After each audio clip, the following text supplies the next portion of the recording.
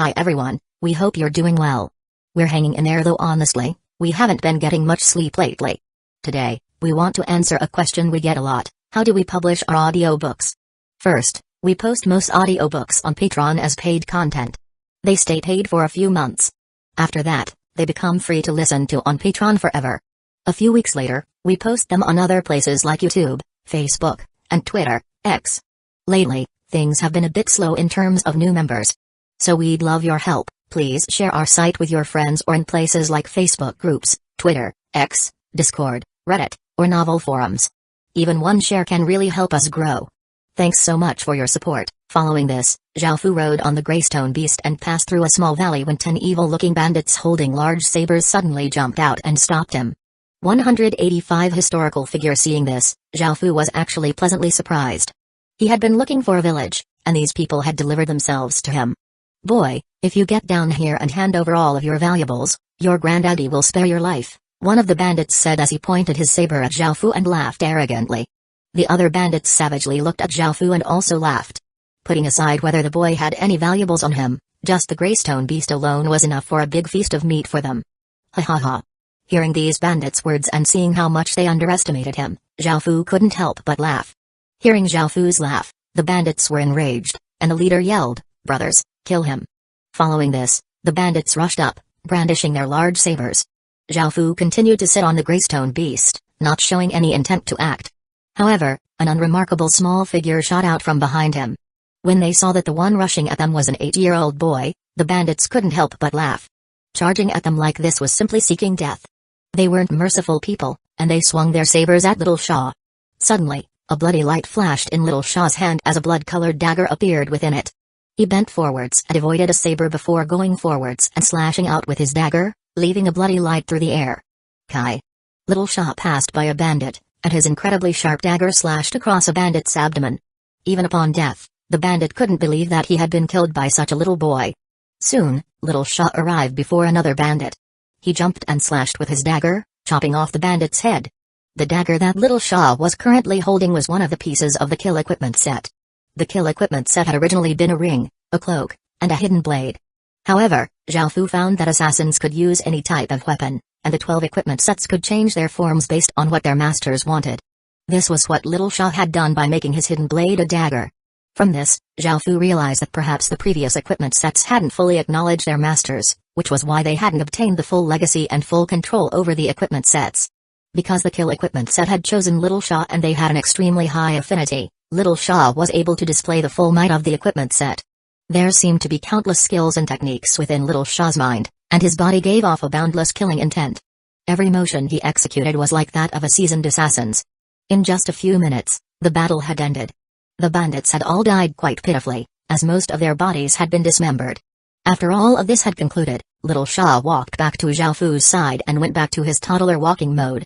"Lord, please spare me." Xiaofu smiled as he looked at the bandit kneeling on the ground and begging for mercy.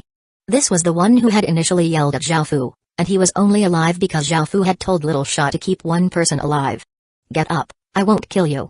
Take me to your village," Xiaofu said as he lightly smiled. When he heard this and remembered how powerful the tiny child was, the bandit felt that Xiaofu was incredibly unfathomable. If he brought such a powerful person back, the rest of the village would definitely be met with disaster. However, the bandit simply wanted to preserve his own life and disregarded the safety of everyone else. Of course, I'll take you there," the bandit agreed very quickly and barely even hesitated. He stood up with a smile and started to flatter Xiaofu. Xiaofu ignored him and used the lasso he had used to capture the Greystone Beasts to bound the bandit, and he had him lead the way. The bandit could only awkwardly nod and lead the way with Xiaofu holding on to the rope binding him. Behind them, the boy walked along, seeming to not know how to walk properly. "How many people are in your village?" Xiaofu wanted some information. If the enemy had thousands of people, they would be able to overwhelm him with sheer numbers. If he went to attack them, it would be too shameful to turn tail and run when he saw their numbers. "Lord, we have 400 brothers, and our leader is Knight Li," the bandit said without holding anything back. He told Xiaofu everything to preserve his life. Xiaofu nodded and asked, "Does your village have a teleportation channel or any scholars who can build teleportation channels?" No, those aren't very useful to us," the bandit answered honestly, but he didn't understand why Xiaofu would ask such a thing. Xiaofu inwardly sighed. Finding villages with teleportation channels was indeed quite difficult, and Zhao Fu didn't quite feel like going to the bandit village anymore. After all, going there might be useless, and even if he killed all of the bandits, all he would get was a city creation stone for his efforts. By now, city creation stones weren't very tempting to Zhao Fu. System announcement. The Great Qin town has leveled up into an intermediate town. System announcement. A historical figure sleeping within Great Qin's legacy has awakened. The sudden system announcements surprised Zhao Fu. He hadn't expected the Great Qin town to level up in such a short amount of time. It seemed that he had gained a lot of experience point in his battle at Heavenstone City, and adding on Great Qin's rapid attacks on the surrounding villages, the Great Qin town had been able to level up quickly. Zhao Fu also wondered who that new historical figure would be. He couldn't check here, so he could only wait until he returned to Great Qin. Hurry and chase. Don't let them escape. Just as Zhao Fu was about to release this bandit and give up on going to the bandit village, a shout sounded from ahead. There were 10 or so cavalrymen chasing a horse-drawn carriage.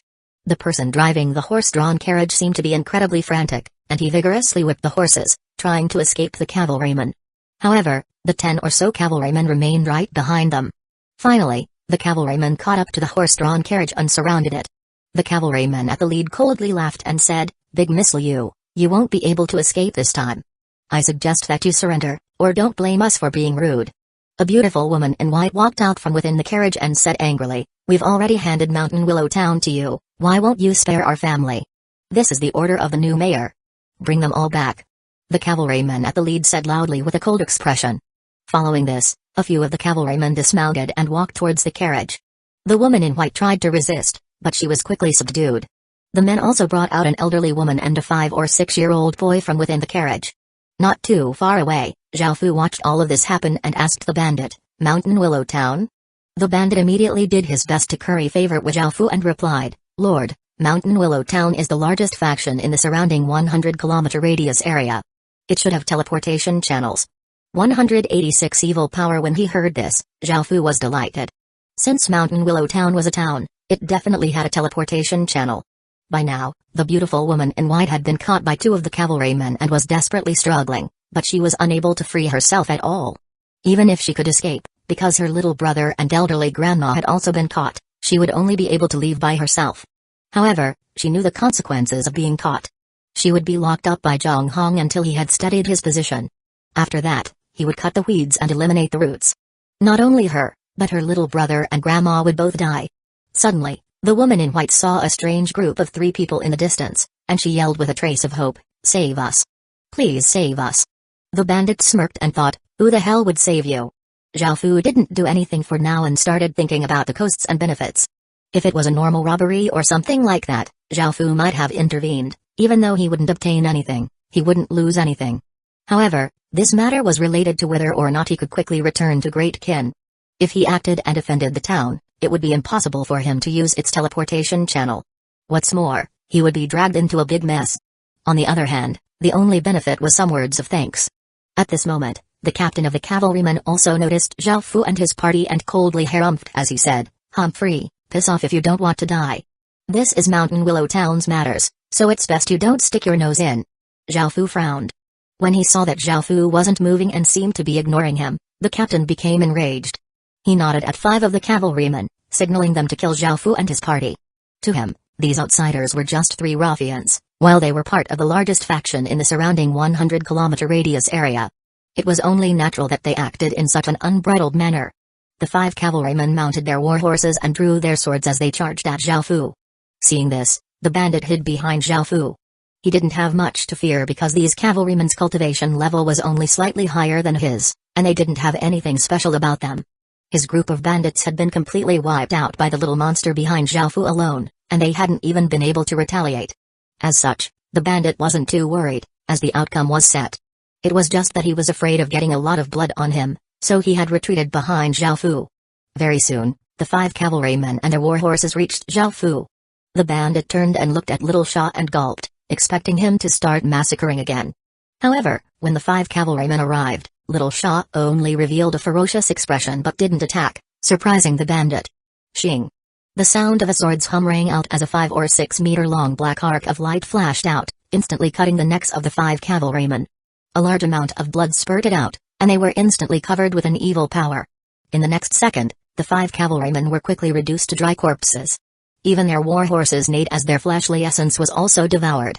The bandit was given a big fright and retreated a few steps away from Zhao Fu. He now knew that he had guessed correctly. Zhao Fu was indeed the more terrifying one. Seeing this, the woman in white felt was delighted and yelled, "Young sir, if you're willing to save us, I will gift Mountain Willow Town to you." Hearing this, Zhao Fu turned and calmly glanced at her. When he saw his subordinates being killed, the captain became incredibly furious and rushed at Zhao Fu with his remaining cavalrymen. However, in just another few attacks, their blood flew as they were also killed. The captain, who had the highest cultivation, was only at tier 0 level 8. How could he be a match for Zhao Fu? After killing all of the cavalrymen, Zhao Fu rode his greystone beast towards the woman in white. The boy by the woman's side was quite afraid when he saw the black-cloaked man, Zhao Fu, coming towards them. The elderly woman put her arm around the boy and was quite wary towards Zhao Fu after seeing him kill those people without hesitating. She could feel that the person coming over was quite terrifying, and the servant who had driven the horse carriage stood beside the woman in white to protect her. "Do you remember what you said before?" Zhao Fu came before the woman in white and looked at her as he spoke calmly. The woman recovered from her shock and fixed up her attire, regaining the airs of a lady from an aristocratic household. She performed a slight curtsy to Zhao Fu before saying, "Thank you, young sir, for saving us. I was speaking the truth, but young sir needs to first kill Zhang Hong before I can give Mountain Willow Town to you." Now that the situation had become like this, there was no going back. Zhao Fu thought about the requirements to upgrade to a city, which was that he needed to control 3 towns. Raising his own villages to towns would clearly take more time and effort than directly conquering one. This was why Zhao Fu was so interested. "Let's go.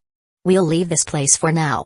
Following this, Zhao Fu led the party away from that place and went to a large tree to rest. Zhao Fu said to the woman in white, "Tell me everything you know and don't hide anything from me." The woman in white told Zhao Fu everything that he wanted to hear.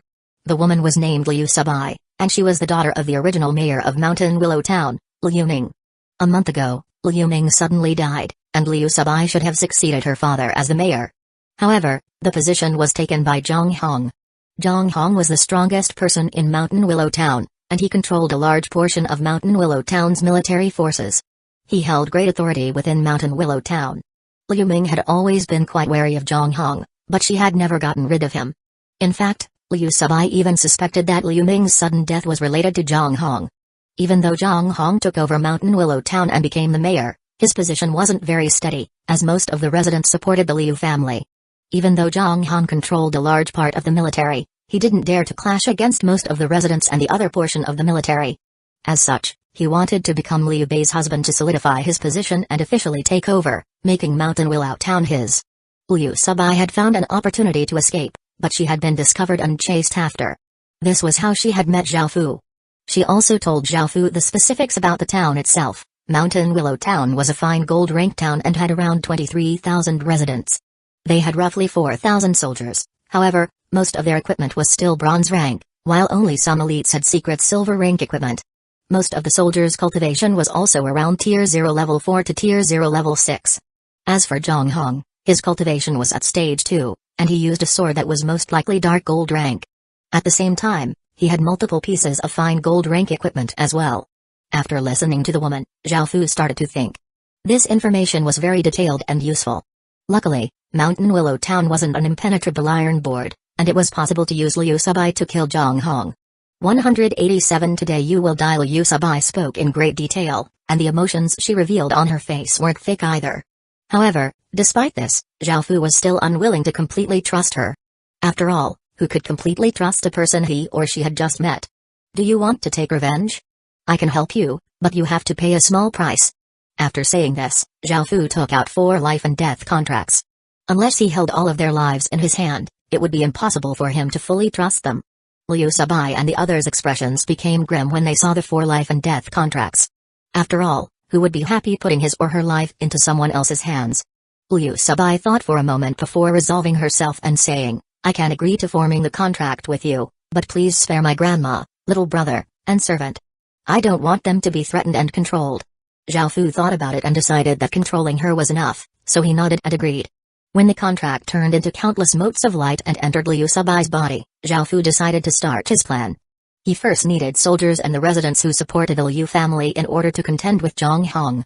Zhao Fu looked towards the bound bandit and a trace of a smile appeared on his face. A few hours later, Zhao Fu rode on his greystone beast with the bandit leading the way and little Sha, who was still learning how to walk, walking behind.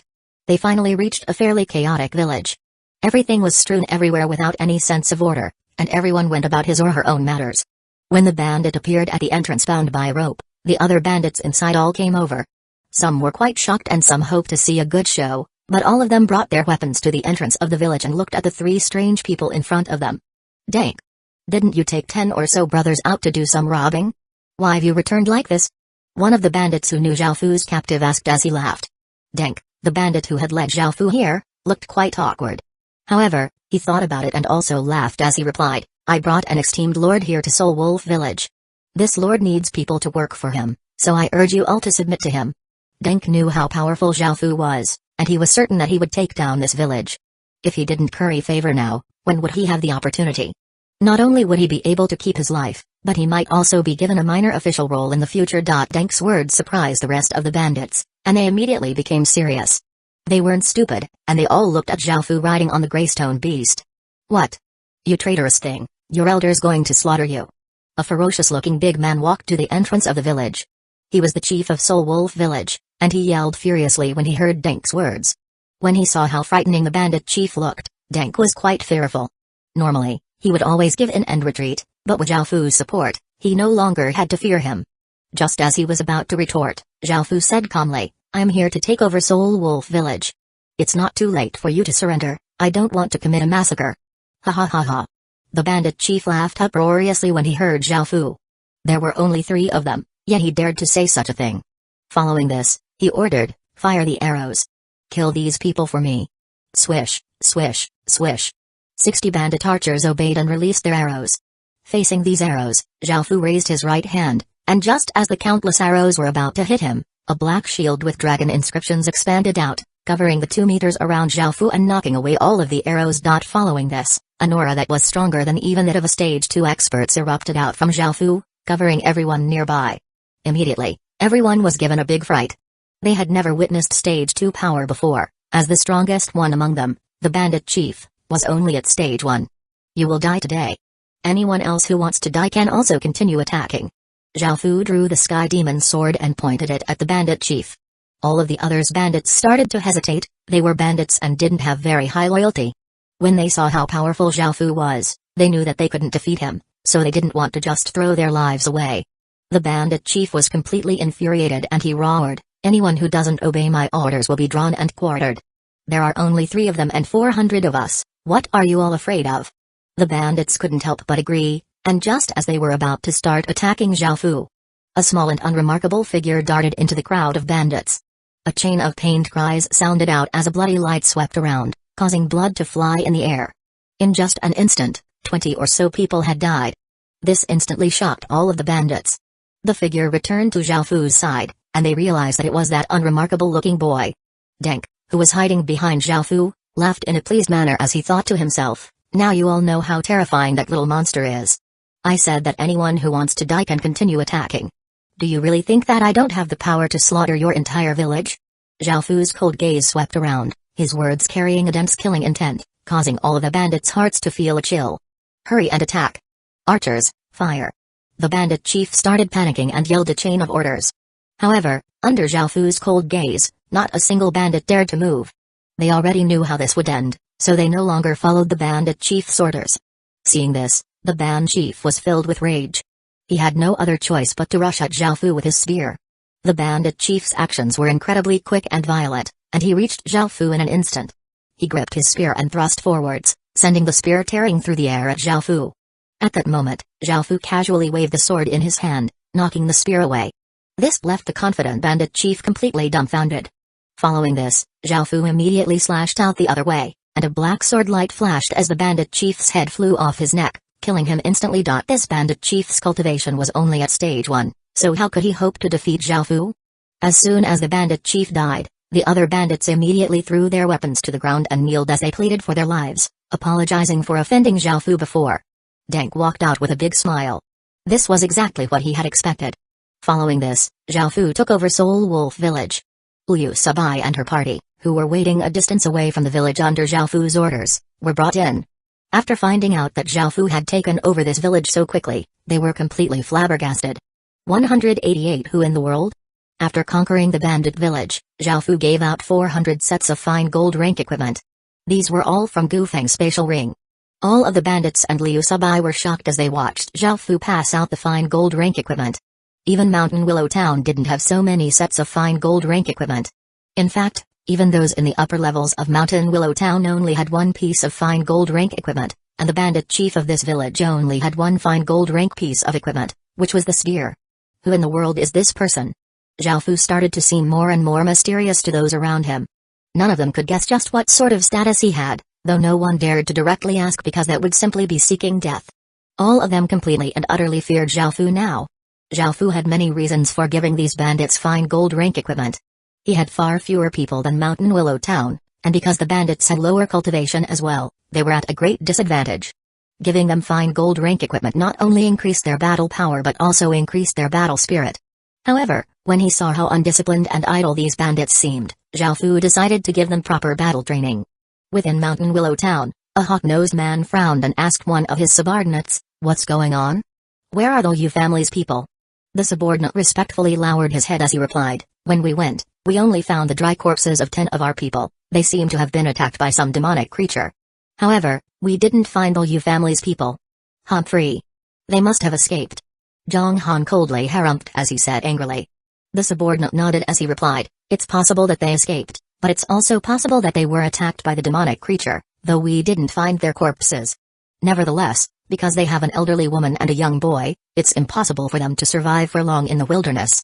They'll either be killed by bandits or eaten by wild beasts. Right now, we should be focusing on how to placate the townspeople." Zhang Hong thought for a moment before saying, "I know. You can go." Following this, the subordinate respectfully retreated. Back at Zhao Fu's side, Zhao Fu started to teach the bandits how to work together in battle. After a few days of intense training, the bandits started to seem a bit like soldiers. Following this, Zhao Fu took the 400 bandits, as well as Liu Sabai, and started carrying out the plan. A few hours later, Zhao Fu and his soldiers arrived at a hill and looked at Mountain Willow Town in the distance. The town was quite big, and it occupied 10 or so square kilometers. It also had 6-meter-tall walls. If Zhao Fu attacked this town directly with his 400 bandits, it would be impossible to conquer this town.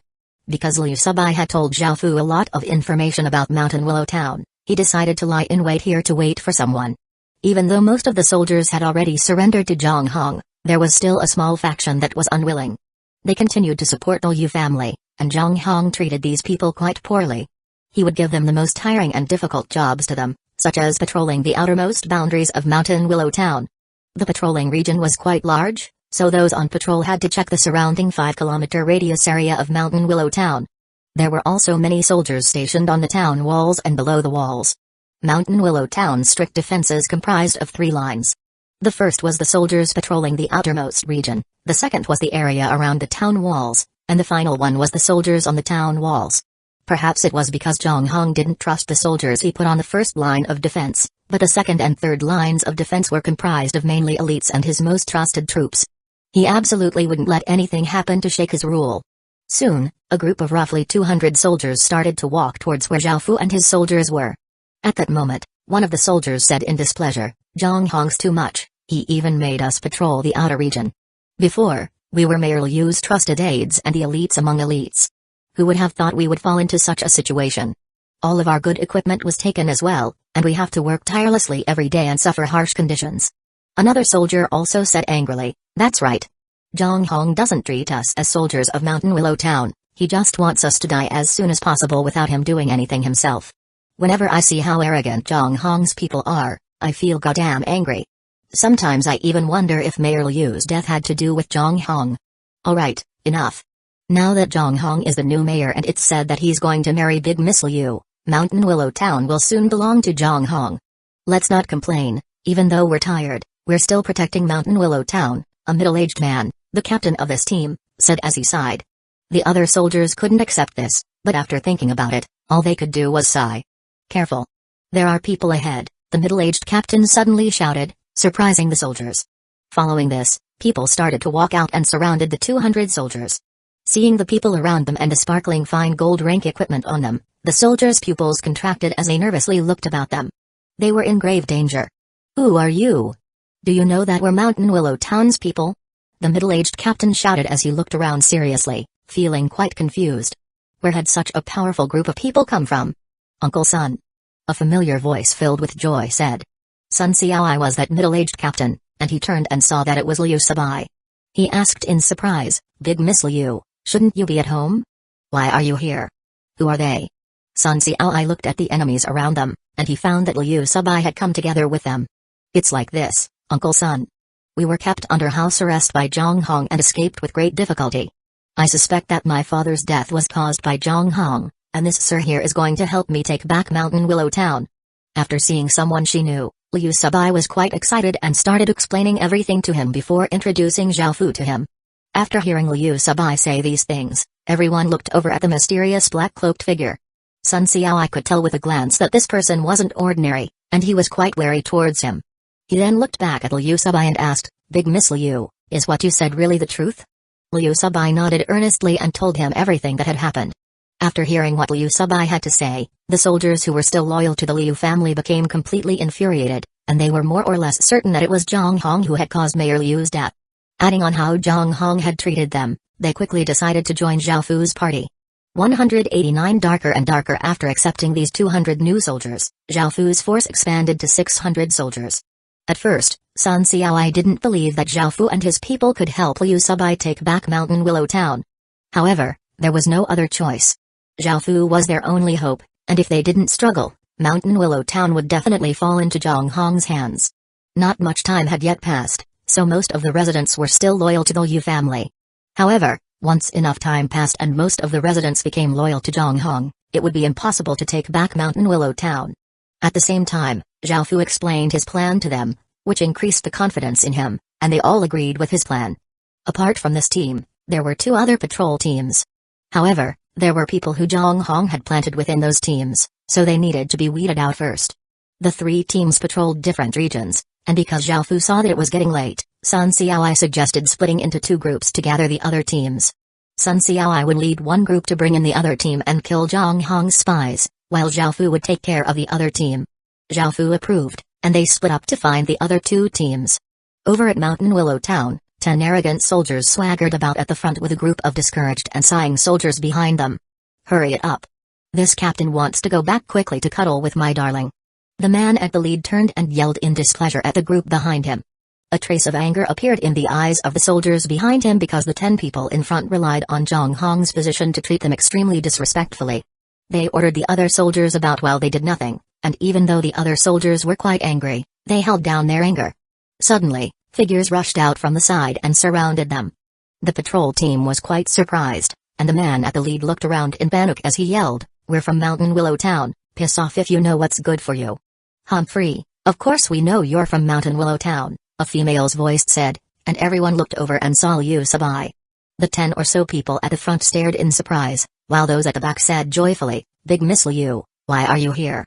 Liu Sabai came out and said everything that she had said to Sun Xiaoi. The 10 soldiers at the front who were loyal to Zhang Hong yelled, "Big Miss Liu has been muddled by other people, Mayor Zhang wouldn't do such a thing. Hurry! You all stop these people, and we'll go back to report this matter to Mayor Zhang." These 10 people felt that the situation was getting worse, so they wanted the others to stop Zhao Fu's soldiers so that they could escape. However, no one was willing to follow their orders. "All right. Big Miss, we're willing to help you retake Mountain Willow Town. We all received Mayor Liu's good graces back then." The soldiers only thought about it for a couple seconds before making a decision. Hearing their words, the 10 or so people at the front started to panic and immediately tried to escape. However, they were immediately surrounded by the bandits and killed in just a few moments. But, they kept one alive. After joining up with his team, Zhao Fu's team and Sun Xiaoi's team once again joined together. Because every patrol team had roughly 200 soldiers, Zhao Fu's force had now expanded to 1,000 soldiers. By now, the sky had darkened, and stars started to appear in the night sky. However, tonight was a moonless night. Following this, Zhao Fu started to discuss his strategy with the captains. The soldiers who had been killed before would be replaced by the bandits, and they would enter Mountain Willow Town in waves under the cover of night. This wouldn't be too difficult with the soldiers they had kept alive who were loyal to Zhang Hong. The captains followed Zhao Fu's plans and took their soldiers back to rest and recover. Right now, Mountain Willow Town was like how it had always been, but the gears of change had already started to turn. Outside Mountain Willow Town, Zhao Fu told his soldiers to rest and conserve their strength while they waited for a good opportunity. Time gradually passed, and it became darker and darker. Soon, it was midnight, and Mountain Willow Town completely fell silent as if the entire town had fallen asleep. The wind blew, bringing with it clouds that covered the faint stars, causing the lighting to become even dimmer. The time had come, and within Mountain Willow Town, Sun Xiaoi and the other soldiers started to move. They put on their equipment and went to one of the town walls. He told the rest of the soldiers to hide while he took a few soldiers and walked towards the town wall. The soldiers standing guard were quite surprised when they saw Sun Xiaoi and immediately stopped the group, saying, "Sun Xiaoi, why are you here at such a late hour?" Sun Xiaoi smiled, seeming to be currying favor as he said, "Brother Li, I've thought about it recently, and I can't take this sort of treatment anymore. I'd like to submit to Mayor Zhang, but because I was too stubborn before, I'm afraid that Mayor Zhang won't accept me. I know that Mayor Zhang values Brother Li greatly, so I was hoping that Brother Li could help me out." Following this, Sun Xiaoi took out a sack filled with gold coins and handed it to the soldier. Seeing this, the soldier became ecstatic. Sun Xiaoi was quite capable, but he was incredibly stubborn and refused to pay allegiance to Zhang Hong. If he helped Sun Xiaoi submit to Zhang Hong, he would be heavily rewarded. "No problem. I'll definitely say a few good words for you to Mayor Zhang," the soldiers said while smiling.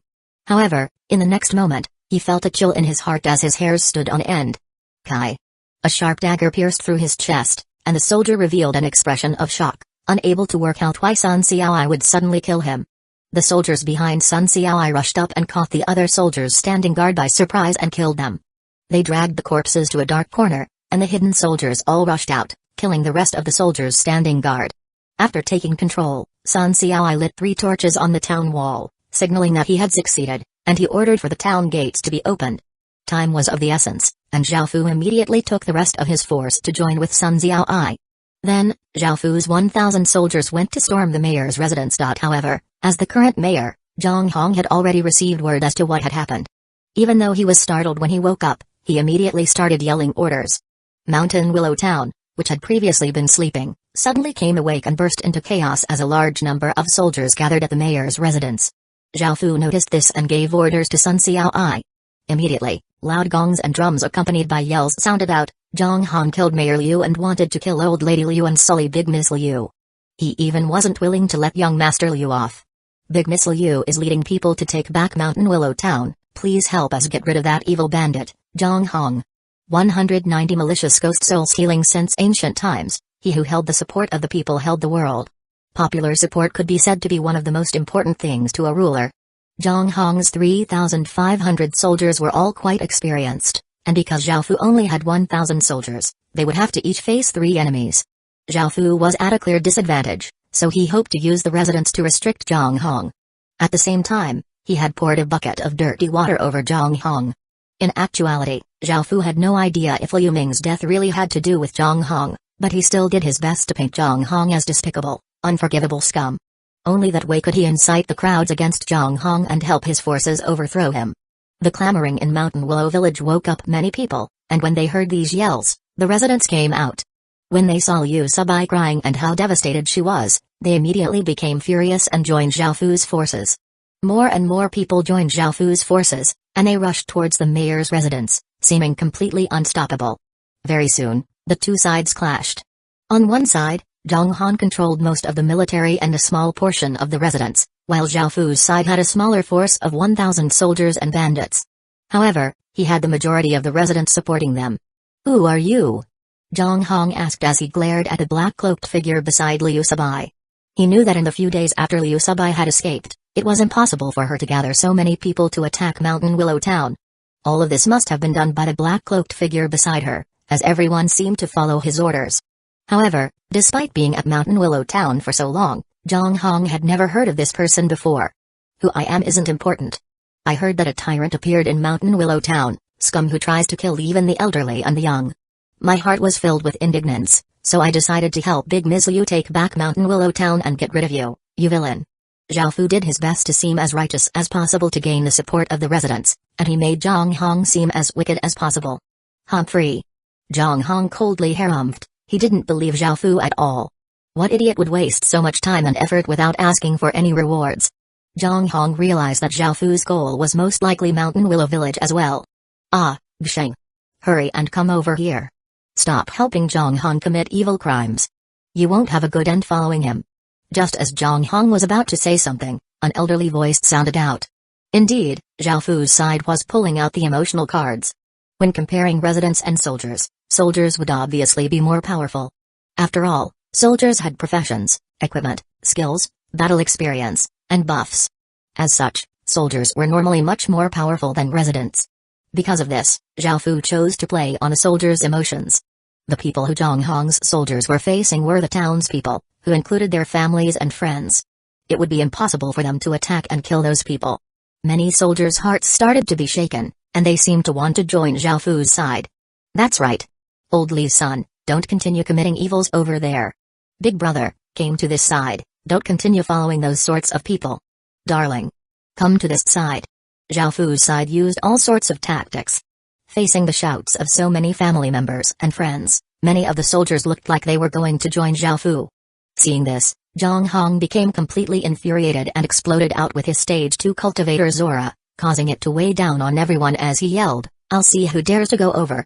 This massive aura caused many of the soldiers who had wanted to join Zhao Fu's side to freeze. Zhang Hong was indeed the strongest person in Mountain Willow Town to be able to suppress the scene with just his aura alone. Under Zhang Hong's immense aura, many people started to feel nervous, and they revealed expressions of terror. They felt that Zhang Hong was undefeatable, and Zhao Fu's side's morale started to plummet. At this moment, an aura that was no less weaker than Zhang Hong's, and even somewhat stronger, burst forth, colliding with Zhang Hong's aura. Don't worry everyone, I will kill this Zhang Hong. Everyone's gaze fell on the black-cloaked figure, and a wave of cheer sounded out. It was as if they were looking at a majestic hero. Sun Xiaoi let out a breath of relief. He hadn't expected Zhao Fu to be so strong to the point that he could even contend with their strongest expert. Zhang Hong looked over at Zhao Fu and released an ominous killing intent. His body disappeared like a bolt of lightning and shot towards Zhao Fu. He knew that if he didn't get rid of Zhao Fu, it would be impossible to fully control the situation. Zhao Fu had realized the same thing, and he drew his sword to meet Zhang Hong. Following this, Zhang Hong and Zhao Fu engaged in a massive battle, and their forces also clashed together. Even though many of Zhang Hong's soldiers had joined Zhao Fu's side, there were still many who were loyal to Zhang Hong, resulting in an intense battle. Zhang Hong's sword shot out a dark and cold sword light towards Zhao Fu's throat, which Zhao Fu evaded by ducking to the side. Immediately following this, Zhang Hong swept his sword to the side, forcing Zhao Fu to block with his sword. Zhang Hong then suddenly spun and lashed out with a kick, sending his leg through the air with a whoosh. In response, Zhao Fu clenched his other fist and punched with all of his strength. Bang! The sound of the air exploding rang out as Zhao Fu and Zhang Hong each took 2 steps back. Zhao Fu hadn't expected Zhang Hong to be so powerful, nor had Zhang Hong expected Zhao Fu to be so strong. He was the strongest within the surrounding 100-kilometer radius area, and he hadn't expected someone who could rival him to suddenly appear. Both of their expressions started to become serious, and they soon started to clash again. Zhao Fu's sword fiercely slashed towards Zhang Hong, who dodged to the side and flicked his sword upwards. This sinister strike slashed upwards towards Zhao Fu's chin, and Zhao Fu quickly retreated, barely avoiding it. Suddenly, Zhang Hong stepped forwards, and his sword gave off a large amount of grey light as it stabbed towards Zhao Fu's chest. In response, Zhao Fu coldly harumphed and unleashed Sky Demon Slash. A sharp black sword chi slashed out and collided with Zhang Hong's sword, resulting in another explosion. Sword light scattered everywhere, releasing terrifying shockwaves and making it so that no one dared to step too close. Malicious ghost soul stealing. After exchanging many blows, Zhang Hong realized that he was at a disadvantage, and he could only explode out with his strongest attack. His body erupted with a sinister grey aura, and he slashed out as an ashen-faced, malicious-looking ghost appeared and shot towards Zhao Fu like a blur. Zhao Fu slowly raised the Sky Demon's sword and gathered its demonic chi, unleashing Sky Demon's feast. The image of a savage demon soon rushed out to meet the malicious ghost. Kai. The image of the demon slashed the malicious ghost into pieces with a single attack, and Zhang Hong coughed up a mouthful of blood. Zhao Fu caught this opportunity and ran forwards, turning into a blurry shadow as he stabbed his sword through Zhang Hong's chest. He then rotated it, destroying Zhang Hong's internal organs and finally killing him. As soon as Zhang Hong died, his subordinates lost their battle spirit, and the situation turned to Zhao Fu's side's favor, resulting in his victory. 191 Already a king after the battle, everyone rejoiced, and Liu Sabai walked over with a look of gratitude. She paid her respects to Zhao Fu as she said, "Thank you, young sir, for your kindness by helping me take revenge." Zhao Fu was also quite happy about obtaining a town so easily. When he heard Liu Sabai, he lightly laughed and replied, "It's nothing." Liu Sabai was quite surprised to hear Zhao Fu laugh. He had always given her a very dangerous aura, and this laugh made him seem much less scary. Following this, Liu Sabai also lightly laughed and turned around, announcing in a loud voice, "This young sir is not only the person who saved my life but also someone who has helped me take back Mountain Willow Town. He has helped me take revenge, and I am unable to pay back such a great favor. I'm willing to give up the position of mayor to this young sir." This officially transferred the rule of Mountain Willow Town to Zhao Fu. However, while some people were in support of this, others were against it. To them, Zhao Fu was a mere outsider. Even though he had done a favor for them, giving the entire town to him was simply overdoing it. Sun Xiaoai didn't know of the agreement between Liu Sabai and Zhao Fu. As such, he walked up and decided to try to persuade Liu Sabai. Even though Zhao Fu was quite powerful and capable, Sun Xiaoai was only loyal to the Liu family. In his heart, Zhao Fu was more suitable as a vice mayor. No need, Mountain Willow Town will still belong to the Liu family. The role of mayor will be taken up by the Liu family's eldest daughter, Liu Sabai. Suddenly, Zhao Fu's quiet voice sounded out clearly. Those words caused everyone to become incredibly confused, but Zhao Fu didn't explain. He entered the town hall and chose to conquer Mountain Willow Town and make it a subsidiary of the Great Ken Town. Immediately, a black dragon inscription light filled Mountain Willow Town, and Great Ken's information entered everyone's minds, making them feel completely stupefied. Only now did they find out that Zhao Fu's true status was that of a king.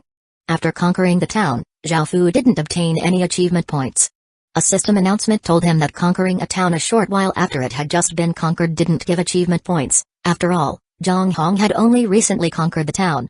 Following this, Zhao Fu walked out and saw everyone staring at him in shock. Zhao Fu realized that they now knew his status, so he took off his black cloak and allowed them to see his true features.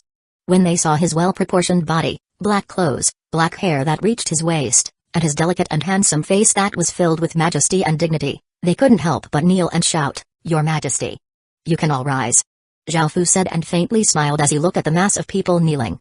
Everyone got up, and the shocked expressions on Liu Sabai and Sun Xiaoai's faces didn't disappear. Zhao Fu's gaze fell on them as he said, "Liu Sabai, you're now the mayor, and Sun Xiaoai is now the commander of Mountain Willow Town. Don't let me down." When they heard the system announcement in their minds and what Zhao Fu said, the two of them came to their senses and paid their respects to Zhao Fu again. They now understood why Zhao Fu didn't want the position of mayor. He was already a king.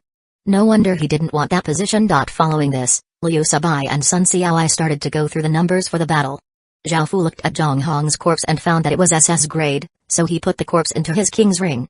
Zhang Hong also had a spatial ring, and Zhao Fu looked into it with great interest. However, he found that there were only some money and items, disappointing him.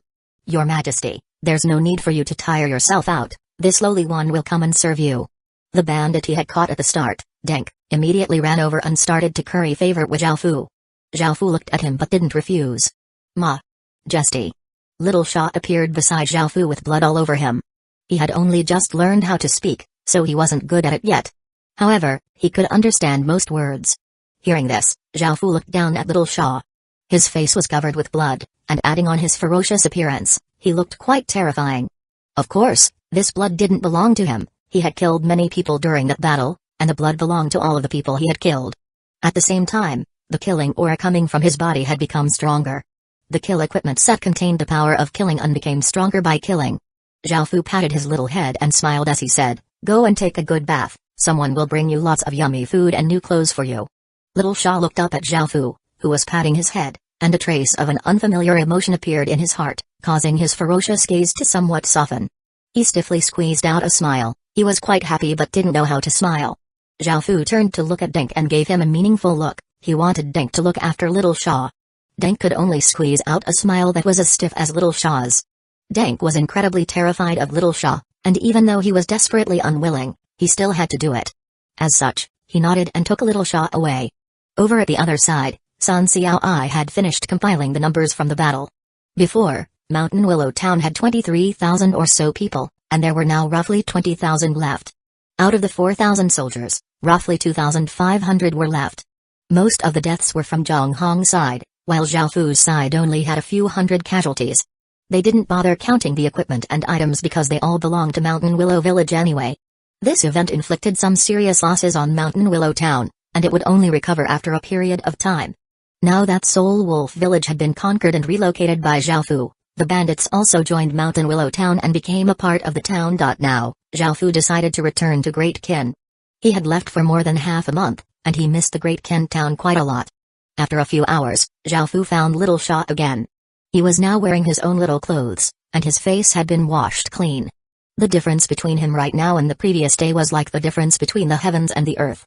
"Your Majesty, please come back and visit Mountain Willow Town often," Liu Sabai said as she smiled at Xiaofu. Even though she hadn't known Xiaofu for long, she was quite reluctant to see Xiaofu leave. Xiaofu nodded and used the teleportation channel, causing him and Little Sha to instantly disappear and reappear within a main city. He then teleported again, returning to the village he had established to reach here. Those who were in charge of looking after that village were delirious with joy when they saw Xiaofu, and they said that they were going to report to the upper officials. However, Xiaofu stopped them, as he was planning on returning to the Great Qin town immediately. 192 Return of the King. Xiaofu took a little shot and used the teleportation channel. Their bodies once again blurred, and after doing this a few times, and they finally appeared at the Great Qin town's teleportation channel. The soldiers standing guard were surprised to see that Xiaofu had returned and paid their respects as they cried out, "Your Majesty." Xiaofu nodded as he walked out of the teleportation channel. News of Xiaofu's return spread like the ripples from a boulder hitting the water of a still lake.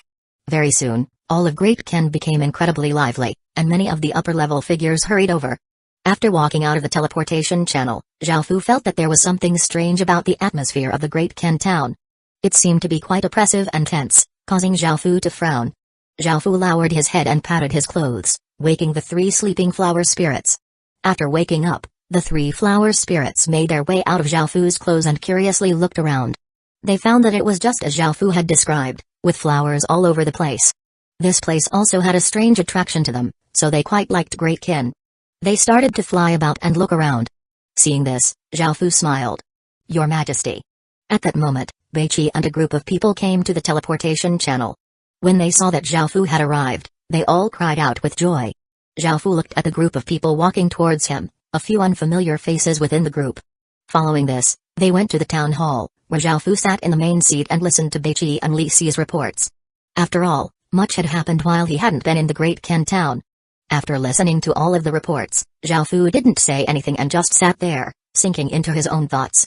The people below waited nervously, and the hall was incredibly quiet as no one dared to make a sound. Imperial rule? A militaristic state? From the current situation, this indeed quite suited Great Qin, and it could allow Great Qin to rapidly develop. While Xiaofu hadn't been present, Great Qin's growth had simply been shocking. The area of Great Qin's territory had greatly expanded, and the surrounding 400-kilometer radius area was now within Great Qin's control. Moreover, Great Qin's population had reached 100,000 with 20,000 soldiers, and its strength had greatly increased. This made it so that Xiaofu couldn't oppose the imperial rule of Great Qin. Moreover, this was bound to happen sooner or later, as Xiaofu's empire was Great Qin, not just any normal empire. However, Xiaofu was troubled as to whether he should indeed turn Great Qin into a fully militaristic state. The benefits were that it resulted in great growth and suited Great Qin's current state, and this was the most rational decision. However, Xiaofu's dream wasn't to turn Great Qin into a powerful, cold-killing machine. The oppressive and tense atmosphere in the Great Qin town had made him quite uncomfortable. Xiaofu wanted to turn Great Qin into a place filled with all sorts of emotions, a place that was filled with laughter. He wanted it to become a place where people could feel bliss and security. This was the ideal state for a nation, as opposed to being a cold-killing machine. Right now, Xiaofu's ideal vision for Great Qin stood in opposition to the rational choice. The rational choice was often the most realistic choice, and it allowed one to do what was possible in one's circumstances. The ideal state was more like a dream, and even though it was quite beautiful, it wouldn't always be achievable. Both choices had their advantages and disadvantages. After thinking for a long time, Xiaofu could only decide to take a step back and try to reconcile the two as best as he could. He decided to support the expansion of Great Qin through warfare, but he decided to reduce the amount of fighting and killing. Even though this would reduce the speed at which Great Qin developed, Xiaofu thought that it was worth it. After all, these people were all his subjects, and they were giving their all to Great Qin. Xiaofu decided to give them all some time to relax their tense nerves and allow them to experience some joy. Balancing tension and relaxation was the best way to develop. Zhao Fu came back to his senses and looked at Beiqi seriously. Beiqi suddenly felt a sense of suppression, and a wave of nervousness washed over him. Droplets of sweat gathered at his forehead as he cupped his fists, humbly apologizing, "Your Majesty, I overstepped my bounds this time. Please punish me." Upon hearing this, everyone was shocked. The time for judgment had come. Even though Beiqi had done everything for the sake of Great Qin, he had indeed gone too far in a sense. He had acted far beyond his authority without asking for Zhao Fu's permission, and he had even gone all out in warfare and established a new regime. If this was in the ancient times, Beiqi would have been immediately sentenced to death. Everyone present didn't want to see such a thing happen, so they all stepped forward and pleaded for leniency on Beiqi's behalf. Seeing this, Zhao Fu laughed and said, "When did I ever say that I was going to punish Commander Bei? Even though Commander Bei acted beyond his bounds, it was because I was stuck in East Green, and his methods were quite effective. Great Qin has indeed developed greatly." Hearing this, everyone let out a sigh of relief. Zhao Fu continued, "However, I feel that some things need to be changed. Great Qin needs to continue to develop, but the commoners are also important." Zhao Fu told his subordinates everything that he had just been thinking about, delighting them. Following this, they started to discuss how to implement this. Following this, orders were continuously sent out, causing the dark haze hanging above Great Qin to quickly disappear. Everyone felt as if he or she had finally seen the blue sky after a long time, and many people were finally able to relax and smile. They deeply felt that it was much better now that His Majesty had returned. After concluding the discussions, Zhao Fu looked at the unfamiliar faces. Some of them had been promoted because of their outstanding performance on the battlefield, and they had become generals. One of them was a young man in gray. Even though his looks were quite ordinary, his aura was quite calm and steady. He gave off an impressive atmosphere but seemed quite reserved. He seemed like the type who acted behind the scenes. When he saw him, Zhao Fu remembered the historical figure who had awakened when Great Qin had leveled up into an intermediate town. Back then, Zhao Fu didn't know who it was, but he realized it was this person in front of him. Name, Wei Liao. Grade, SSS. Title, Non-Profession, Commander. Achievement points, Commoner, 0 out of 200, Race, Human. Age, 26, 100, Loyalty, 100. Stats, Strength, 10, Intelligence, 10, Constitution, 10, Agility, 10. Cultivation, Stage 0. Cultivation technique, Great Qin mantra skills, none. Equipment, Grey Robe. Wei Liao. When he saw his name, Zhao Fu thought back to the information he knew about this person. Wei Liao was someone who had made heroic contributions to Great Qin's unification of China. His abilities were extraordinary, and the first emperor of Qin had valued him greatly. He was even permitted to live close to the emperor and eat with the emperor. Compared to Wang Jian and Meng Tian, Wei Liao's contributions weren't in leading troops into battle but in controlling the situation in each battle. He was one who specialized in control and strategy, so he wasn't as famous as Wang Jian and Meng Tian. However, that didn't mean that his capabilities were lacking. Even though Great Qin's generals were as common as clouds and Great Qin had many excellent commanders, Great Qin was able to unify the 6 states mostly because of his leadership in military talks and his control over the state of the war. At the same talk, Wei Liao was one of the representatives of the school of the military. 193 Natural disasters. Zhao Fu was overjoyed that Great Qin had obtained yet another famous commander. After discussing some more matters, they concluded their talks. Zhao Fu went to Great Qin's city heart and took a look at Great Qin's stats now that it had become an intermediate town. Village name, Great Qin Town, Epic rank, level, intermediate, 4,890 out of 450,000, village area, 100 square kilometers. Village territory, 2,180 square kilometers. Residents, 62,950 out of 120,000. Military, 9,640 out of 34,000. Popular support, 85. Village special stats, territory crop output plus 80%, territory crop growing time minus 80%, population limit plus 60%, residence stats can randomly plus 5, soldiers stats plus 6%, population attraction plus 70%, chances of attracting higher grade population plus 70%. Subsidiary village limit, 142 subordinate villages, Logue Village, Jin Village, Drun Village, Li Family Village, Wolf Village, Ferocious Tiger Village. The Great Qin town stats had increased by the normal amounts, and he could now have an additional 5 generals. The overall resistance to natural disasters was 70%, and 60% of that was because of the Heaven Prayer Platform stats after it had leveled up. The Earth Temple had also developed well, and many residents had made sacrifices of incense, helping it level up into a Level 1 Earth Temple. Level 1 Earth Temple contains a trace of divine power and can protect a piece of land. It requires sacrifices of incense, and the more incense there is, the more powerful the Earth Temple will become. Current stats: crop production time minus 20%, crop output plus 20%, resistance to natural disasters plus 10%. System announcement. Your town's overall crop production time has reached the limit of minus 100%. Normal crops growing time will be their base growth values. Stage 1 and above spirit plants will have diminished buffs depending on their stage. This was because the Great Ken Town's base stats and the Earth Temple's stats combined to 100% reduction to crop production time. Theoretically, this meant that when Zhaofu's people planted crops, they would mature nearly instantaneously.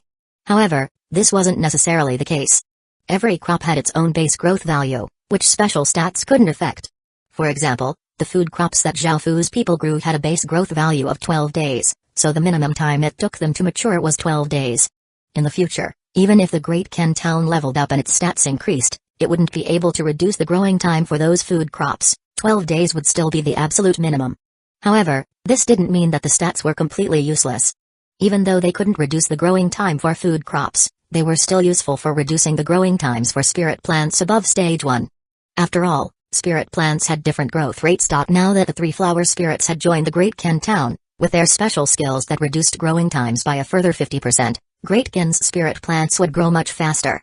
Soon, the 100 origin grass matured, and they started to mass-produce pills out of it. After taking care of many matters, Zhaofu started to walk around the Great Ken Town, looking at the changes in the Great Ken Town that had happened while he was gone. Some things greatly shocked Zhaofu. Finally, he went to the den and found Little Black, Little Gray, and Little White. They had been playing about, but when they saw Zhaofu, who they had not seen in a long time, they rushed up and affectionately rubbed against him. Zhaofu smiled as he patted their heads and played with them for a while. After checking up on them, Zhaofu called Bai Qi, Wang Jian, and Wei Liao, Great Ken's 3 most important commanders, and headed towards North Nam.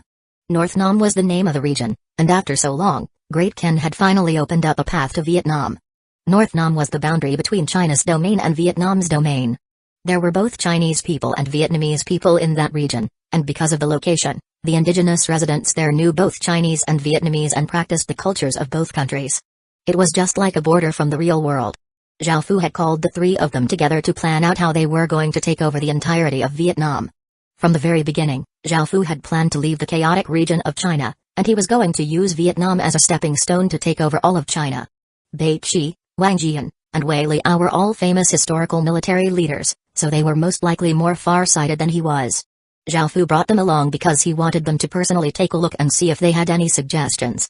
The 4 of them all put on black cloaks and repeatedly used teleportation channels until they reached North Nam. North Nam had 4 main cities: Cowtooth City, Paleorium City, Freelight City, and Saber City, and they first went to the Freelight City. The first of those 2 main cities were controlled by Vietnamese-speaking indigenous residents, while the latter 2 were controlled by Chinese-speaking indigenous residents.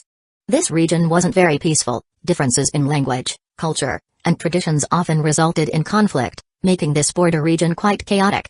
Moreover, most of the nations around China were quite antagonistic towards China.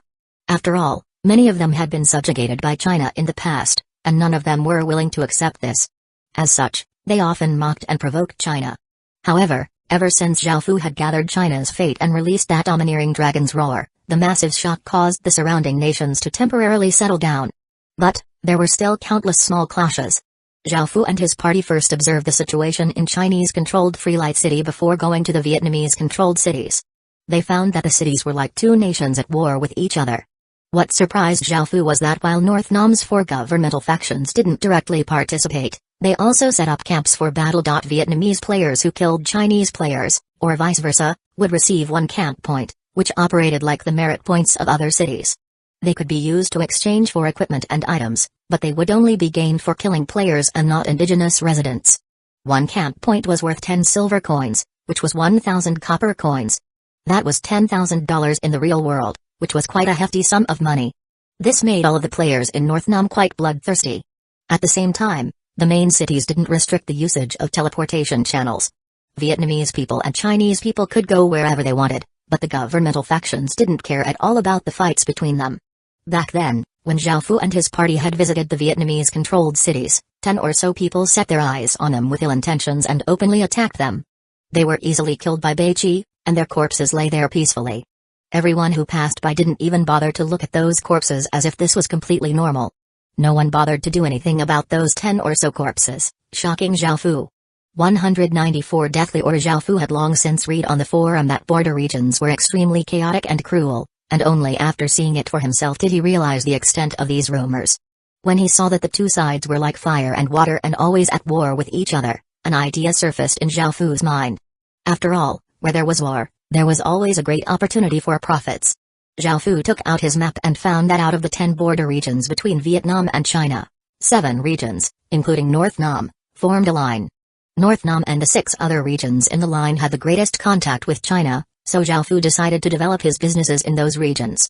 Zhao Fu not only wanted to make massive profits here, but he also used a large amount of money to hire servants. Now, as they unlocked more and more regions, they earned incredible sums of money. Sometimes, they even worried about not being able to spend all of their money. That concluded the matters for the day. Zhao Fu told Beiqi and the others to return to the Great Ken town to summarize their plans and ideas, while he stayed there to purchase properties and open restaurants. However, Zhao Fu could only open restaurants on the Chinese side, as the restaurants would most likely be smashed on the Vietnamese side. Because of this, he didn't go there for now. After doing these things, Zhao Fu started to consider creating a player faction. He had wanted to create one for some time, and it seemed like the time had come. As a Chinese person, he wouldn't be able to develop on the Vietnamese side, but if he wanted to conquer Vietnam, he would have to send people in to gather intelligence. However, after walking around, apart from finding a few people who wanted to kill him, he couldn't find anyone useful. Zhao Fu soon realized the difficulties of establishing a player faction. One had to find people who were loyal and capable, and they also had to be able to keep their identities a secret. Once a person's identity was exposed, no matter how powerful he or she was in the Heaven Awakened world, if he or she wasn't protected in the real world, he or she could be easily killed. Because of this, Zhao Fu decided to give up on forming a pure player faction. He instead decided to form the core of his faction from indigenous residents and the periphery from players. That way, establishing his player faction would be much easier. There were many benefits to establishing a player faction. It would allow one to gather intelligence easily, there were many players, and the players wouldn't truly die. Those were the biggest advantages of a player faction. Zhao Fu thought about it and set his eyes on a Vietnamese indigenous resident who had decent looks. While she had her guard lowered, he swept her into an alleyway in an instant. This indigenous resident had been walking along in a good mood when a dark figure had suddenly grabbed her and forced her into an alley. She was immediately scared witless and thought that Zhao Fu wanted to do something to her, so she desperately struggled. She tried to scream for help, but just as she opened her mouth, it was covered, and she was taken over to a secluded corner without being able to resist. Tears fell from her eyes. She knew what was going to happen next. She had never thought that the chastity she had protected for 20 years would be taken in such a way. When she thought about that, even more tears flowed out. At that moment, she heard the man speak in a language that she didn't understand, but she knew that it was Chinese. She realized that Zhao Fu was a Chinese player and saw him hand over a life and death contract. When she saw the contract, her heart became cold. She thought that it wasn't enough for this man to just sully her, he wanted to control her life and death as well. If that was the case, she would be better off dead. I won't agree. Kill me if you dare. The young woman said in Vietnamese as she looked at Zhao Fu resolutely. She decided that she wanted to keep her chastity and stop this pervert from getting his way. However, just as she finished speaking, a hand gripped her neck and raised her up. Immediately, a suffocating feeling came over her, and she desperately struggled. Feeling a cold gaze on her, she started to feel terrified, and her entire body trembled. A deathly aura slowly crept into her mind, and she could feel that she could no longer breathe. Her consciousness became hazy, and she wondered if she really was going to die. In the last moment, her fear overwhelmed her, and she chose to give in. The person immediately released her and put her back on the ground, where she desperately gulped in air. Only after a while did she recover. At that moment, the man handed the contract over, and she could only weep with grief as she accepted. The contract turned into motes of light and entered her body.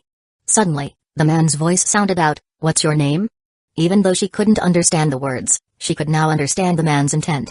She lowered her head as she sobbed and said, "I'm like Inkian." Zhao Fu saw how pitiful and wrong she looked, and he felt that he had gone too far. He felt quite sorry and comforted her by saying, "Don't worry, now that you've submitted to me, I'll definitely treat you well in the future." When she heard Zhao Fu, she was able to slightly relax because, under the contract, she now belonged to him. "Alright, I'll take you back now," Zhao Fu said as he stretched out his hand. Like Inkian still thought that Zhao Fu wanted her body. She looked around and found that this place wasn't very suitable for that sort of thing, so she nodded and held Zhao Fu's hand as she got up. Following this, she went with him and used many teleportation channels before arriving at a very beautiful place. There were flowers everywhere, and a faint flowery fragrance filled the air. "Your Majesty. Your Majesty." The people around Zhao Fu respectfully said to him when he arrived. Lai Qingqian couldn't understand Chinese, but she could feel that this man had an important and esteemed position. Zhao Fu slowly took off his cloak, allowing her to see his appearance. His delicate and handsome face gave off an aura of majesty and authority, and it made Lai Qingqian feel that she couldn't look at him directly. She lowered her head, not daring to look up, and wondered why he would do such a thing to her if he had such an esteemed status. She followed behind him until they came to an empty plot of land. "Right here?" Lai Qingqian looked around. Even though there was no one else around, it was still out in the open. Her face became red, and she said with an embarrassed expression, "Sir, can't we find a small forest to do it in?" Zhao Fu looked at her with a confused look and replied, "It won't be convenient to do it in a forest. I think this place is quite good." Lai Qingqian's face became completely red and felt that this person was quite perverted. However, since she now belonged to him, she would do whatever he asked her to. Just as she was about to start taking off her clothes, Zhao Fu stretched out his hand. "This is for you." Zhao Fu handed over a city creation stone that he had bought earlier. Since he had set his eyes on Vietnam, he would need many Vietnamese people to achieve his goals. If any Chinese people went over, they would likely be ineffective and would be mistreated. As such, Zhao Fu gave Lai Qingqian a city creation stone to create a village that would spawn indigenous Vietnamese residents who were loyal to him. 195 Blood God. When she saw the city creation stone in Zhao Fu's hands, Lai Qingqian looked quite surprised. She knew the value of city creation stones. Each one of them could be sold for an incredibly high price. What's more, the one in Zhao Fu's hand was a secret silver rank one. He had said that he would treat her well, but she had never thought that he would give her something so valuable so quickly. Lai Qingqian's hatred towards Zhao Fu greatly decreased, and because she hoped that he would continue to treat her well, she started to take off her clothes. "What are you doing? Hurry up and use it," Zhao Fu said to Lai Qingqian with a confused expression on his face. Hearing this, Lai Qingqian also looked quite confused, not understanding Zhao Fu's intentions. Zhao Fu was quite frustrated and said, "Use the city creation stone now." Lai Qingqian finally realized why they had come here, and she squatted down and pressed the city creation stone against the ground. It fused into the ground, and after a blue wave of light rippled out, a few buildings materialized. "This village is yours from now on. If you want to manage it, you can manage it yourself. If not, you can give it to someone else to manage," Zhao Fu said before turning and leaving. Lai Qingqian stood there, flabbergasted. She hadn't expected things to just end like that. Zhao Fu hadn't tried to do anything to her, and after almost taking off her clothes a few times, she felt as if she had misunderstood something. Zhao Fu returned to the Great Ken town and called Bai Qi, Wang Jian, and Wei Liao over because he wanted to listen to their plans for Vietnam. As for Lai Qingqian's village, he would be able to start putting it to use once it had spawned some villagers. Half a day passed, and Zhao Fu and the three others finally finished their discussion. They had finished making plans for the early stages, and Zhao Fu's assets would slowly move into North Nam in preparation for his servant plan. Suddenly, Zhao Fu remembered something he had forgotten. He had two corpses that he hadn't refined yet. One was Gu Feng's SSS grade corpse, and the other was Zhang Hong's SS grade corpse. If he refined them, he would obtain an SSS grade orb and an SS grade orb. Most of Zhao Fu's current generals were S grade. He wasn't sure who to promote, so he had some difficulty deciding on who to give these two grade orbs to. However, after thinking about it, Zhao Fu decided to give the SSS grade orb to Zhao Jian. His performance while Zhao Fu hadn't been around had been excellent. Just his team alone had brought back 20,000 people. Bai Qi had said many favorable things about him when reporting to Zhao Fu. Zhao Fu didn't have anyone in mind for the SS grade orb, so he decided to put it in the military rewards to encourage his soldiers. Zhao Fu took these two corpses to the region of bones. There wasn't much change here, and it still looked the same. There was still an eerie atmosphere about the place, and Zhao Fu placed Gu Feng's corpse within the formation. 30 or so energy crystals immediately disintegrated as a formless energy covered Gu Feng's body, and his fleshly essence slowly dissolved, revealing his bones. Finally, Gu Feng's fleshly essence was completely refined, and the formless energy disappeared. Gu Feng's corpse turned into a pile of useless bones and fell to the ground. What surprised Zhao Fu was that apart from a grade orb, there was also a blood red pill that gave off a bloody light. "What is this?" Zhao Fu walked over and picked up the blood pill. This blood pill was about as big as a longan fruit, and it gave off a faint bloody light. It seemed like it was completely formed of blood and even gave off a striking gory smell. Blood God Palette, Street Age, Stage 3, Description: a medicinal pill refined from a Stage 3 corpse that contains massive cultivation power. After using it, it can greatly increase one's cultivation, but it is limited to those at Stage 2. This pill can only be used once. Zhao Fu had never thought that he would obtain this blood god pill from refining a corpse. What was significant about it was that it could greatly increase one's cultivation. Zhao Fu couldn't help but feel excited. He then suddenly thought of something, and he quickly placed Zhang Hong's corpse onto the formation. Following this, the formation activated. 20 or so of the energy crystals disintegrated, and a formless energy covered the corpse. Zhang Hong's corpse was refined, and apart from a great orb, there was another blood god pill. Blood god pill, street age, stage 2, description, a medicinal pill refined from a stage 2 corpse that contains massive cultivation power. After using it, it can greatly increase one's cultivation, but it is limited to those at stage 1. This pill can only be used once. This blood god pill was stage 2, as it had been refined from a stage 2 corpse.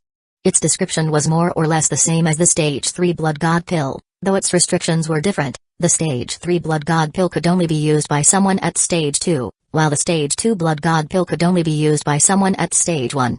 A person could only use a medicinal pill of each stage once. Zhao Fu found that he had guessed correctly. Refining corpses with a high cultivation level would yield blood god pills. In that case, what about stage 1 corpses?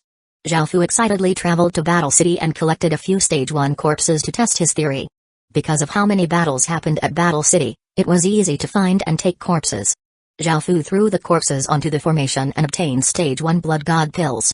These blood god pills could only be used by someone at stage 0, and it could also only be used once.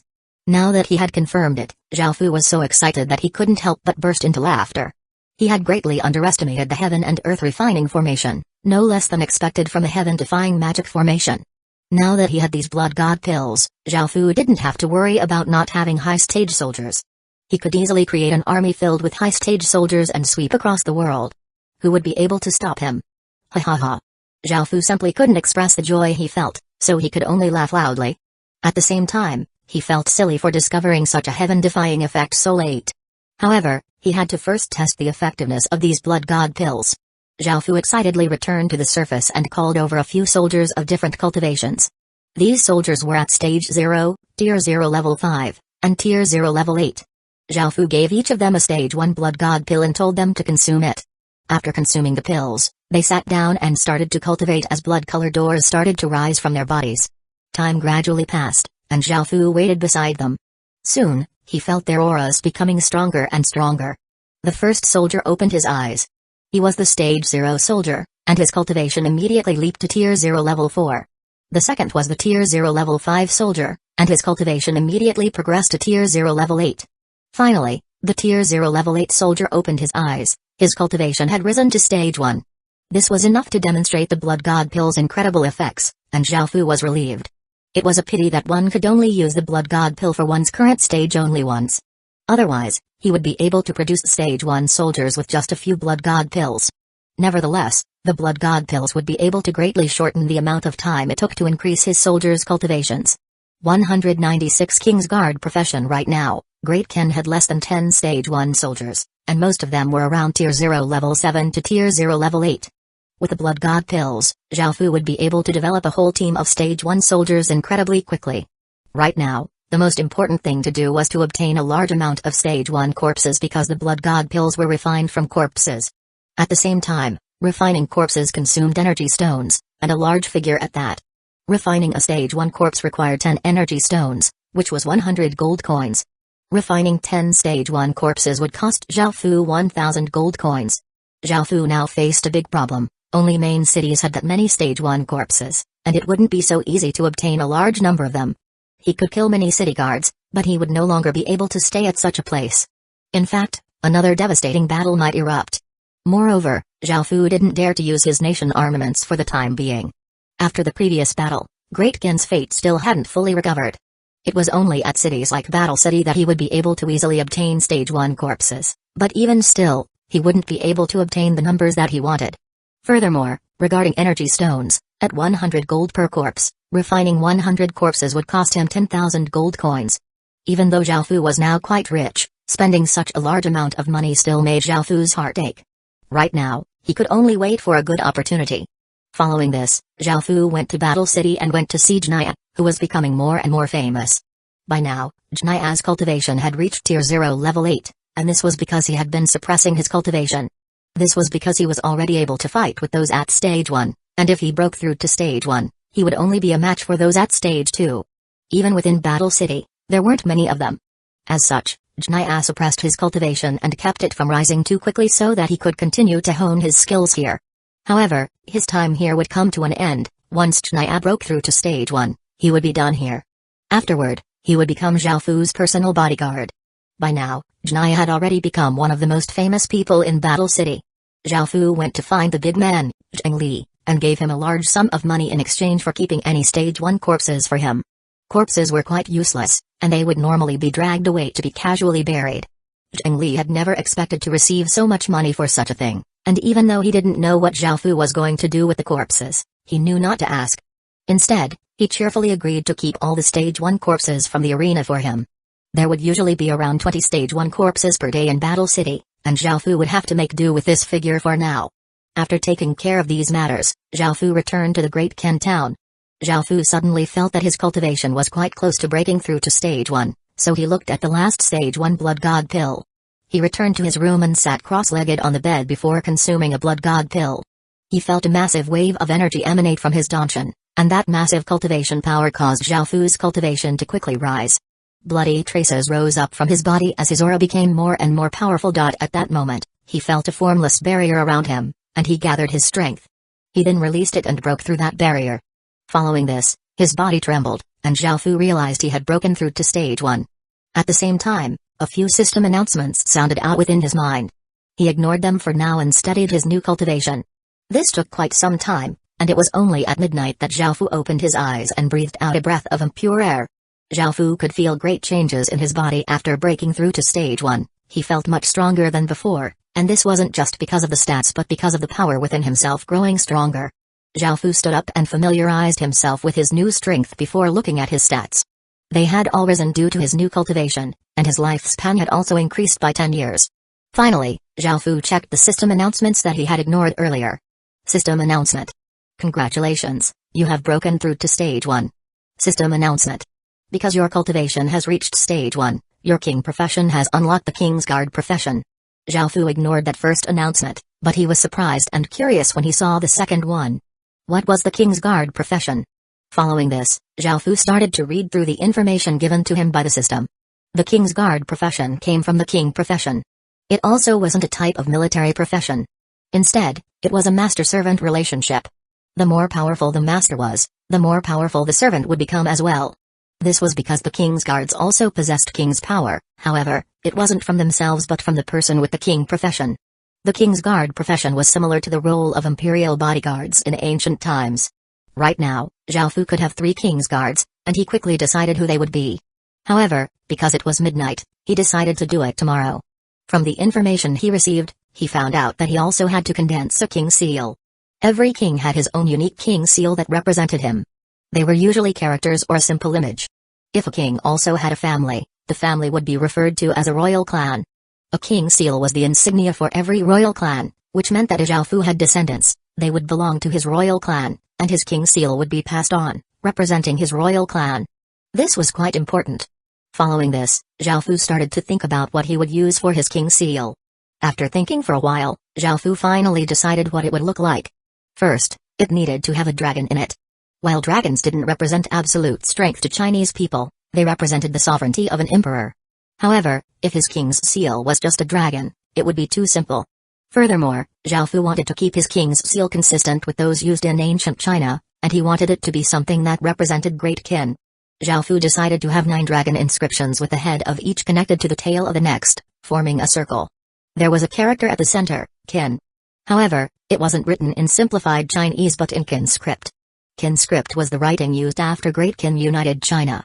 It looked more elegant than the other character systems and was filled with a fine and mysterious feeling. Finally, Zhao Fu chose the color of the king's seal to be black. After deciding what his king's seal would look like, Zhao Fu sat cross-legged on his bed and closed his eyes. He calmed his heart and used his king's power to draw a symbol within his mind. This king's seal was incredibly important, so Zhao Fu had to be incredibly careful. He drew the king's seal stroke by stroke using his king's power, and each stroke made him feel an immense pain as if his soul was being stabbed. Once the king's seal was formed, it would form Zhao Fu's origin seal, and it would be imprinted onto his soul. It would never be changed, and it would be passed down through his bloodline. 197 warding items. Early the next day, just as the sun rose, a few birds flew through the air and chirped. Another day had come. Within his room, Zhaofu was still sitting cross-legged on the bed, and his face was incredibly pale. His body was covered with cold sweat, and soon, he collapsed to the ground in exhaustion. He had finally finished forming his king seal, and he was both mentally and physically drained. However, to be able to successfully form his king seal, it was worth it. After resting for a while and regaining his strength, Zhaofu asked Chnia, Chuoba King, and Little Sha to come see him. Very soon, those three people arrived at his room. They went to his side and were quite curious as to why Zhaofu had called them here. Zhaofu explained to them the King's Guard profession, and after listening, their expressions were all quite different. Chnia's expression was quite serious and dignified. It was as if what Zhaofu had explained was what he had been preparing himself for all this time. Little Sha was only 8 years old, and he looked at Zhaofu in a confused manner. Even though he didn't understand what was going on, he was happy with being able to stay by Zhaofu's side. The fear he felt towards Zhaofu had quickly become affection after spending time with him. Chuoba King's face became slightly red, and she looked embarrassed. She was only 17 years old, and becoming a king's guard meant that she would spend her life by Zhaofu's side. She was very willing to do this, as she greatly wanted to repay Zhaofu, but she couldn't understand why she felt so embarrassed about it. Do you all understand what I'm asking? If you're not willing, I won't force you, Zhaofu said to the three people in front of him. The three people nodded, and Little Sha and Chuoba King followed Chnia's lead, kneeling down and saying, I am willing to serve my king. Following this, they closed their eyes and slightly raised their heads towards Zhaofu. When they all accepted, Zhaofu took out a dagger and slashed open his palm, causing his blood to slowly flow from the cut. Zhaofu raised his palm and pointed it towards them, calling out softly, King's Guards. The blood flowing from Zhaofu's palm turned into 3 orbs of blood about as big as a fingernail that shot into the three people's foreheads. After entering, a black symbol appeared on their foreheads. It was a circle formed of 9 dragons with the character Ken within it. It gave off a mysterious and domineering feeling and was filled with majesty. After this symbol appeared, it gave off a black light, and there trembled. Following this, the black light brought with it King's power as it entered their bodies. Their bodies started to go through unknown changes, and after a while, the black light gradually grew faint.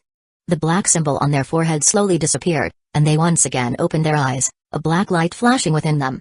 At this moment, their bodies were all giving off extremely noble and mighty auras. This aura came from Zhaofu, and a link formed between them and Zhaofu. They were now King's Guards and could use King's power.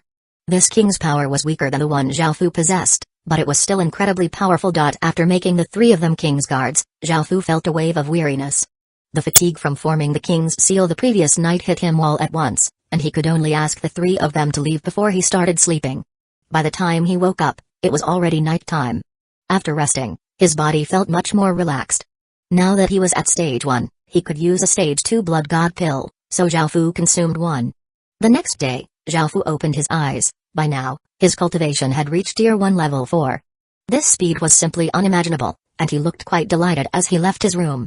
He planned to go to Holy Light City and talk to Ru.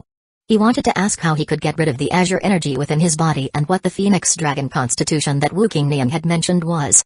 He felt that Ru knew much more about these matters than he did, so he planned to consult with her. However, after using the teleportation channel to go to Holy Light City, Zhaofu found that there seemed to be another festival.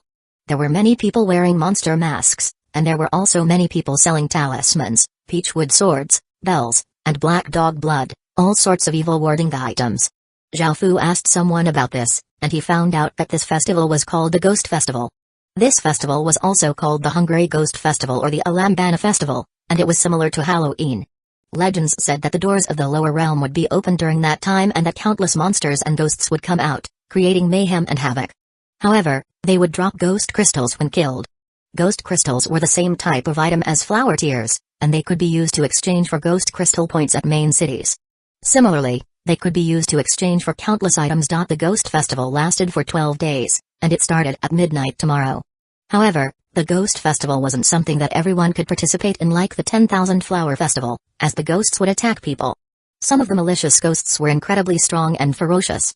There wasn't much danger involved the 10,000 Flower Festival, as it was just collecting flower tears.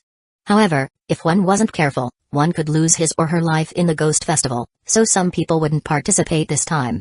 However, even if one didn't participate, one would still have to be careful and remain within buildings. If one went out and was spotted by a ghost, one could still be attacked. As such, many people bought evil warding items.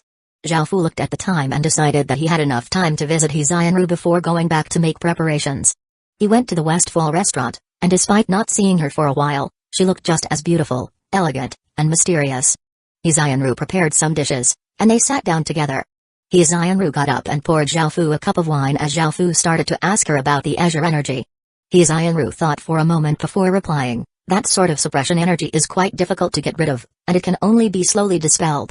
Alternatively, you can get rid of it if you destroy the source. When he heard this, Zhao Fu was quite disappointed, so he asked his next question, what's a phoenix dragon constitution? Upon hearing this term, He Xianru suddenly gave Zhao Fu a mysterious smile, confusing Zhao Fu. Following this, He Xianru explained, since ancient times, dragons have represented emperors, and phoenixes have represented imperial concubines. There are those who are destined to become kings and emperors when they are born, sons of heaven, and there are also those who are destined to be imperial concubines, daughters of heaven. The phoenix dragon constitution is a noble constitution that destines the person to become an imperial concubine. However, this sort of constitution is quite special. Within the phoenix aura, there's a trace of dragon aura. If her husband Zora, the son of heaven Zora, can suppress her, she'll become an immense source of support and help. However, if the son of heaven's dragon aura is too weak and cannot suppress her, she'll devour the dragon aura and grow stronger, eventually suppressing the son of heaven or even replacing him. However, only a single family has the phoenix dragon constitution, and that is the Wu family. When he heard He Xianru's final sentence, Zhao Fu felt a sense of shock within his heart. 198 Ghost Moon. Zhao Fu suspected that He Xianru knew something. There seemed to be something hidden within that smile of hers. This caused Zhao Fu to slightly frown. In response, He Xianru faintly smiled and elegantly put some food onto Zhao Fu's plate with her chopsticks. She looked at Zhao Fu as she said softly, Your Majesty, do you not trust me? When he heard this, Zhao Fu stopped frowning. After such a long period of time, Zhao Fu had long since stopped being guarded against He Xianru, and he had started to view her as one of his own people. Zhao Fu apologetically laughed and raised his wine cup, draining it in one gulp. He Xianru stood up and once again filled Zhao Fu's cup as she asked, What are your Majesty's thoughts on the Ghost Festival? Zhao Fu thought about it, but he didn't have any concrete plans yet. After all, he didn't know much about the Ghost Festival, so he could only go about it step by step. As such, he told He Xianru about his very basic plans. He Xianru's expression didn't change as she took out 12 small statues from her spatial ring. They were about 30 centimeters tall and made of peach wood. They were statues of divine generals, and they looked quite real and imposing. Zhao Fu took them and had a look. Yin General Ghost Suppressing Formation, a powerful formation strengthened by yin-yang techniques. When set up within a structure, it can reduce ghost strength by a certain amount. After seeing this information, Zhao Fu felt quite delighted. He felt that He Xianru wasn't from the school of gourmet but from the school of yin-yang. Otherwise, she wouldn't be able to possess such a powerful yin-yang item. Facing Zhao Fu's gaze, He Xianru lightly smiled as she reminded him, Your Majesty, your food's going to get cold. When he heard this, Zhao Fu decided to put these matters aside, and he turned his gaze to the food on the table. He Xianru's culinary skills were simply exceptional, even the simplest dishes made by her tasted heavenly. After leaving the Westfall restaurant, Zhao Fu first went to the exchange stone steel and took a look to see what was being offered this time. He found that while the focus of the best rewards for the 10,000 Flower Festival was equipment, the best rewards for the Ghost Festival were 40 ghost-related military professions. These military professions were also ranked. 100 Ghost Illusionist, S+ grade military, description, a profession that can create illusions, effects, receives skill, ghost illusion. Profession change limit, 300. Ghost Whisperer, S grade military, description, a profession that uses ghost voices to attack, effect, receives skill, ghost voice. Profession change limit, 300. Ghost Summoner, S grade military, description, a profession that can summon ghosts, effect, receives skill, ghost summon. Profession change limit, 300. Ghost Guild Swordsman, A+ grade military, description, powerful swordsmen who have Ghost Guild's power, effect, receives, Ghost Guild's power. Profession change limit, 300.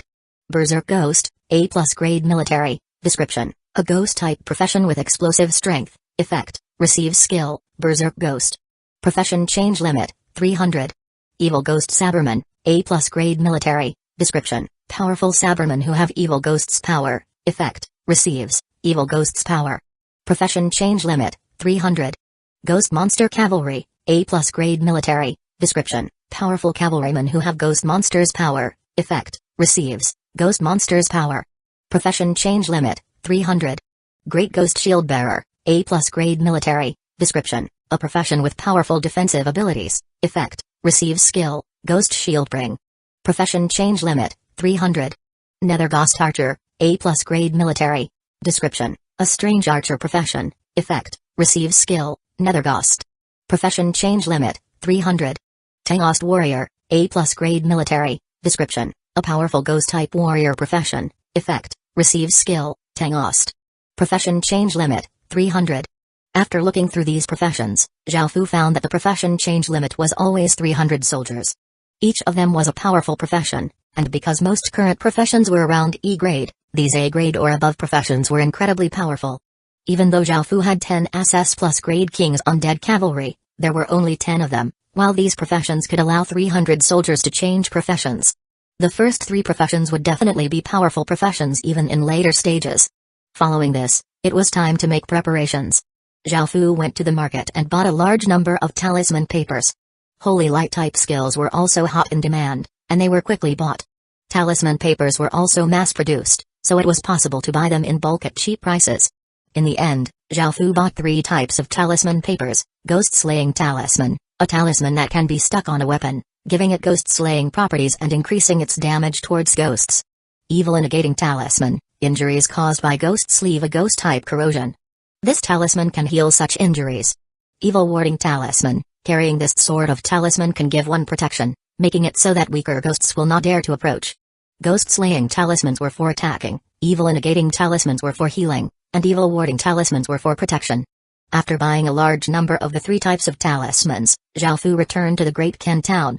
After he set up the Yin General Ghost Suppressing Formation on the town walls, the 12 statues gave off waves of gray light and connected with each other, creating a formless formation. Once the formation was set up, a gray wave of light rippled out from the center of the Great Ken town. Following this, Zhao Fu received a system announcement. System announcement.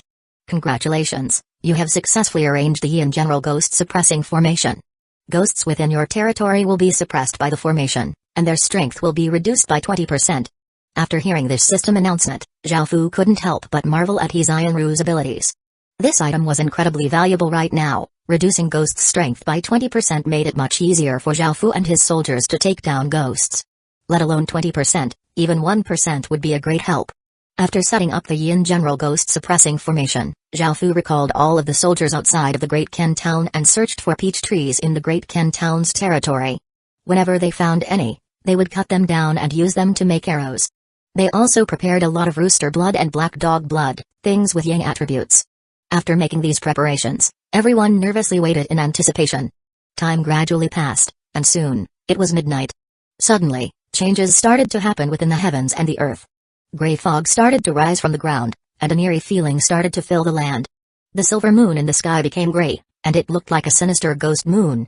At that moment, terrifying howls sounded out from all around them, and strange and sinister figures started to appear. The Ghost Festival had begun. 199 Yin-Chi-filled world. Zhao Fu stood on the town walls and looked at a mob of thousands of figures. They wore tattered clothing and had pale skin, messy hair, and terrifying faces. They gave off a gloomy and sinister aura, but because these were all normal ghosts, they weren't very powerful. Fire. When Zhao Fu gave the order, the archers released their rooster blood-covered beechwood arrows. They arced through the air and formed a rain of arrows as they descended on the thousands of ghosts. These normal ghosts were quite unintelligent, and because they only possessed their basic instincts, their movements were quite clumsy and awkward. Kai. Arrows pierced through one ghost after another, after which sizzling sounds sounded out. White smoke rose up from the ghosts, causing them to howl in pain. These special arrows would deal very little damage to normal people, but they were very effective against ghosts. Many of the ghosts, who were hit in their vitals, cried out before their bodies disintegrated, turning into ghostly chi. After the ghosts died, they dropped a gray rhombus-shaped crystal. The surviving ghosts furiously rushed towards the Great Ken town, but after a few waves of arrows, the thousands of ghosts were all killed. Zhao Fu went down from the town walls and ordered his people to start collecting the crystals. There were 4,000 ghost crystals in total. These ghosts were all the weakest type, and they weren't very important. The more powerful ghosts could only be found in the wilderness outside of the town. Normally, ordinary ghosts would roam around aimlessly by themselves instead of gathering like this. The only explanation for a large number of ghosts to gather like this was that a ghost king had appeared. Zhao Fu organized his 20,000 soldiers into teams of 10 and sent them out to start exploring. Zhao Fu also gathered 20,000 residents and provided them with equipment. He then stationed them inside and outside of the village to kill ordinary ghosts. Sometimes, special ghosts would appear within villages, towns, or cities, catching people off guard and giving them a big fright. However, these ghosts normally weren't very strong, but they still needed people to defend against these ghosts. As for the rest of the residents, they could only stay indoors and stick talismans on the doors and windows to prevent ghosts from entering. The ghost festival could be quite dangerous, and in order to keep the residents safe, Zhao Fu ordered most of them to stay indoors. Within most main cities, every door and window was closed with talisman papers stuck on them. The streets were extremely quiet, and the lighting was quite dim. A cold wind howled, and with the ghostly moon in the sky, it made every city seem like a creepy and terrifying ghost city. Most residents didn't plan on participating in this festival because it was too terrifying and dangerous. As such, they decided to go to bed early and wait for the next day. Ghosts were normally afraid of sunlight, so they would usually hide during the day and come out at night. However, some of the more powerful ghosts were more resistant towards sunlight. Nevertheless, some people mustered their courage and went out onto the streets. Right now, the world seemed to be filled with Yanqi and ghosts, turning into a world of ghosts. It was incredibly gloomy and eerie, making those walking on the streets to feel a chill on their backs.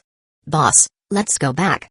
This ghost festival is too scary, and it's different than real life. There really are ghosts here," one lackey-looking person said as he shivered and looked around him. A well-built young man ahead snorted as he replied, "What are you so afraid of? Don't you remember what it said in that ghost movie we watched before? I really want to meet a female ghost and screw her a couple of times." The lackeys thought back to the ghost movie and remembered the female ghost's seductive body, and they no longer felt as afraid. They even laughed as well.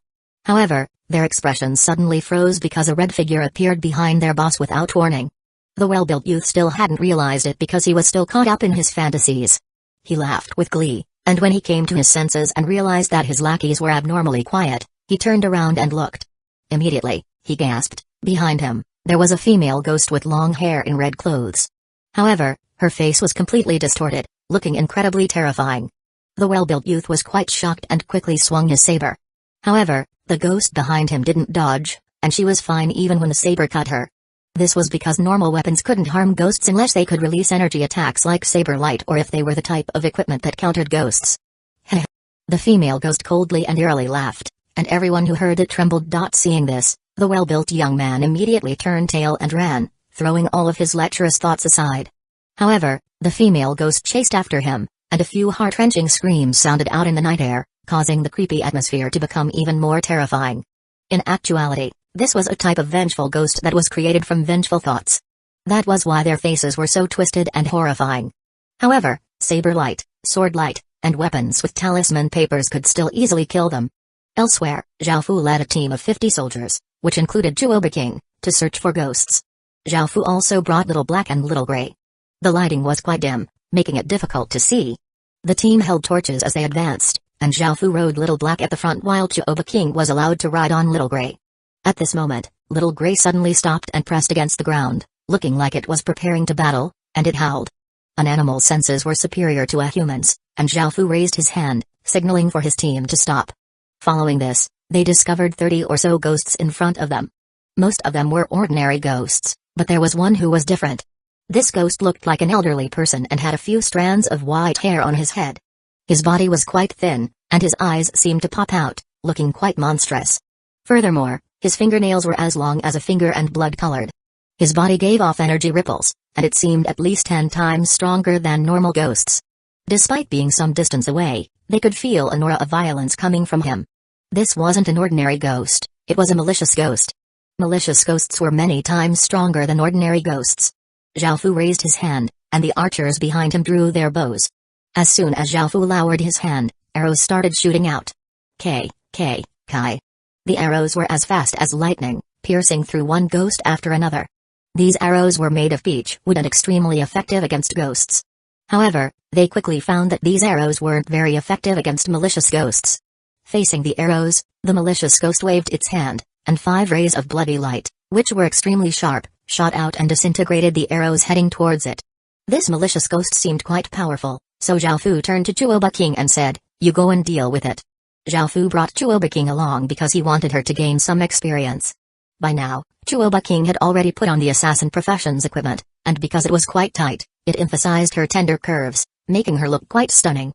200 Ghost World Stone. When she heard Zhao Fu, Chuoba King drew the blood-red sword on her back. This sword was quite large and exquisite looking, and it was a double-handed sword that had a blade that was 3 finger widths wide. This was the second form of the blood equipment set. Chuoba King was the second person who had grasped the legacy of these equipment sets. However, she was different from Little Shaw. Even though she had received the legacy, she was unable to use it fully because she didn't have much battle experience and wasn't very familiar with killing. Her experiences couldn't compare to Little Shaw's, which was why Zhao Fu had brought her with him this time. Chuoba King brought out her sword and started to walk towards the terrifying malicious ghost. Because she was still a young girl, she couldn't help but feel nervous. The malicious ghost stared at Chuoba King walking towards it and gave off a dense killing intent. It roared before rushing towards her and looked incredibly violent, bloodthirsty, and savage. The malicious ghost was very fast, and it looked as if it disappeared from where it was standing. It appeared before Chuoba King in the next second, its sharp claws grabbing towards Chuoba King's heart. All ghosts liked to eat hearts, as they were a source of nourishment and could cause them to become stronger. Facing the malicious ghost's attack, Chuoba King felt quite shocked, but she reacted quickly. She swung her large blood-red sword, and because of her immense strength, a massive whoosh sounded out. The wind from swinging her sword could be felt from even 10 meters away. Seeing such a mighty and ferocious strike, the malicious ghost was quite surprised. It quickly retreated, avoiding this blow. When she saw the malicious ghost retreat, Chuoba King took a step forward, raising the large blood-red sword with both hands. She leaned forwards as she slashed downwards, releasing a powerful blood-red sword light. The malicious ghost's expression became one of terror and it leaped to the side. Chuoba King's attacks were quite fierce and bold. She was essentially a heavy weapon warrior. However, seeing this, Zhao Fu slightly frowned because her profession was an assassin, not a warrior. Even though she released the berserk power of the legacy, she hadn't used any of the agility and the instant kill characteristics of an assassin. Within the battlefield, Chuoba King continuously attacked the malicious ghost with ferocious attacks, continuously suppressing it. The malicious ghost used its strange and unpredictable movements to continuously dodge, making it so that Chuoba King had no way of dealing with it. Seeing this, Zhao Fu said, "Little King, retreat for now." When she heard this, Chuoba King looked at Zhao Fu and retreated from the battle. Chuoba King knew that her performance hadn't satisfied Zhao Fu, and she felt quite disappointed. Zhao Fu dismounted Little Black and walked towards the battlefield, saying in an instructional tone, "Little King, remember that you're an assassin. Watch closely, this is the path that you walk." Zhao Fu walked towards the malicious ghost and slowly stretched out his hand, which had 3 rings, yelling softly, "Blood Wielder's power." The assassin's Lord Ring immediately shined with a blood-red light, which entered Zhao Fu's body. The power from the blood equipment set entered Zhao Fu's body, causing traces of blood-red aura to rise from him, and Zhao Fu made a grabbing motion with his hand. Shing! The large blood-red sword hummed as it flew into Zhao Fu's hand. Because Zhao Fu had the assassin Lord's power, he could use the power of the 12 equipment sets and the equipment. The instant the large blood-red sword entered Zhao Fu's hand, he instantly disappeared and appeared in front of the malicious ghost. He swung the sword with just as much force as Chuoba King had, and the wind howled as it slashed towards the malicious ghost. The malicious ghost seemed extremely shocked and strangely cried. Its claws shined with a blood-red light as it tried to block the strike. Bang! A heavy sound rang out, and the malicious ghost was blasted back by 10 or so meters. It coughed up a mouthful of green blood, but the instant it landed, Zhao Fu flew by and appeared behind it, raising his sword and slashing downwards with a might that was strong enough to split mountains. Kai! A massive blood-red sword light flashed, cleaving the malicious ghost's body in half, causing green blood to spurt everywhere. Following this, the malicious ghost's body collapsed, turning into countless traces of ghostly chi. A blood-red rhombus-shaped crystal, a small, tattered black sack, and a rock fell to the ground. All of this happened in the space of a few seconds. Zhao Fu had easily killed the malicious ghost using the blood wielder's power. Chuoba King walked over in shock and looked at Zhao Fu in worship as she said, "Your Majesty, you're so powerful. I know what I should do."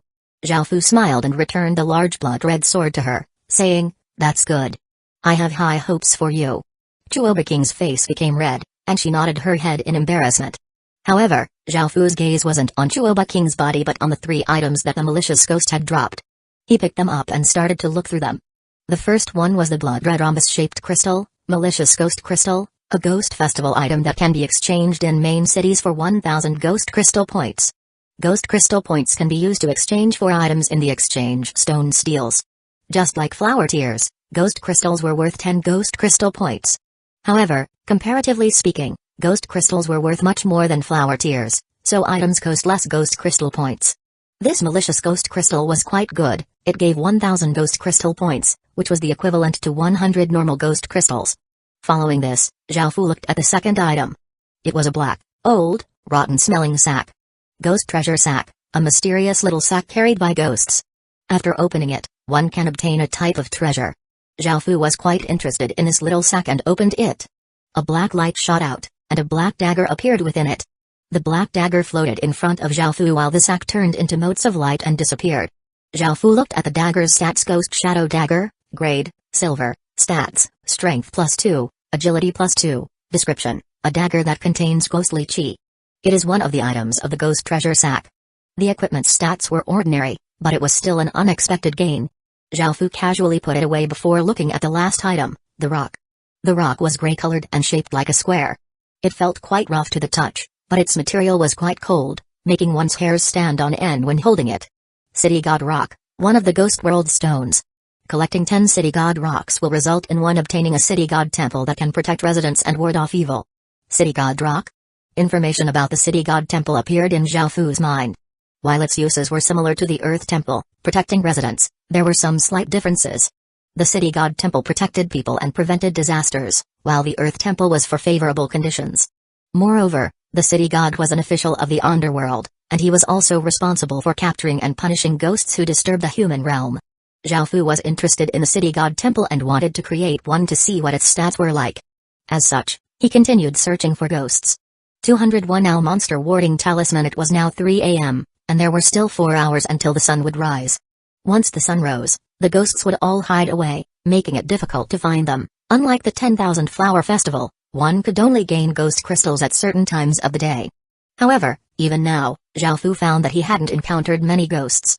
It was quite strange. Most people were afraid of meeting ghosts, but Zhao Fu was instead searching for ghosts. Was it because his team's aura was too powerful, so any ghosts by themselves had run away upon detecting them? Zhao Fu wondered why this was. After killing that malicious ghost, they had only encountered 30 or so ghosts, which Zhao Fu wasn't very happy with.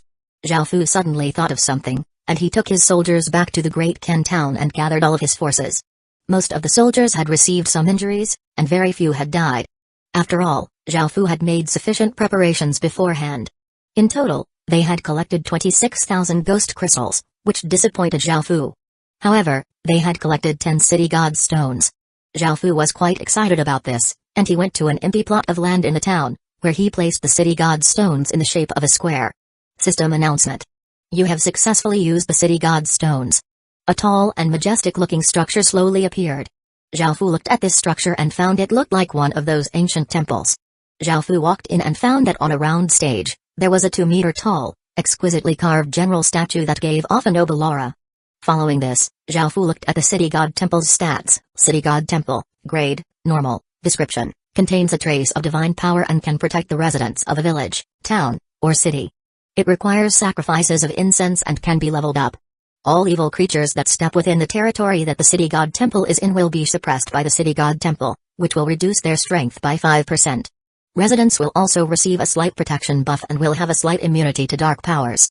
When this City God Temple appeared, Zhao Fu felt a faint golden light shine from his body. This was most likely the protection, but it was incredibly weak. It would be able to slightly affect normal ghosts, but it would be easily ignored by more powerful ghosts. However, the 5% suppression of evil creatures was quite good. This wasn't just for ghosts but for all evil creatures. After looking at the City God Temple's stats, Zhao Fu went to the city heart and looked at the violet cube floating in the air. Zhao Fu took out a snow-white talisman paper, on which there were strange inscriptions drawn with black ink, that gave off a sense of mysteriousness. This was the Owl Monster Warding Talisman, an extremely powerful type of talisman paper. Zhao Fu had obtained it after killing the ironback Demon Bear, and it could cause all monsters within a 1,000-kilometer radius area to retreat. Zhao Fu waved his hand, causing the talisman paper to fly over and hover a few centimeters above the city heart. Because of the Jade Ruler's seal and the 12 metal colossi, the talisman paper was unable to stick onto the city heart, but it could still take effect. The talisman paper gave off a golden light, and formless energy waves rippled out. The ghosts around and within the Great Qin Town all felt a sense of fear and quickly moved away from the Great Qin Town. Immediately after, Zhao Fu took out another talisman paper. It was half white and half black, and there were many black and white inscriptions on it, making it look quite strange.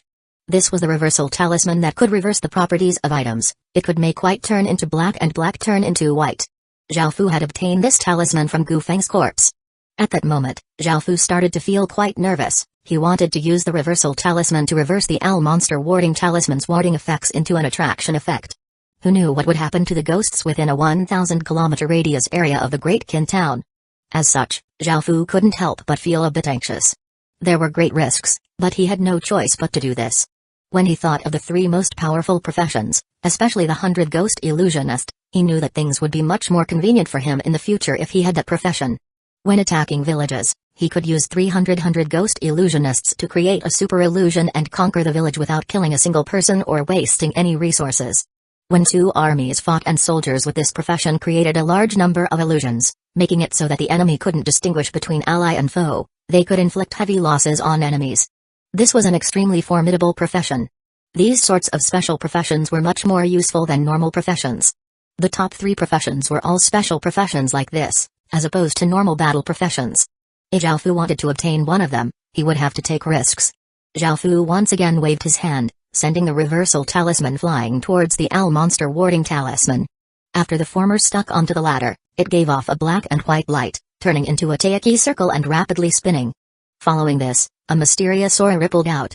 Immediately, all of the ghosts within 1,000 kilometers of the Great Qin Town stopped what they were doing and turned their horrifying faces towards the Great Qin Town.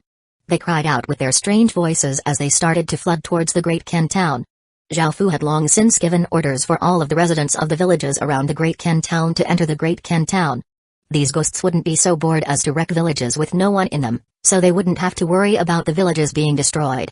The effects of the owl monster warding talisman and the reversal talisman combined were astonishing. In just an instant, over 10,000 ghosts appeared in the distance, howling as they rushed towards the Great Qin Town.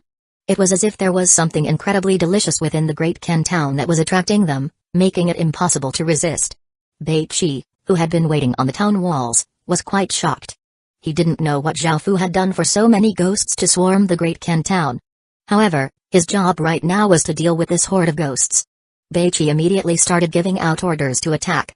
Bei Qi was in charge of this battle as he had a general armament, and all soldiers under his command would receive bonuses. Swish, swish, swish. Arrows flew out, piercing countless ghosts' bodies. After a few waves of arrows, only around 2,000 ghosts made it to the Great Qin Town's walls. Zhao Fu had shamelessly ordered his people to cover the town walls with evil warding talismans, and there were so many of them that they were simply innumerable. These were all of the evil warding talismans that Zhao Fu had bought, and they gave off a power that ghosts hated. The evil warding talismans would even burn ghosts if they came into contact with them. This abnormally enraged the horde of ghosts, and they roared at the soldiers on the town wall savagely. None of them could fly, and the ones at the front wanted to climb up. While it was possible for them to scale these walls, they had never expected these shameless humans to cover the walls with so many talismans. 202 ghostly howls everywhere. These talisman papers were very effective against ordinary ghosts, but they could only make vengeful ghosts feel enraged and were completely useless against malicious ghosts. Moreover, malicious ghosts were quite intelligent, and they weren't as stupid as normal ghosts. There were a few malicious ghosts furiously tearing at the talisman papers with their sharp claws, creating a path for ordinary ghosts to climb up from. Bei Qi couldn't allow such a thing to happen, so he immediately ordered the archers to concentrate their arrows at the malicious ghosts and ordinary ghosts at the town walls. Seeing the ghosts at the town walls being obliterated, everyone let out a sigh of relief. However, soon, someone quickly came to report, "Commander Bei, there are roughly 10,000 ghosts coming from the south." Another person reported, "Commander Bei, there are approximately 10,000 ghosts coming from the west." "Commander Bei, there are roughly 10,000 ghosts approaching from the north." Now, the situation had suddenly become extremely grim. Bei Qi's gaze became serious. Luckily, apart from the soldiers, they had 20,000 residents on standby. Right now, with the city god temple, it was virtually impossible for ghosts to appear within the Great Qin Town, so the 20,000 residents also came to the town walls. There were 4 town walls, and they had 20,000 soldiers and 20,000 residents. 5,000 soldiers and 5,000 residents manned each of the walls. Bei Qi was responsible for the east side, Wang Jian was responsible for the west side, Wei Liao was responsible for the south side, and Zhongdu and Zhaojian were responsible for the north side. There were now ghosts simply everywhere, and they rushed towards the Great Ken town like a tsunami and gave off a mighty aura.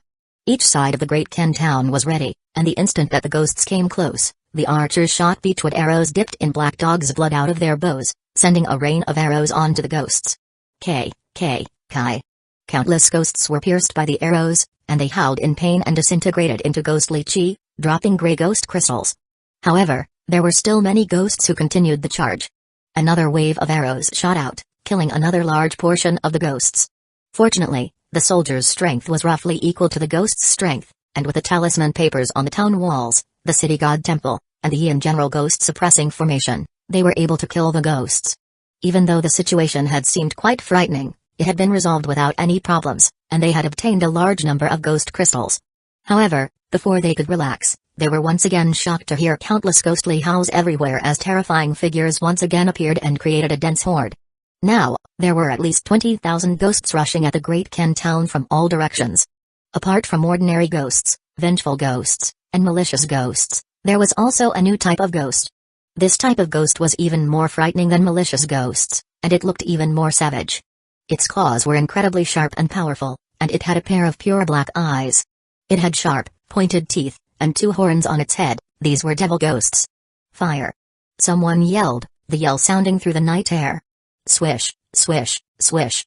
Countless arrows once again tore through the air, drawing arcs before landing in the horde of ghosts. The ghosts rapidly fell, but they were quickly replaced by the ones behind them, fearlessly charging onwards. Very soon, the ghosts once again reached the town walls and started destroying the talisman papers on the town walls. Beichi couldn't hesitate. If he allowed them to destroy the evil warding talismans, countless ghosts would climb up the town walls, making the situation incredibly dangerous. Poured down all of the rooster blood and black dog blood. The soldiers obeyed and picked up the buckets of blood, pouring it over.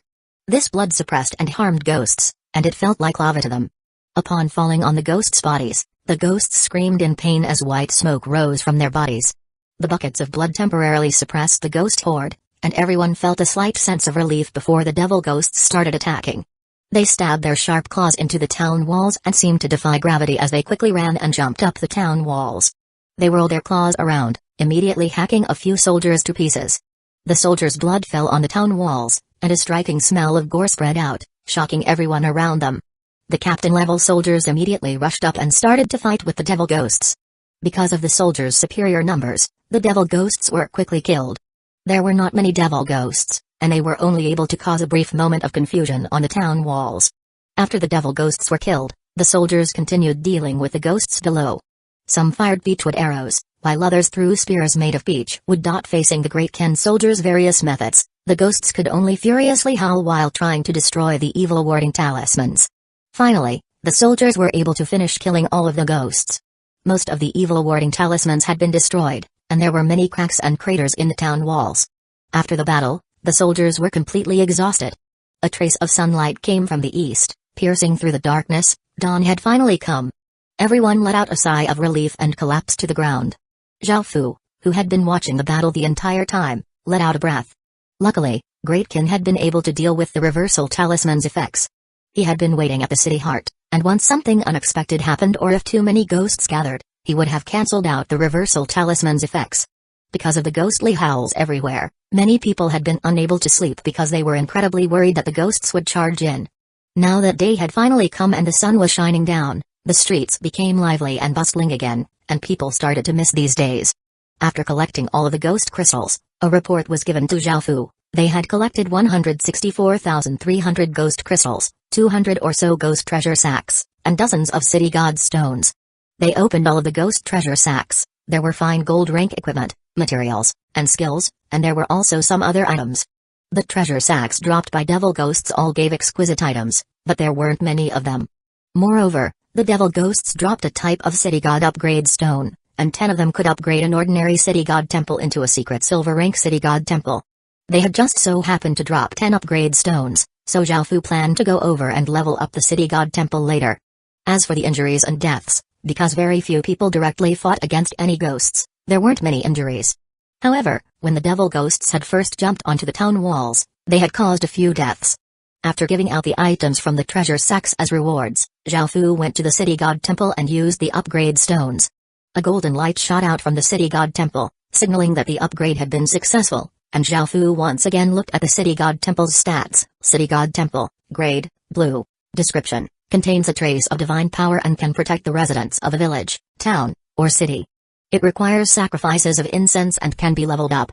All evil creatures that step within the territory that the city god temple is in will be suppressed by the city god temple, which will reduce their strength by 10%. Residents will also receive a slight protection and have some immunity to dark powers. The secret silver rank city god temple's suppression of evil creatures rose to 10%, and the other stats seem to also have become slightly stronger. After that battle, Zhao Fu felt that his forces were still somewhat lacking, so he decided to leave the Great Ken town to take care of some matters. 203 Shatter Steel Iron. Zhao Fu first went to the Orc City. Before the Ghost Festival had officially started, he had sent messages requesting to trade for ghost crystals. After their cooperation during the 10,000 Flower Festival, both sides quickly came to an agreement. Now, Zhao Fu went to the Orc City to see how many ghost crystals they had gained in one night. Zhao Fu came to the city gates and took out Gunador's command medallion. Following this, an orc soldier took Zhao Fu to Gunador's tent. Apart from Gunador, the well-built orc, Bodili, was also there. Despite not seeing them for a few months, they looked more or less the same. However, as soon as Zhao Fu walked in, Bodili's expression became serious, and he didn't look as condescending as before. When Zhao Fu walked in, he could feel a very dangerous aura. Compared to when Zhao Fu had first visited the Orc City, he had become much more powerful. Long time no see, respected Vice Lord. Zhao Fu said as he smiled and cupped his hands. Gunador smiled, stood up, stretched out his hand, and said, "Indeed, it has been a while. Come, esteemed guest, please sit." Zhao Fu sat down on a furry rug and casually chatted with Gunador for a while before asking, "Respected Vice Lord, how many ghost crystals has the city obtained?" Gunador smiled and waved his hand, and a mountain of ghost crystals appeared before Zhao Fu. There were around 50,000 to 60,000 in total. Seeing this, Zhao Fu felt somewhat disappointed because Great Kin had obtained 160,000 or so, while the Orc City had only obtained 50,000 to 60,000. However, Zhao Fu knew that the only reason he had been able to obtain so many was because he had used the Owl Monster Warding Talisman and the Reversal Talisman together. The Ghost Festival wasn't something that everyone could participate in, so he couldn't use the Orc City's superiority in numbers to gain as large of an advantage. After thinking about that, Zhao Fu could understand why the Orc City hadn't obtained as many ghost crystals as he had expected. The main cities most likely hadn't obtained many ghost crystals either, and he prepared to take out some food to trade. Because of Zhao Fu's cloak, Gunador couldn't see Zhao Fu's disappointed expression, and he thought that Zhao Fu was very pleased. After all, it had taken him a lot of effort to obtain these ghost crystals. At that moment, Gunador smiled as he said, "Esteemed guest, we have enough food, but our warriors' weapons are too crude. I wonder if esteemed guest has any equipment to trade. If I remember correctly, esteemed guest should have quite a lot of equipment. Last time, during the 10,000 Flower Festival, the Orc City had already received a large amount of food from Zhao Fu, so they didn't lack food anymore. Now, what they lacked was equipment. The orcs weren't good at forging, and even if they had exquisite materials, they wouldn't be able to create good equipment. As such, all of their equipment was quite crude, which was why they wanted to trade ghost crystals for equipment." Zhao Fu understood what Gunador was thinking, but a serious expression appeared on his face. When Zhao Fu gave them food, it wouldn't affect their battle strength. However, if he gave them equipment, he would be increasing their overall strength. Zhao Fu naturally didn't want the orcs to become too powerful, even though they had friendly relations right now. Everyone knew that they were only using each other. If this Orc City discovered Great Kin, they wouldn't hesitate to attack and conquer it without any mercy. This wasn't a true friendship at all. At the same time, if Great Kin wanted to quickly develop, they would have to stand against the Orc City sooner or later, and they would have to fight. This was something that was unavoidable. Right now, if he gave them equipment, he would be making his future more difficult. Zhao Fu decided that he had to think hard about this. Of course, he couldn't directly refuse, as he still needed them to provide ghost crystals. Relations were still good, so they could maintain this partnership for a while. After thinking for a moment, Zhao Fu took out some ordinary equipment and some good equipment and traded for the ghost crystals. After going back, he would think about this issue more. Seeing the equipment Zhao Fu took out, Gunador had a pleased smile on his face and completed the transaction with Zhao Fu. Afterward, Zhao Fu took the ghost crystals and left. After Zhao Fu had left for a while, Bodili, who had been staring at Zhao Fu the entire time, finally said, "That human has become so powerful." Hearing this, Gunador was quite surprised, and a deep look appeared within his eyes. Elsewhere, Xiaofu used a teleportation channel to go to Mountain Willow Town in East Green. They had only gathered 5,000 or so ghost crystals, but because Xiaofu hadn't expected much from them, he wasn't too disappointed. Xiaofu didn't want to relocate Mountain Willow Town because there was a historical remnant in East Green, and it wouldn't be easy to bring so many people over. In the future, Mountain Willow Town would be the foundation for Great Ken's expansion into East Green. Just as Xiaofu was about to leave, he heard someone call out to him. "Wait, Your Majesty." Liu Sabai suddenly ran over to Xiaofu's side. When he heard this, Xiaofu stopped and looked over curiously as he asked, "What is it, Sabai?" After interacting with Xiaofu for a while, Liu Sabai had become quite familiar with him and no longer found him as terrifying. Instead, she found him easy to get along with, and they had grown closer, though it was Liu Sabai taking most of the initiative. Liu Sabai handed Xiaofu a black ore that had a faint glimmer and looked a lot like iron ore. Shatter steel iron, a type of special ore that can increase a weapon's sharpness. If two weapons with shatter steel iron clash, the weapon with less shatter steel iron will immediately shatter. Seeing this, Xiaofu couldn't help but start laughing loudly. This was the best material for plotting against others. He had just been worrying about the orc problem, but this was the perfect solution. If he gave the orc city weapons made of shatter steel iron and fought against them with weapons containing more shatter steel iron, the battle would definitely be very glorious. "What are you laughing about, Your Majesty? Is this shatter steel iron useful to you?" Liu Sabai smiled as she watched Xiaofu laugh. "Yes, this ore is very important for my future plans." "You've made a great contribution," Xiaofu said as he praised Liu Sabai. "Hee, how are you going to reward me then, Your Majesty?" Liu Sabai sweetly smiled as she looked at Xiaofu expectantly. When he heard this, Xiaofu thought for a moment. He didn't have anything of value on him, so he asked Liu Sabai what she wanted. Liu Sabai thought before replying, "Your Majesty, I want to go to Great Ken to look around." This wasn't a big deal, so Xiaofu nodded and accepted.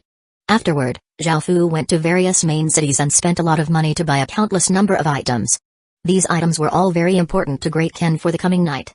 Xiaofu felt that there would definitely be many times more ghosts tonight than the previous night. After all, he had activated the reversal talisman at 3 a.m. the previous night, so they had only fought with the ghosts for 4 hours.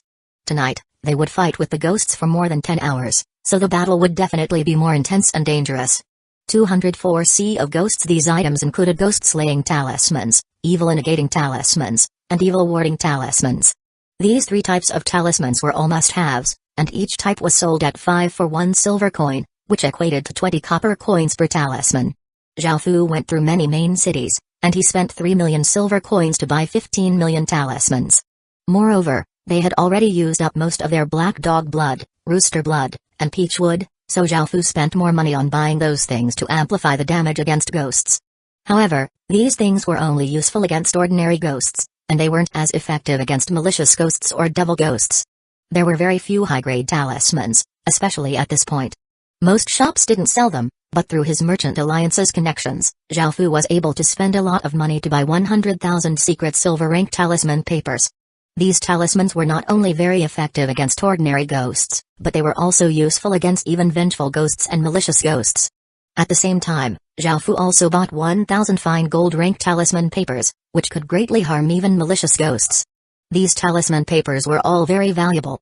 Finally, there were also 9 dark gold rank talisman papers, 4 were evil warding talismans, and 5 were ghost-slaying talismans. These 9 talisman papers were incredibly rare, and each one of them cost 100,000 silver coins. At the same time, Xiaofu also spent a lot of money on beechwood.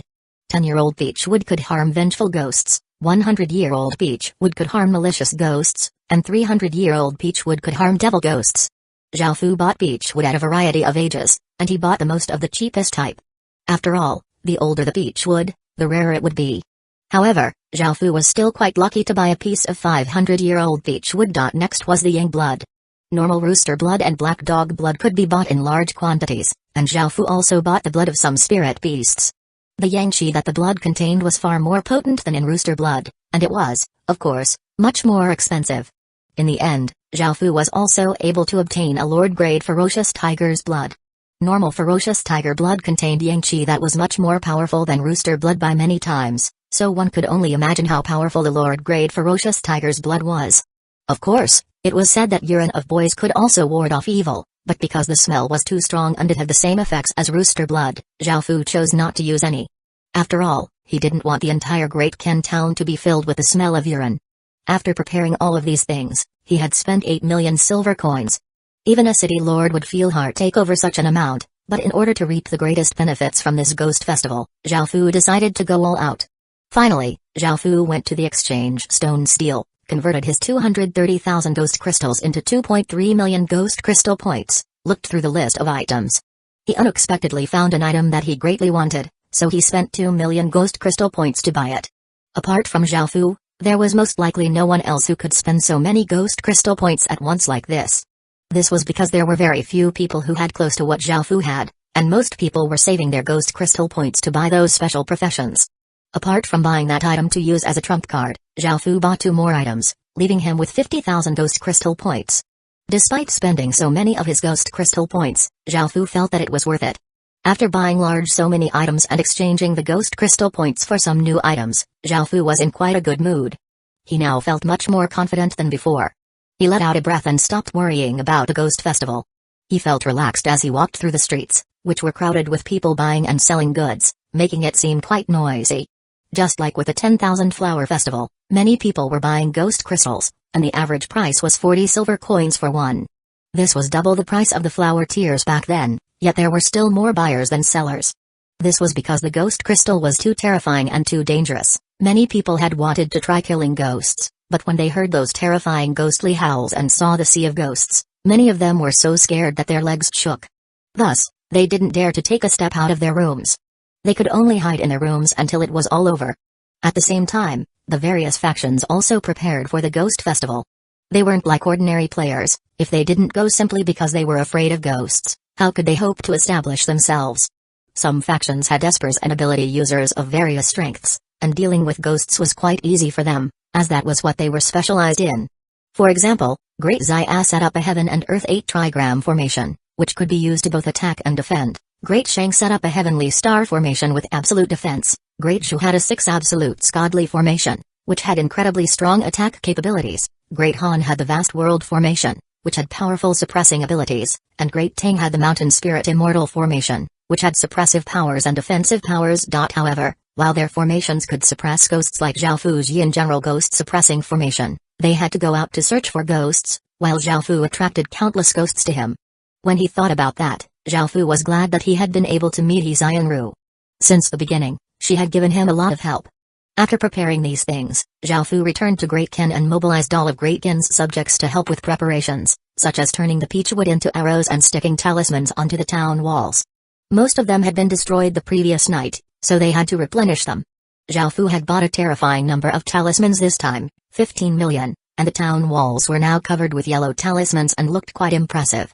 This was especially so for the middle of the northern, southern, eastern, and western walls. Each of them had a 9-meter wide, 3-meter tall talisman paper made of golden sand, which gave off a powerful and reassuring aura. These were the 4 dark gold rank evil warding talismans that Zhao Fu had bought, which had immense evil warding properties. Even devil ghosts would be injured when coming into contact with it. Everyone in Great Ken was busily making preparations, while the Mountain Willow town was much more passive. If ghosts came to attack, they would defend, but they wouldn't go about looking for ghosts. This was because Zhao Fu had ordered them to focus on mining shatter steel iron, as it was very important for Great Ken's future plans in dealing with the Orc City. Time gradually passed, and soon, it was the afternoon. A beautiful sunset glow fell on the Great Ken town as the bright red sun slowly descended below the mountains to the west. The instant that the sun set, the ghostly chi that had been suppressed by the sun immediately started spreading again, seeming to cover the sky. Horrifying howls pierced through the air, and the beautiful world instantly became a world of ghosts. All color seemed to disappear, turning into an eerie and lifeless gray-white color. The atmosphere was many times worse than the previous night, and it seemed that the ghost festival was going to become more and more terrifying. 205 6-path ravenous ghosts, who had ashen faces and wore tattered clothing, appeared, and they gave off a gloomy and cold aura. They appeared like an army of ants and gathered so densely that it was impossible to see how many of them there were. Ghost attack. A large shout caused the entirety of Great Ken's aura to freeze and become incredibly tense as soldiers and residents quickly started moving. Figures quickly appeared on the town walls. Goblin warriors raised their large shields, gnome arbalists and archers held their crossbows and bows, kobolds gripped their spears. Everyone entered a battle state. Zhao Fu also went up onto the town wall and looked at the ghosts in the distance. There were roughly 30,000 ghosts in total, but that was only for this side of the wall. There were around 30,000 for each of the other sides, which was around 120,000 in total. Facing such a figure, no one dared to be careless. What's more, this was the first battle of the night, and one could only imagine how terrifying the subsequent battles would be. Countless ghostly howls once again tore through the air as the ghosts rushed towards the Great Ken town. As the ghosts entered the attacking range, arrows started to rain down on them. Kai. Normal ghosts who were hit instantly disintegrated into traces of ghostly chi. Unlike before, even if these arrows didn't hit the ghosts in their vitals, they could still kill them. What's more, these arrows could even pierce two ghosts. This was because not only were the arrows made of peach wood and dipped in black dog's blood, but there was also a ghost-slaying talisman stuck onto each of them. Zhao Fu had bought 15 million talismans, and most of them were ghost-slaying talismans. Each talisman paper cost 20 copper coins, and with the peach wood and yang attribute blood, each arrow costs around 30 copper coins. In the real world, each arrow would cost Zhao Fu $300. What the archers were shooting weren't just arrows but also bundles of money. While Zhao Fu had spent a massive amount of money, the effects were also massive. In just one wave of arrows, they had killed almost 20% of the horde. The ghosts continued to rush up without any reservations, and another wave of arrows shot out, leaving only half of the ghosts remaining. By now, the terrifying ghost horde had reached the town walls, but the ghosts didn't dare to touch them. Zhao Fu had madly stuck so many talisman papers to the town walls that it was impossible to see even an inch of the actual town wall. To the ghosts, the town wall was a massive piece of red-hot iron. A devil ghost roared, and an eerie ghostly chi erupted from its body as it swiped its claws towards the town walls. Roar! The devil ghost's claws seemed to have come into contact with red-hot iron, and the devil ghost gave off traces of white smoke as it sizzled. The devil ghost screamed as it retreated. Upon detecting the massive wave of ghostly chi, the countless evil warding talismans and the 4 dark gold rank talisman papers gave off a faint light and released their evil warding power. The golden light from the 4 dark gold rank talisman papers was like 4 massive lights shining in the dark night. Even though the ghost horde was able to reach the town walls, they were unable to do anything to the people on top of the town walls. They were unable to even touch the town walls. It was a completely one-sided massacre. Unlike the ordinary ghosts, who charged over like they were mad, some of the more intelligent ghosts knew that this was pointless, so they chose not to stay and wait for death. However, even if they wanted to run, Zhao Fu wouldn't let them. He ordered his soldiers to concentrate their attacks on the ghosts who were trying to escape, killing them all. After dealing with those 120,000 ghosts easily, everyone relaxed, and Zhao Fu was delighted. Just like that, they had obtained 120,000 ghost crystals. Who else would be able to do such a thing? Right now, it was only 7 p.m., and the night had only just begun. Those 120,000 ghosts were only the appetizer. The following waves were also destroyed by the Great Ken forces in a similar way. Zhao Fu estimated that they had killed over 500,000 ghosts, which meant that Zhao Fu would obtain 500,000 ghost crystals. The battle hadn't ended yet, so they couldn't go down and collect the ghost crystals to confirm how many they had.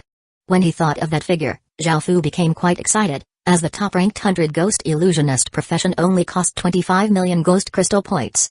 Just tonight, Zhao Fu had obtained 500,000 ghost crystals, which was 5 million ghost crystals points. If they repeated this 5 times, he would be able to obtain the 100 ghost illusionist profession. In fact, he would be able to even go for the 2nd and 3rd ranked professions. When he thought of this, Zhao Fu couldn't help but grin. By now, it was nearly midnight, which was a special time. This was when yin and yang reversed and would often become unbalanced. Ancient stories commonly warned against going out at midday or midnight, as one could encounter ghosts. Suddenly, just as it reached 12 a.m., the ghostly moon in the sky started to go through strange changes, and it started to emit a hazy bloody light. Under this bloody moon, countless ghosts raised their heads and howled as if they were on some sort of stimulant. Suddenly, a sea of ghosts rushed out from the distance. They all had strange, savage smiles and looked incredibly excited as they madly charged at the Great Ken town. There were over 200,000 ghosts in this wave, and they rushed at the Great Ken town from all directions. The terrifying aura that they gave off could cause any being within a few kilometers to tremble. Within those 200,000 ghosts, there was a new type of ghost. This type of ghost wasn't very tall, only 1.2 to 1.3 meters in height. They had gray skin, ugly faces, and looked incredibly hungry. They were incredibly skinny and seemed to be just skin and bones, but they had extremely large stomachs. Their stomachs looked quite bloated as if there were many things stuffed within them. This new type of ghost was called the 6-path ravenous ghosts. The six-path ravenous ghosts belong to the ravenous ghost path of the six paths of reincarnation. It was said that after people starved to death, because of their vengeful aura, they would become ravenous ghosts. These ghosts were extremely gluttonous and could never fill their stomachs. The aura from these ghosts was very strong, and it was stronger than even normal devil ghosts. At the same time, they seemed even more violent and bloodthirsty. Zhao Fu stood on the town wall and looked down with a serious expression. The aura that the Sea of Ghosts gave off was incredibly frightening, and he ordered to bring out a ballista. Great Kin had been building the ballista continuously for a long time, and they now had more than 16,000. Now, each side of the town wall had 4,000 ballista mounted onto it. 206 death cry flute, countless ghosts flooded over, giving off a fearsome aura. The scene looked like an attack on a city during the ancient warring periods, and it looked quite spectacular. Fire! A roar sounded out in this austere and harsh battlefield. Whoosh, whoosh, whoosh. The ballista bolts tore through the air with immense force, seeming to cause the air to explode. The momentum of 200,000 ghosts charging was incredibly terrifying, but the force of the ballista bolts was even more terrifying. The ballista bolts were accompanied by countless arrows that shot towards the horde of ghosts. Anyone who saw this barrage of bolts and arrows would feel his or her hair stand on end and feel incredibly frightened. Those bolts and arrows seemed as if they could kill an evil dragon. Kai. The ballista bolts hit first. Under their immense force, they only stopped after piercing through 6 or 7 ghosts. In fact, some ballista bolts nailed even malicious ghosts to the ground, killing them instantly. These ballista bolts were 1 finger width wide and 1.3 meters long. They weren't made of mere ordinary beechwood but from 10-year-old beechwood. What's more, they had been bathed in spirit beast blood, and each had 3 ghost-slaying talismans stuck on them. It could be said that these ballista bolts were specialized ghost-killing items. After the ballista bolts landed, the arrows also descended, stopping the awesome and terrifying momentum of the mad ghost army. This wave of arrows caused countless deaths, and this was especially so for the ballista bolts. Now, there were only 2/3 of the ghosts remaining, and they scattered as they continued charging. The effects of that wave of arrows were too devastating, and they didn't wish to be wiped out like that. Swish, swish, swish. Yet another wave of arrows descended, whittling down their numbers even more. At that moment, the 6 paths ravenous ghosts started to act.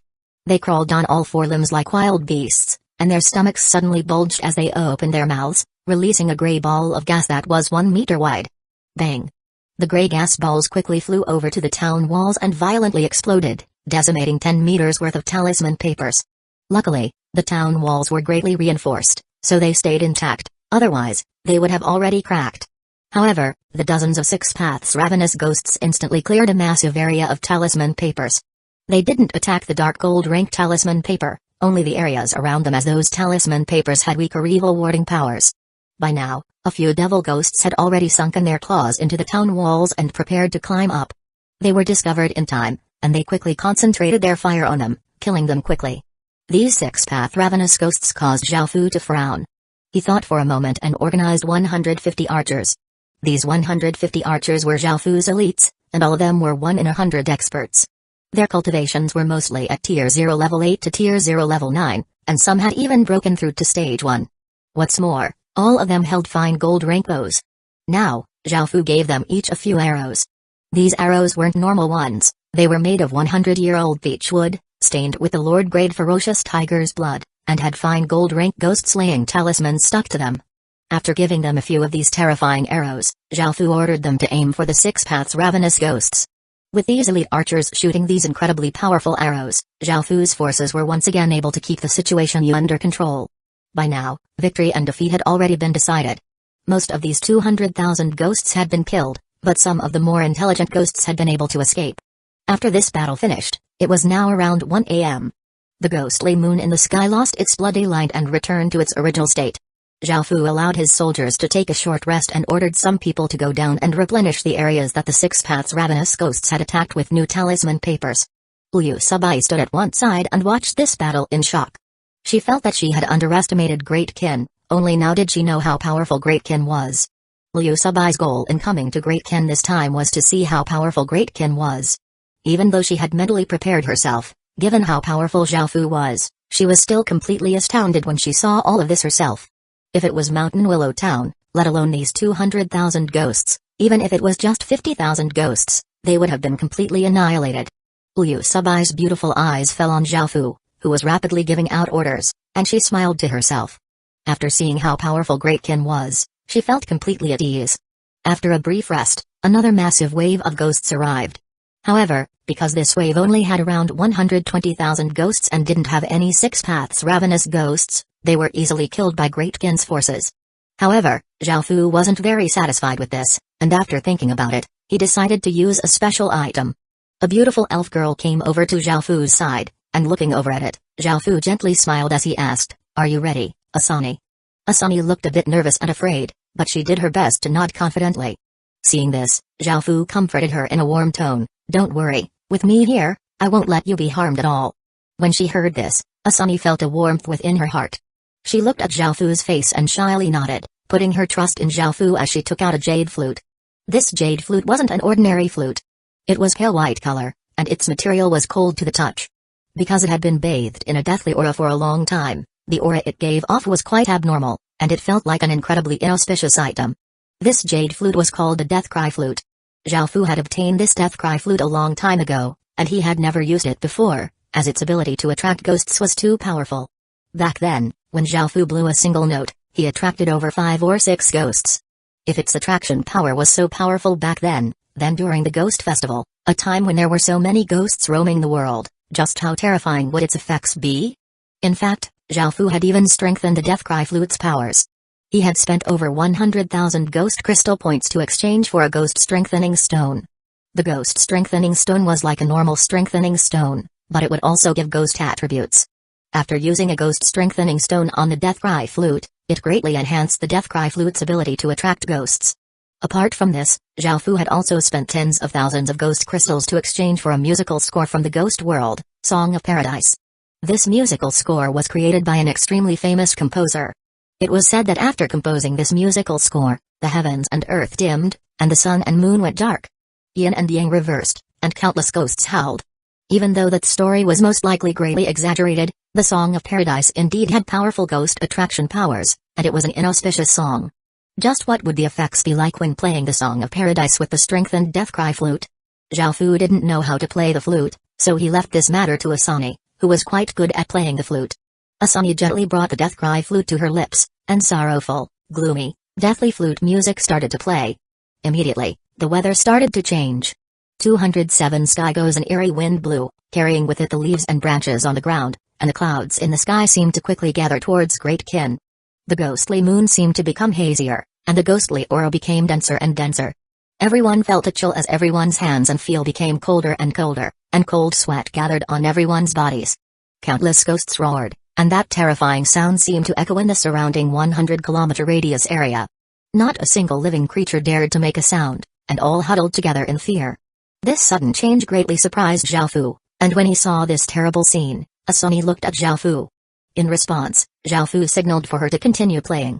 The sorrowful and deathly flute music continued to float over the land. Suddenly, terrifying figures appeared in the distance, following which the ground started to rumble. This army of ghosts charged towards Greatkin with massive momentum, and the ghosts seemed incredibly terrifying. This time, there were at least 350,000 ghosts. Swish, swish, swish. Bolts and arrows shot out with massive force, streaking through the air and descending on the ghosts like rain. Kai. Many of the ghosts at the front were mowed down by the bolts and arrows, dissipating into ghostly chi.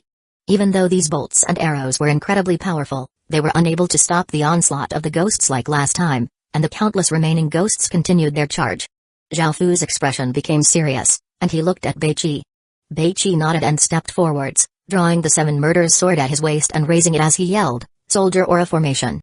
Traces of blood-colored aura rose up from the soldiers' bodies before gathering towards Bei Qi. This was the soldier aura from 20,000 soldiers, and it was many times more powerful than the first time Bei Qi had used it. The countless traces of blood-red aura gathered above Bei Qi's sword, forming a massive blood cocoon.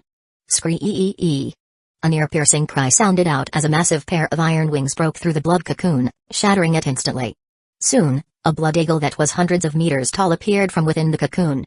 After this massive eagle appeared, it brought with it a blood-red gust of wind as it flew towards the ghost army. The blood eagle was incredibly fast and flew quite low, seeming to pass over the ghosts' heads. However, the berserk blood-red wind that it brought with it were like sharp blades, slicing countless ghosts and demolishing a portion of their forces. The berserk wind that this blood-red eagle brought with it wasn't simple at all. It was formed from the massive killing intent that all soldiers who fought on the battlefield possessed.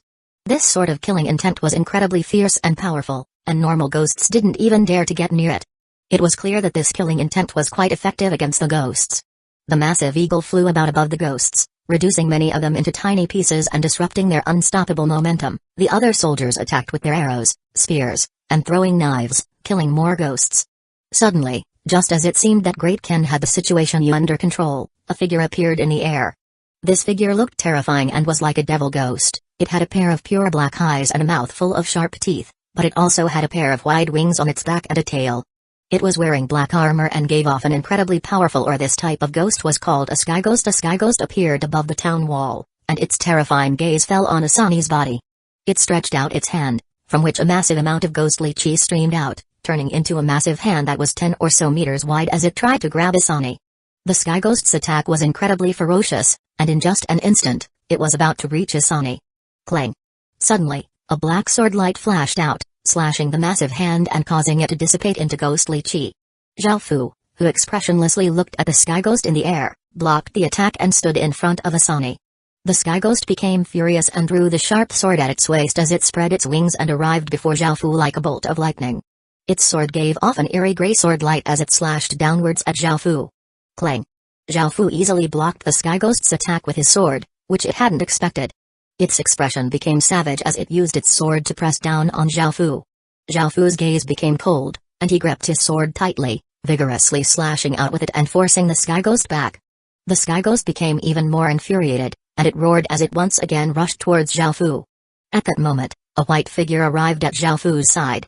Seeing this white figure, Zhao Fu relaxed and put away his sword, turning and saying, "Jnaya, kill it." "Yes, Your Majesty."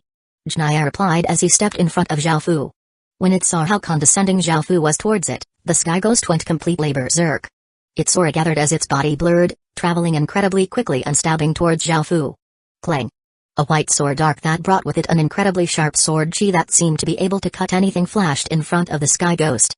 The sky ghost was given a great fright, and it quickly retreated. Only then did it take a good look at Jnaya. Jnaya was wearing white clothes. He held his sword with one hand, and his other hand was held behind his back. Standing there, his entire body gave off a powerful sword aura, and his cold gaze was fixed on the sky ghost in the air. The sky ghost changed its primary target to Jnaya, and it started attacking him. After 10 bouts, the sky ghost cut a sorry figure as it retreated. There was now a cut on its face from Jnaya, and the sky ghost furiously roared as a massive amount of ghostly chi streamed from its body and covered its entire body. Suddenly, 10 or so ghost heads burst forth from that ghostly chi and eerily laughed as they rushed towards Jnaya. Facing those 10 or so ghost heads attacking him from all directions, Jnaya didn't move from where he stood. Only when they were close enough to attack did he release sharp white arcs of light from above, below, left, and right. In just an instant, Jnaya had struck 10 or so times. The ghost heads were all caught within the arcs of light and were reduced to ghostly chi. At that moment, a figure suddenly appeared, stabbing its sword with immense force towards Jnaya's throat. This attack was incredibly sudden and unpredictable, and it was also ferocious to the extreme, placing Jnaya in a dangerous situation. Just as the sword was about to stab into Jnaya's throat, he quickly leaned his head to the side, causing the cold sword to graze past his neck. The sky ghost was quite shocked because it hadn't expected Jnaya to be able to avoid that attack. Suddenly, at that moment, Jnaya also attacked. His sword spewed forth a large amount of sword light as he abruptly stabbed forwards through the sky ghost's heart. The dark gold rank ghost slaying talisman on Jnaya's sword activated, instantly killing the sky ghost and causing its body to explode into ghostly chi as a few items fell to the ground. 208 Ghost Worldian soldier Jnaya picked up the 3 items, walked over to Zhao Fu, and handed them to him. Following this, Jnaya silently stood beside Zhao Fu as if he himself didn't exist. Zhao Fu didn't look at those items just yet, putting them away and continuing to gaze at the battlefield. The massive blood eagle was extremely effective, and it continuously destroyed crowds of ghosts. Under the soldiers' concentrated efforts, the 350,000 ghosts were rapidly killed, and all that was left was to clean up the remaining ones. It was a pity that killing these ghosts didn't give any experience point. Otherwise, after killing so many ghosts, Great Kin would have long since become an advanced town. After killing this wave of ghosts, they had no time to rest. The death cry flute and the reverse Tal monster warding talisman immediately attracted over even more ghosts who assaulted Great Kin from all sides. After killing a few more waves, when the first rays of dawn broke through the clouds, the darkness started to retreat as sunlight once again shined on the ground. The eerie and terrifying gray world disappeared, and everyone once again collapsed to the ground. The battle had been too intense, and at night, they barely had any time to relax. This was especially so after using the death cry flute. The ghosts' attacks hadn't ceased at all. By now, everyone was numb to killing. When he saw how exhausted everyone looked, Zhao Fu ordered them to go back and rest before ordering those who hadn't participated in the battle to collect the ghost crystals and arrows. After taking care of all of this, Zhao Fu turned to look at Asani, who was holding the flute with both hands. There were 2 black eye bags under her eyes, and she seemed completely drained. After all, she had played the flute for an entire night, and Zhao Fu smiled as he told her to go back and rest. Afterward, the stats were collated. They had obtained a shocking number of ghost crystals, more than 2.4 million, 10,000 or so treasure sacks, and countless city god stones. At the same time, the 6-path ravenous ghosts dropped a type of upgrade stone, 10 of which could upgrade a secret silver rank city god temple into a fine gold rank city god temple. Zhao Fu went to the city god temple and used 10 upgrade stones, causing the city god temple to shine with a dignified golden light. System announcement. Congratulations, your city god temple has been leveled up. System announcement. Congratulations, your city god temple has risen to fine gold rank and unlocked a special ability. Please take a look. When he heard this notification, Zhao Fu was quite curious and walked into the city god temple to take a look. The special ability was called Ghost Worldian Soldier. Ghost Worldian Soldier, you can spend yen coins to summon Ghost Worldian soldiers. Limit, 30. Ghost Worldian Soldier? Yen Soldier was a profession in the ghost world that followed the orders of the underworld, and yen soldiers caught evil ghosts. They were a type of profession that specialized in suppressing ghosts. Now that it was the Ghost Festival, hiring some yen soldiers would be quite useful. However, even though Zhao Fu wanted to hire some, he didn't know what yen coins were. In the real world, yen currency was just useless paper used to trick superstitious people out of their money. How could they summon yen soldiers? After asking around, Zhao Fu found out that yen coins referred to coins that were filled with a deathly aura, and they could be created from normal coins. After hearing this, Zhao Fu gathered some yen coins and chose to summon some yen soldiers. Yen chi spread from the city god temple as 30 tall figures walked out from within the dense yen chi and appeared before Zhao Fu. They were tall, muscular, and had regular humans' bodies. However, they had the faces of oxen or horses. They wore armor and held iron tridents and had an iron chain wrapped around their waists. These were all things that suppressed ghosts. Ghost Worldian Soldier, C-grade military, description, yen soldiers who capture ghosts, effect, receive skill, ghost suppression. We pay our respects to respected lord. After appearing, the 30 yen soldiers kneeled before Zhao Fu and greeted him together. Zhao Fu smiled as he replied, "You can all rise." Following this, Zhao Fu talked with them, but after he asked them to help him kill ghosts, he was displeased with their reply. One of the ox faces replied, "Respected lord, it's not that we don't want to help you, but right now, it's your Legacy Land's Ghost Festival. Right now, the doors to the ghost world are open wide, and we yen soldiers don't have the authority to deal with it. If there are ghosts around during normal times, we will definitely catch them without fail." Hearing their words, Zhao Fu was quite confused. My Legacy Land's Ghost Festival? Zhao Fu didn't quite understand. Wasn't the Ghost Festival happening all over the Heaven Awakened world? And what was a Legacy Land? Just as Zhao Fu was about to ask, a horse face elbowed the ox face, and no matter how Zhao Fu tried to ask, they refused to answer. In the end, he could only give up. However, Zhao Fu was resolved to find out what those words meant. Afterward, Zhao Fu looked at the City God Temple's stats.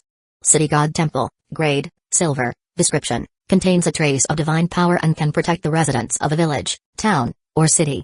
It requires sacrifices of incense and can be leveled up. All evil creatures that step within the territory that the City God Temple is in will be suppressed by the City God Temple, which will reduce their strength by 20%. Residents will also receive protection and have some immunity to dark powers. The fine gold rank City God Temple's effects were much more powerful, and they could reduce the strength of all evil creatures by 20%. The protection it gave was also much stronger, and Zhao Fu felt that the yin chi around him no longer drew close to him. It was a pity that this protection only applied within his territory. Upon leaving his territory, he would lose the protection because the city god normally only protected villages, towns, and cities. After looking at the City God Temple's stats, Zhao Fu looked at the things that the Sky Ghost had dropped. Another 2 Sky Ghosts had appeared afterward, and they had dropped the same things. There were 3 gray gold ghost crystals that were worth 100,000 ghost crystal points each, which was equivalent to 10,000 ghost crystals. There were also 3 gray gold treasure sacks, but they were different from normal ghost treasure sacks. They were labeled as Sky Ghost treasure sacks. After opening the three of them, Zhao Fu opened a dark gold rank hatchet, a dark gold rank material, and a golden stone. The dark gold rank weapon and material weren't very attractive to Zhao Fu, but he looked at the golden stone curiously. This stone was about as big as a palm and round, and it felt like it was made of jade. Unsealing stone, a special stone that can unseal anything that is sealed or suppressed. When he saw this stone, Zhao Fu couldn't help but feel excited. His power had been sealed and suppressed by that azure energy this entire time, and now that he had the unsealing stone, he could finally return to the peak of his strength. 209 Dark Ghost World. What was important was whether the unsealing stone would work on him. When Zhao Fu tried to use the unsealing stone, he received the notification: the unsealing stone is unable to completely unseal this sealing energy, and it can only unseal this sealing energy for 1 day. After 1 day, the energy will once regain its sealing properties. This caused Zhao Fu, who had previously been excited, to become speechless, and he could only put the unsealing stone away. Afterward, Zhao Fu left the Great Qin town and went to the Orc City to exchange for ghost crystals. This time, Zhao Fu brought only excellent equipment made of shatter steel iron. If not for the fact that the equipment made from it could shatter, the sharpness it gave to weapons would have made it an extremely good material. In order to prevent the orcs from discovering anything, all of the weapons were forged with exactly the same amount of shatter steel iron. As such, when their own weapons collided, they wouldn't shatter. After obtaining these weapons, the orcs would definitely use them to train against each other. If these weapons contained different amounts of shatter steel iron, Zhao Fu's plot would be foiled because the orcs weren't idiots. Zhao Fu had to keep the secret of the shatter steel iron hidden to trick the orcs and use it against them in future. Even though this was quite dishonest, Zhao Fu couldn't show mercy to these future enemies. If Zhao Fu was soft-hearted and these orcs one day slaughtered the Great Qin town, who would Zhao Fu complain to? When they saw Zhao Fu take out so much good equipment, Gunador was quite delighted and immediately took out a large number of ghost crystals to trade. This time, they had more than last time, around 80,000 ghost crystals in total. When he saw so many ghost crystals, Zhao Fu became satisfied. After all, with these ghost crystals, he would have enough to purchase the top-ranked profession. After completing the transaction, Zhao Fu didn't dally and immediately went to Holy Light City. He came before the exchange stone steel and purchased the profession without any hesitation. A violet light flashed from the exchange stone steel, causing countless people to become dumbfounded. They simply couldn't believe that the top-ranked profession, the 100 Ghost Illusionist, had already disappeared. This was like a massive boulder that had caused thousands of waves in a sea, and all of the large factions that had been nervously collecting ghost crystals were given a massive fright. How is this possible? It was only the second day of the Ghost Festival, so how could someone have obtained so many ghost crystals already? When the large factions heard about this, all of them felt disbelief, and they went to see for themselves. After verifying that what they heard was true, they were forced to admit that this was reality. None of them could have thought that someone would have obtained so many ghost crystals so quickly. If they knew that Zhao Fu had collected that number in a single night, the large factions most likely would have had a heart attack. As the top-ranked profession disappeared, the factions started to feel terrified. Once the top-ranked reward disappeared, this always meant that the ones below wouldn't last for long either. As such, they all desperately thought of ways to gather more ghost crystals.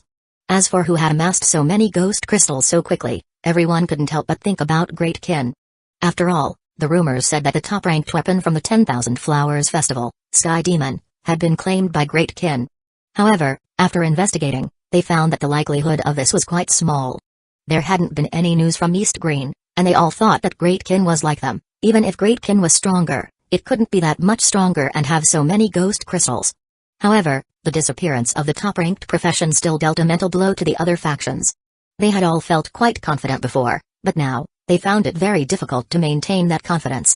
CG, Great Zai as legatee, looked into the distance and sighed. After entering the Heaven Awakened world, nothing had gone smoothly for him.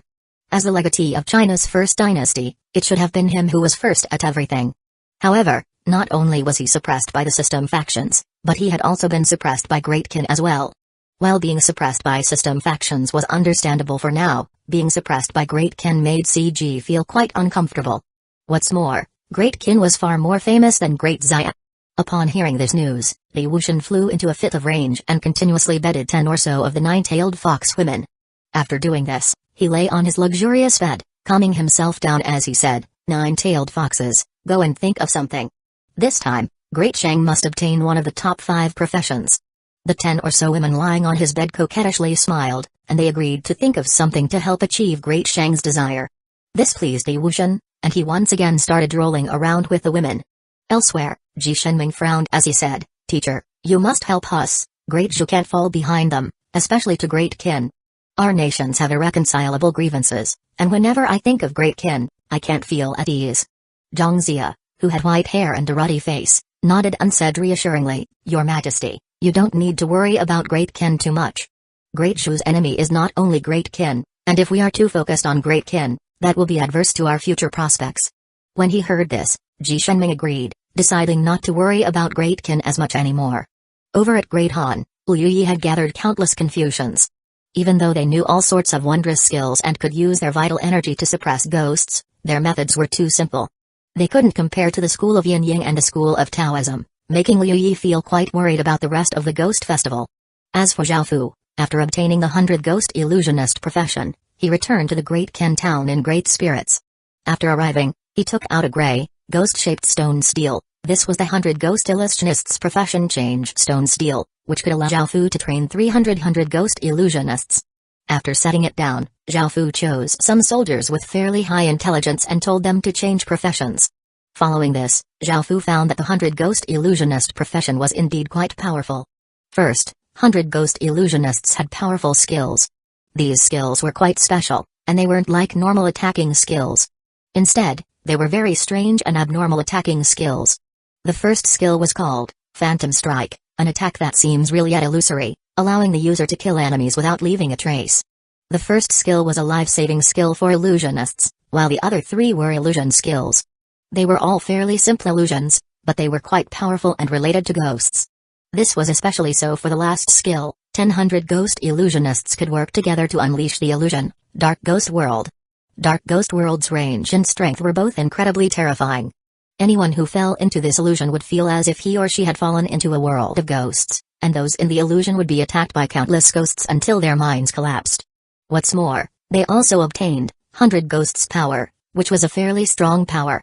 It could even change their constitution into the Yin attribute and raise their cultivation level quickly. However, the side effects were that the person would become quite gloomy. With these 100 Ghost Illusionists, Great Qin had once again become much more powerful. Zhao Fu chose 298 people with fairly high intelligence and allowed them to change into this new profession. 210 Ghost Tsunami. As for the last two spots, Zhao Fu decided to give them to Lai Qingqian and Liu Sabai.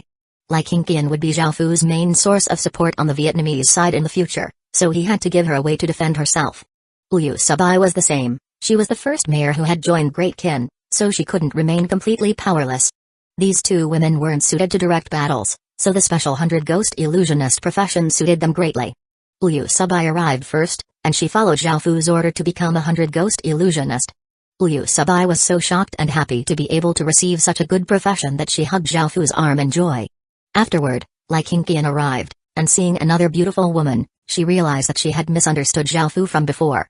Why would he set his sights on her when he didn't show any interest to the many beautiful women by his side? By now, Lai Qingqian had learned Chinese through the language stone steel, and even though she wasn't fluent, it was enough to communicate with others. After arriving, Lai Qingqian paid her respects to Zhao Fu as she said, "Your Majesty." When she saw that another pretty woman had arrived, Liu Sabai felt a bit jealous. However, when she thought about Zhao Fu's identity, she felt that there was no need to feel that way. As such, she politely smiled to Lai Qingqian.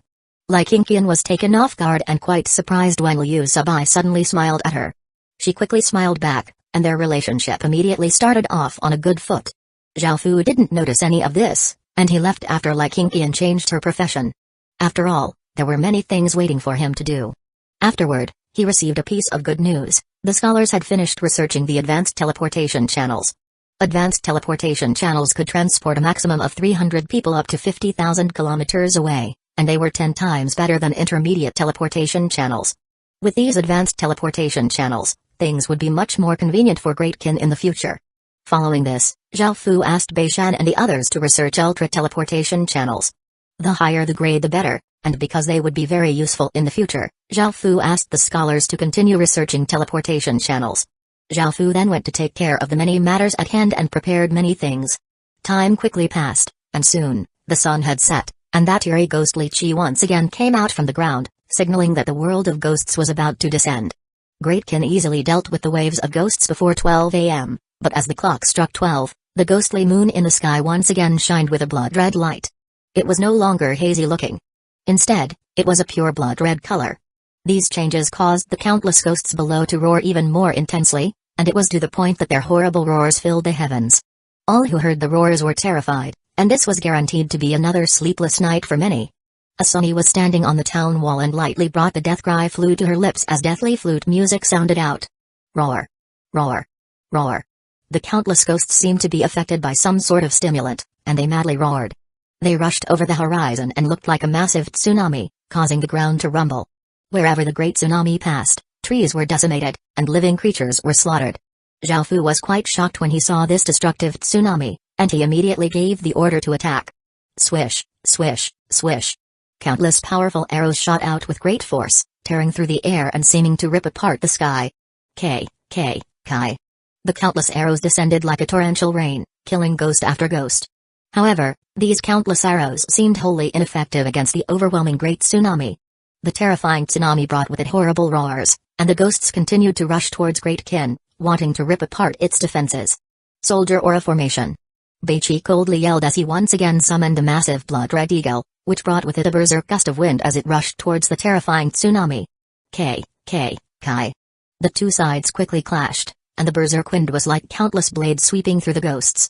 Countless ghosts were pierced by numerous blades, causing them to instantly dissipate into ghostly chi. However, the ghost tsunami wasn't weak. Hundreds of six-paths ravenous ghosts opened their mouths and shot out ghostly chi bombs at the blood-red eagle.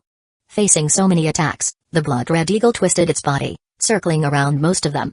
However, the ghost's attacks were too dense, and it was unable to dodge all of them. 10 or so of the ghostly chi bombs hit the eagle and exploded, causing the eagle to almost fall from the sky. Only after flying around in a circle for a while did the blood-red eagle stabilize itself and look down furiously. It stretched its wings and leaned forwards before diving down, bringing with it a massive wave of killing intent. Bang, bang, bang. This time, the blood-red eagle used its massive body, which was hundreds of meters wide, to collide with the great tsunami, causing countless ghosts to be sent flying. The blood-red eagle flew against the ground, unable to be stopped by any ghost. It was like an unstoppable tank, steamrolling everything in its way. This finally caused the terrifying tsunami to slightly pause, but that was all. The blood-red eagle had only stopped a portion of the ghosts, and the rest of them continued to flood towards the Great Kin town. The ghosts' terrifying roars and immense momentum caused many of Great Kin's people to feel terrified. Everyone had a serious look on his or her faces and felt quite nervous because every single one of them knew how dangerous the situation was. Zhao Fu's expression was also quite grim as he stood on the town wall and surveyed the battlefield. As he watched the terrifying tsunami come closer and closer, he knew it was time to use that. Jnaya, you can use that item now. Beside him, Jnaya obeyed and started giving out orders. By now, the great tsunami had come within 10 meters of the town walls, and soon, it smashed against the talisman paper-covered town walls. When they collided with the ghosts, many of the talisman papers burst into flames and were incinerated. Only the dark gold rank evil warding talismans continued to shine with golden light, resisting the ghostly chi, but they didn't have much effect. Savage-looking ghosts started to climb up the town walls, and they gathered together densely. The soldiers and residents on the town walls vigorously resisted, using arrows, spears, yang blood, and other weapons. However, there were simply too many ghosts, and no matter how Great Kin retaliated, the effects were too small. Whenever they killed a ghost, another ghost or even two would take its place. By now, the town walls were covered with ghosts, and soon, the ghosts would be on top of the town walls. If the ghosts reached the top, it meant that they might be able to break through the Great Kin town. The consequences would be unimaginable. 211 Ghost Summoner Scurry. Suddenly, at this key moment, a massive bird's cry sounded out, seeming to pierce through the clouds and spread out in all directions. The entire Great Kin town gave off a white light as a figure that wasn't very big spread its wings and flew from the center of the town. It was a crow-like bird with a wingspan of 2 meters that was covered in golden feathers. It had 3 feet, and its entire body burned with golden flames, giving off an intense heat that seemed to twist space. This was a golden crow. Legends said that it was a sun that had become a bird. However, this wasn't the real golden crow, but a golden crow created by a magic formation. This magic formation was the Sunblaze Emperor Immortal Formation. It was something that Zhao Fu had bought with 2 million or so ghost crystal points. The golden crow brought with it an intense fiery aura that caused the countless ghosts to all pause. They all completely despised this sort of aura. As the golden crow flew into the sky and gave off a blinding light, it looked like the rising sun, and countless ghosts fell in terror. Scree-ee. The golden crow cried again as it spread its wings, causing the golden fire around its body to expand outwards and explode with a powerful fire attribute energy. The fire seemed to become an orb of light around its body, and the instant that it formed, it gave off searing heat and looked like a darkness-destroying sun. Og! Under this terrifying light, white smoke rose up from the ghosts' bodies as they screamed in pain. They were being burned by the light, which was thousands of degrees, and they rolled around on the ground, trying to reduce the pain. Soon, their bodies became traces of ghostly chi as ghost crystals fell to the ground. By now, the golden crow had become a sun that was 10 meters wide and hung high in the sky, giving off light that covered hundreds of kilometers. It was extremely eye-catching and made it seem like it was daytime, causing even the eerie aura to retreat. The golden crow completely obliterated the great tsunami. Countless ordinary ghosts died under the light, while some of the stronger ghosts still had a bit of their strength and used it to desperately retreat. However, how could Zhao Fu just let them go? He immediately ordered for them to be chased down and killed. Standing on the town wall, Zhao Fu looked at the Sunblaze Emperor Immortal Formation's terrifying effects and had a satisfied smile on his face. When he saw that they had killed most of the ghosts, he decided to stop using the formation. After all, this formation consumed energy stones. In just 10 or so minutes, it consumed thousands of energy stones, which was tens of thousands of gold coins. The price of using it was too great, so unless it was incredibly crucial, Zhao Fu wouldn't use it. After buying so many defensive items, Great Qin was now lacking money. After 12 a.m. passed, the ghostly moon in the sky returned to its former state. The next few waves of ghosts were no longer as terrifying, and they were easily destroyed by Great Qin. The sun gradually rose in the east, signaling that a new day had come. Zhao Fu ordered his people to count the drops from this night. This time, they had obtained 2.6 million ghost crystals, even more than the previous night. Most of it was from that ghost tsunami. Furthermore, there were also 10,000 or so ghost treasure sacks, and Zhao Fu also collected 8 city god upgrade stones from sky ghosts. Zhao Fu only needed 5 city god upgrade stones from sky ghosts to raise the city god temple to dark gold rank, but Zhao Fu temporarily didn't upgrade it. This was because Zhao Fu had 2.6 million ghost crystals, which was equivalent to 26 million ghost crystal points. The second-ranked profession only cost 23 million ghost crystal points. Zhao Fu was quite excited and immediately went to Holy Light City. He came before the exchange stones deal and prepared to buy the second-ranked profession. However, what surprised Zhao Fu was that the second-ranked profession, Ghost Whisperer, had already disappeared. Who had taken it? It seemed that he couldn't be careless. It was already the third day of the Ghost Festival, and he wasn't the only one who had been presented with opportunities. He shouldn't have been surprised that the second-ranked profession would be gone. As such, Zhao Fu bought the third-ranked profession, Ghost Summoner, for 21 million ghost crystal points. Zhao Fu was still quite satisfied with this, and after he did this, he returned to the Great Qin town. The disappearance of the second and third-ranked professions caused the other factions to feel incredibly tense, and they started to think of all sorts of methods to gain more ghost crystals. After returning to the Great Qin town, Zhao Fu looked at the Ghost Summoner profession. This profession deserved to be ranked third, as its stats were quite powerful. As expected, the Ghost Summoner was a summoning profession that could summon all sorts of ghosts from the ghost world. They could summon Yin soldiers and Yin generals, who were all quite powerful. If this profession was developed to its peak, they would be able to summon thousands, if not tens of thousands, of ghosts. Furthermore, the Ghost Summoners had a few other abilities. They receive the affection of ghosts, won't be attacked by ghosts, and can understand ghosts. They also had a special ability, which was called Ghost Form. This skill allowed the Ghost Summoner to fuse with his or her summoned ghosts, giving the Ghost Summoner immense power.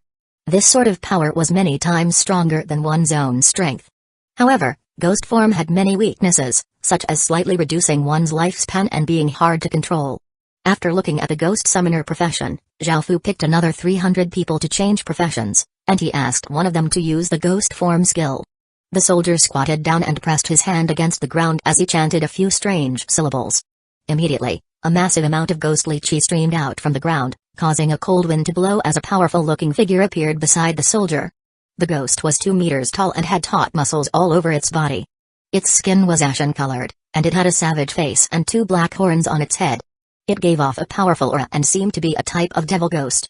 Zhao Fu was elated when he saw this. Since they were able to summon such powerful ghosts already, it meant that after they became more powerful, the ghost summoners would be able to summon incredibly powerful ghosts. It seemed that the ghost summoners would be very good in the future. After looking at these things, Zhao Fu once again went to the city god temple and used the upgrade stones dropped by the sky ghosts to upgrade it. The city god temple shined with a dignified golden light, and its structure looked even more majestic than before. After rising to dark gold rank, The city god temple's stats once again greatly rose. It now suppressed evil creatures' strength by 35%, and the protection was also stronger. Furthermore, the dark gold rank city god temple unlocked another ability, black and white impermanence. This ability allowed Zhao Fu to spend some yen coins to summon black and white impermanences. Black and white impermanences were also officials of the ghost world, and they had a higher status than yin soldiers. They were essentially bailiffs responsible for catching ghosts, and they were also more powerful than yin soldiers. The ancient legendaritions of them looked quite savage, holding leg irons and handcuffs, and they provided assistance to the good and punishment to the evil. As a Chinese person, Zhao Fu had heard about black and white impermanences, so he spent some yen coins and summoned them. However, the scene that greeted him caused his jaw to drop to the ground. 212 sixth night within a fog of ghostly chi, two figures appeared. One was wearing white clothes with a tall hat that had blessings of prosperity written on it, while the other wore black clothes and had a tall hat with peace on earth written on it. This was quite normal, but surprisingly, both of them were women. They had delicate features and looked extremely beautiful. One had tanned skin, while the other had white skin. Similarly, one had black hair, while the other had white hair, and they also had incredibly seductive figures. This was especially so for their large breasts, which were simply perfection. At this moment, the two women were tightly pressed together, their faces red and their clothes disheveled as their long tongues intertwined. What's more, they were panting heavily, making those who saw them fantasize. The two women's actions were quite intense, one pressed the other on the ground, and their hands roamed around each other's bodies, causing their clothes to almost fall to the ground, revealing a lot of skin. Upon seeing this scene, Zhao Fu stared in disbelief. He had never thought that he would see such a thing. Were these really the savage black and white impermanences who caught ghosts? Did he make a mistake? Zhao Fu looked at their descriptions and found that they were indeed black and white impermanences. Following this, Zhao Fu looked to see if there was a way to get a refund. He felt completely ripped off with these black and white impermanences. Zhao Fu wanted ferocious beings who could catch ghosts, but when he saw that these two women were becoming more and more intense, he decided to put an end to this. Ahem. Zhao Fu looked quite awkward as he softly coughed, causing the two indulgent women to come to their senses. Ah! The white impermanence cried out. Only now had she discovered that there was someone else around. A red blush appeared on her face as she quickly pulled up her clothes to cover her chest. The black impermanence also paused in surprise and looked around before noticing the system announcement she had received. Only after looking at it did she realize what was happening, and she casually pulled her clothes around her and covered herself before smiling at Zhao Fu. The two of them tidied themselves up before paying their respects to Zhao Fu and greeting him, "Respected Lord." The white impermanence's face was still flushed, and she looked quite embarrassed when facing Zhao Fu, not daring to look at him directly. As for the black impermanence, she looked as if nothing had happened and maintained a calm smile. Zhao Fu didn't pay too much mind to what had just happened, and he asked them why both of them were women when the legends said one male and one female. He then also asked what their names were. Following this, Zhao Fu found out that there were actually many black and white impermanences within the ghost world, though female black and white impermanences were in the minority. Most of them were male. He also learned that the white impermanence was named Basioxy, while the black impermanence was named Haiziaji. After hearing about these things, Zhao Fu left to prepare for the battle at night. The battle the previous night had been quite dangerous, and because most of the talisman papers on the town walls had been destroyed, he had to prepare them again. When she saw that Zhao Fu had left, Haiziaji flirtatiously smiled as she hugged Basioxy's slender waist and said, "Zioxy, let's continue from where we left off." Basioxy pushed Haiziaji away and glared at her with an embarrassed look as she replied, "No way. It was all your fault that our bodies were revealed to respected Lord, and it is because of you that we left a bad impression on him." In response, Haiziaji giggled, "What are you so embarrassed for? Respected Lord is a future emperor, and he might even take us as concubines in the future. Those old fellows in our clan saw respected Lord's massive fate and potential, which was why they pushed us out. This is a big matter, and after the Heaven Tribulation transformation, our clan wants us to establish a relationship with him. If respected Lord becomes powerful, it'll be very beneficial to the clan." Basioxy understood, and even though she looked somewhat unwilling, she couldn't resist and could only look sad. Haiziaji took advantage of this. She put her arm around Basioxy's petite frame and groped her large chest with practiced ease, after which some things that cannot be described happened. Time quickly passed, and soon, the sun went beneath the horizon, and the stars came out. By now, Zhao Fu's subjects had finished covering the town walls with talisman papers, and their preparations were complete. This was the fourth night of the Ghost Festival, and the ghosts were becoming more and more ferocious. People didn't have to go out to look for them, the ghosts now started to take the initiative to attack. Because Zhao Fu had the reverse Tell monster warding talisman and the death cry flute, large numbers of ghosts attacked. Although it was quite tiring for Great Ken's forces, they were still able to destroy them easily. Following this, the clock struck 12 again as the ghostly moon began to change. This time, Zhao Fu told Asani to stop playing the Song of Paradise. He still hadn't forgotten the terrifying scene from the previous night. The ghosts tonight were already incredibly fierce and tough, and Zhao Fu didn't want anything unexpected to happen. He just wanted tonight to pass safely. As such, he didn't allow Asani to play the death cry flute at midnight. Following this, Zhao Fu's intuition was proven correct. A massive ghost horde formed, and it was only slightly smaller than the previous nights. As such, Zhao Fu could only once again use the Sunblaze Emperor Immortal formation to suppress and kill these ghosts. After this chaotic time passed, everyone was able to relax, and the rest of the night passed easily. Early the next morning, the sky turned blue again, and the silver moon still hung faintly in the sky. During this time, Zhao Fu ordered his people to collect and tally the ghost crystals. This time, they had collected slightly less than the previous night, 2.4 million ghost crystals, roughly 10,000 ghost treasure sacks, and countless city god stones. By now, Zhao Fu had an innumerable number of city god stones, but he had no use for them. His city god temple was already dark gold rank, and they couldn't be used to upgrade it anymore. As such, he put them away in case they would be useful in the future. Zhao Fu once again went to Holy Light City's exchange stones deal and looked through the items. By now, Zhao Fu had 31 million ghost crystal points. Some of them were left over from the previous day, and some of them was from the Orc City. Because it was the 4th day, many of the top-ranked professions had been claimed, and only the 9th-ranked profession, Nether Ghost Archer, out of the top 10 was remaining. As such, Zhao Fu didn't hesitate to spend 18 million ghost crystal points to buy it. At that moment, Great Tang's Li Baking, who had, through great difficulty, finally gathered enough ghost crystals, was just about to purchase it too. When he saw that it had disappeared, flames of fury erupted out from him as he gnashed his teeth and roared, "Who did this?"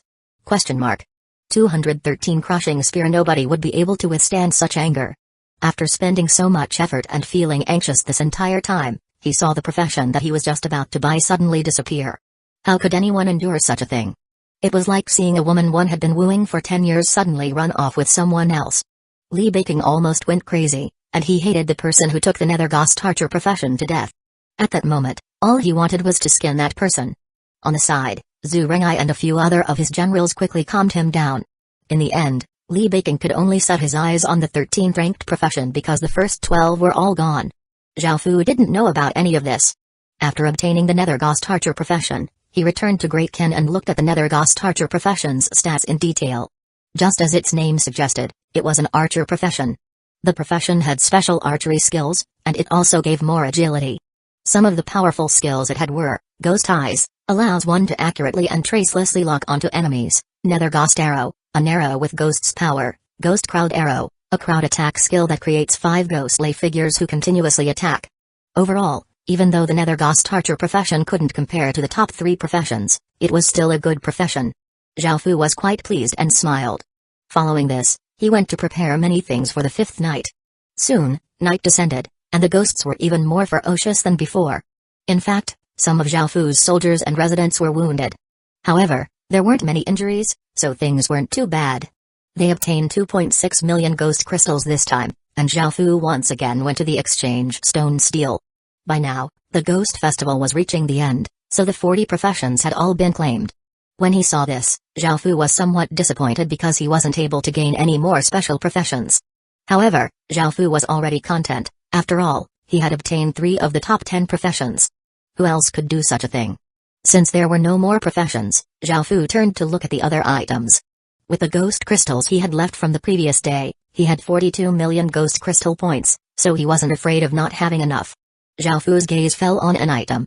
Because the focus of the Ghost Festival rewards was professions, many of the items were related to professions as well.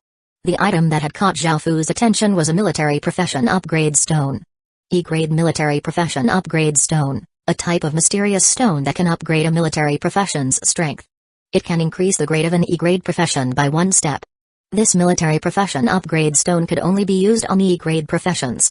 Great Ken Soldier was an E-grade profession, and Zhao Fu had long since felt that the Great Ken Soldier profession's grade was too low. With this upgrade stone, he would be able to raise it to E+ grade. This military profession upgrade stone cost 10 million ghost crystal points, and although it seemed expensive, Zhao Fu thought that it was worth it. After all, there was nothing else that was worth buying. D-grade military profession upgrade stone, a type of mysterious stone that can upgrade a military profession's strength. It can increase the grade of a D-grade profession by 1 step. D-grade military profession upgrade stones could only be used on D-grade professions, and Great Ken had many D-grade professions, such as general. There were also the special professions of the various races, though many of them were D-grade.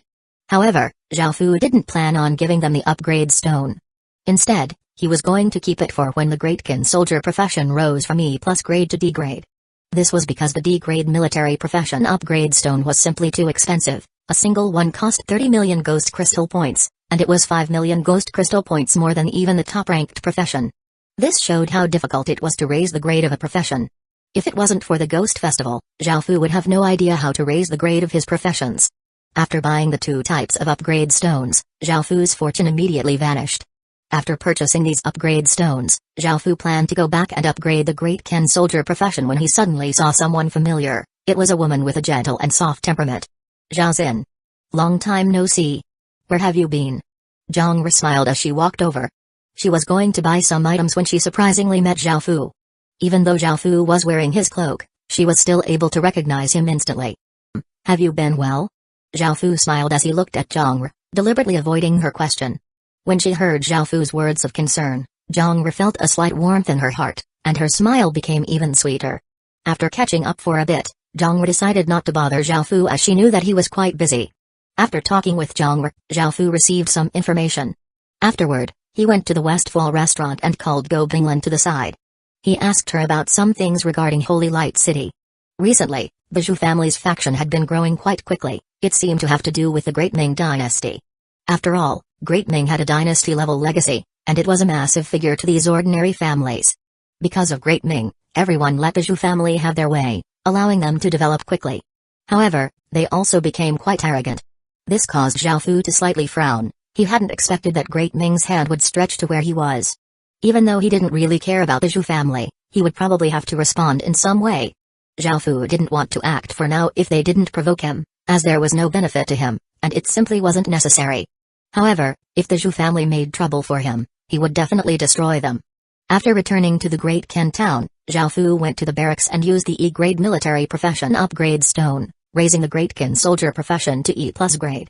After looking at the profession, he saw that both the stats and skills had become slightly better than before. In the remaining time, he started to prepare for the 6th night. The ghosts on the 6th night were even more ferocious and violent than previous nights, and they were much stronger too. What's more, many more ghosts appeared within the town than normal, and even evil ghosts appeared. If it wasn't for the city god temple's suppression, normal evil warding talismans would have been unable to stop them. Without good defensive measures, countless residents would be injured, which was why the city god temple was especially important. Now, even fewer people dared to come out at night because that was equivalent to seeing death. It was much more difficult for each of the factions to kill ghosts now. This was the same on Zhao Fu's side as well. However, it was easier for them because they had a dark gold rank city god temple, the Yin General Ghost Suppressing Formation, and the Sunblaze Emperor Immortal Formation. Even so, they made it through the 6th night with great difficulty. 214 Ghost Queen. Even though the night was quite difficult to get through, they obtained significant gains. In total, Great Ken collected 3 million ghost crystals this time, and Zhao Fu once again went to the exchange stones deal to see if there was anything left that was worth exchanging for. After looking through it closely, he found that there were still a few things of value to him. The first was a formation called the Four Corners Ceiling Formation, which was set up through 4 stone steels. Each of them had, respectively, an azure dragon, white tiger, vermilion bird, and black tortoise engraved on them, and the formation had incredible sealing powers.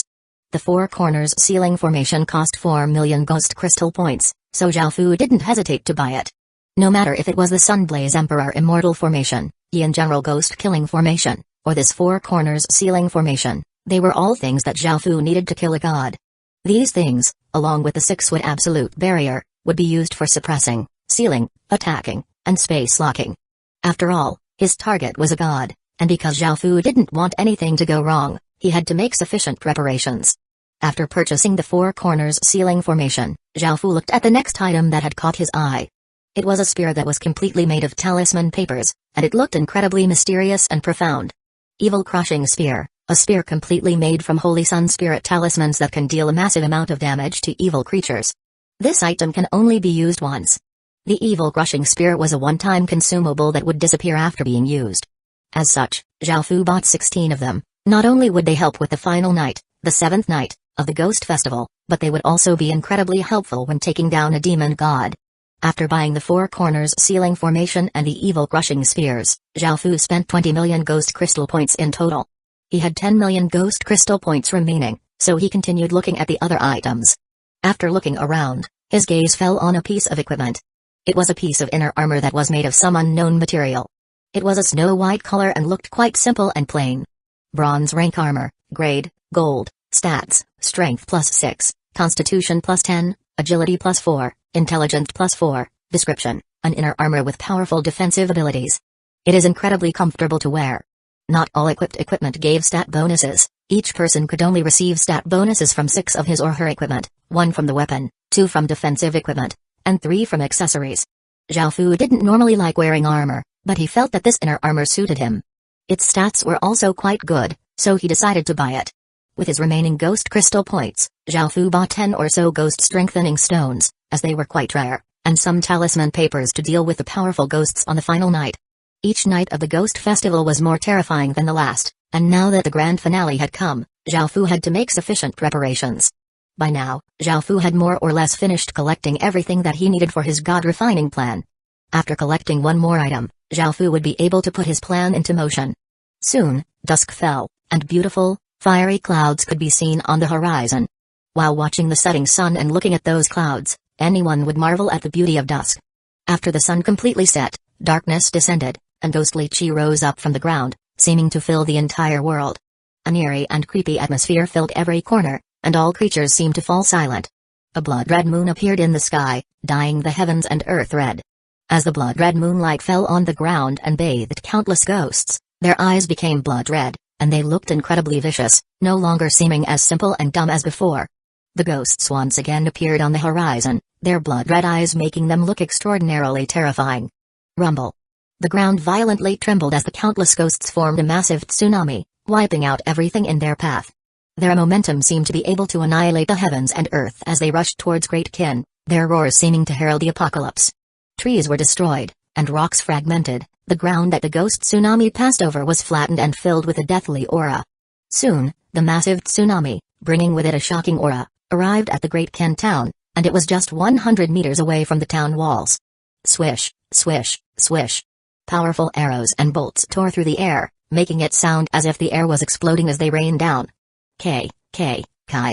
Dense waves of arrows and bolts shot down, but they didn't slow down the tsunami at all. By now, Zhao Fu had brought the entire town to arms, and even though they shot countless arrows, they were still unable to stop the tsunami. Soon, this massive tsunami was about to collide with the town walls. Scree-ee-ee-ee.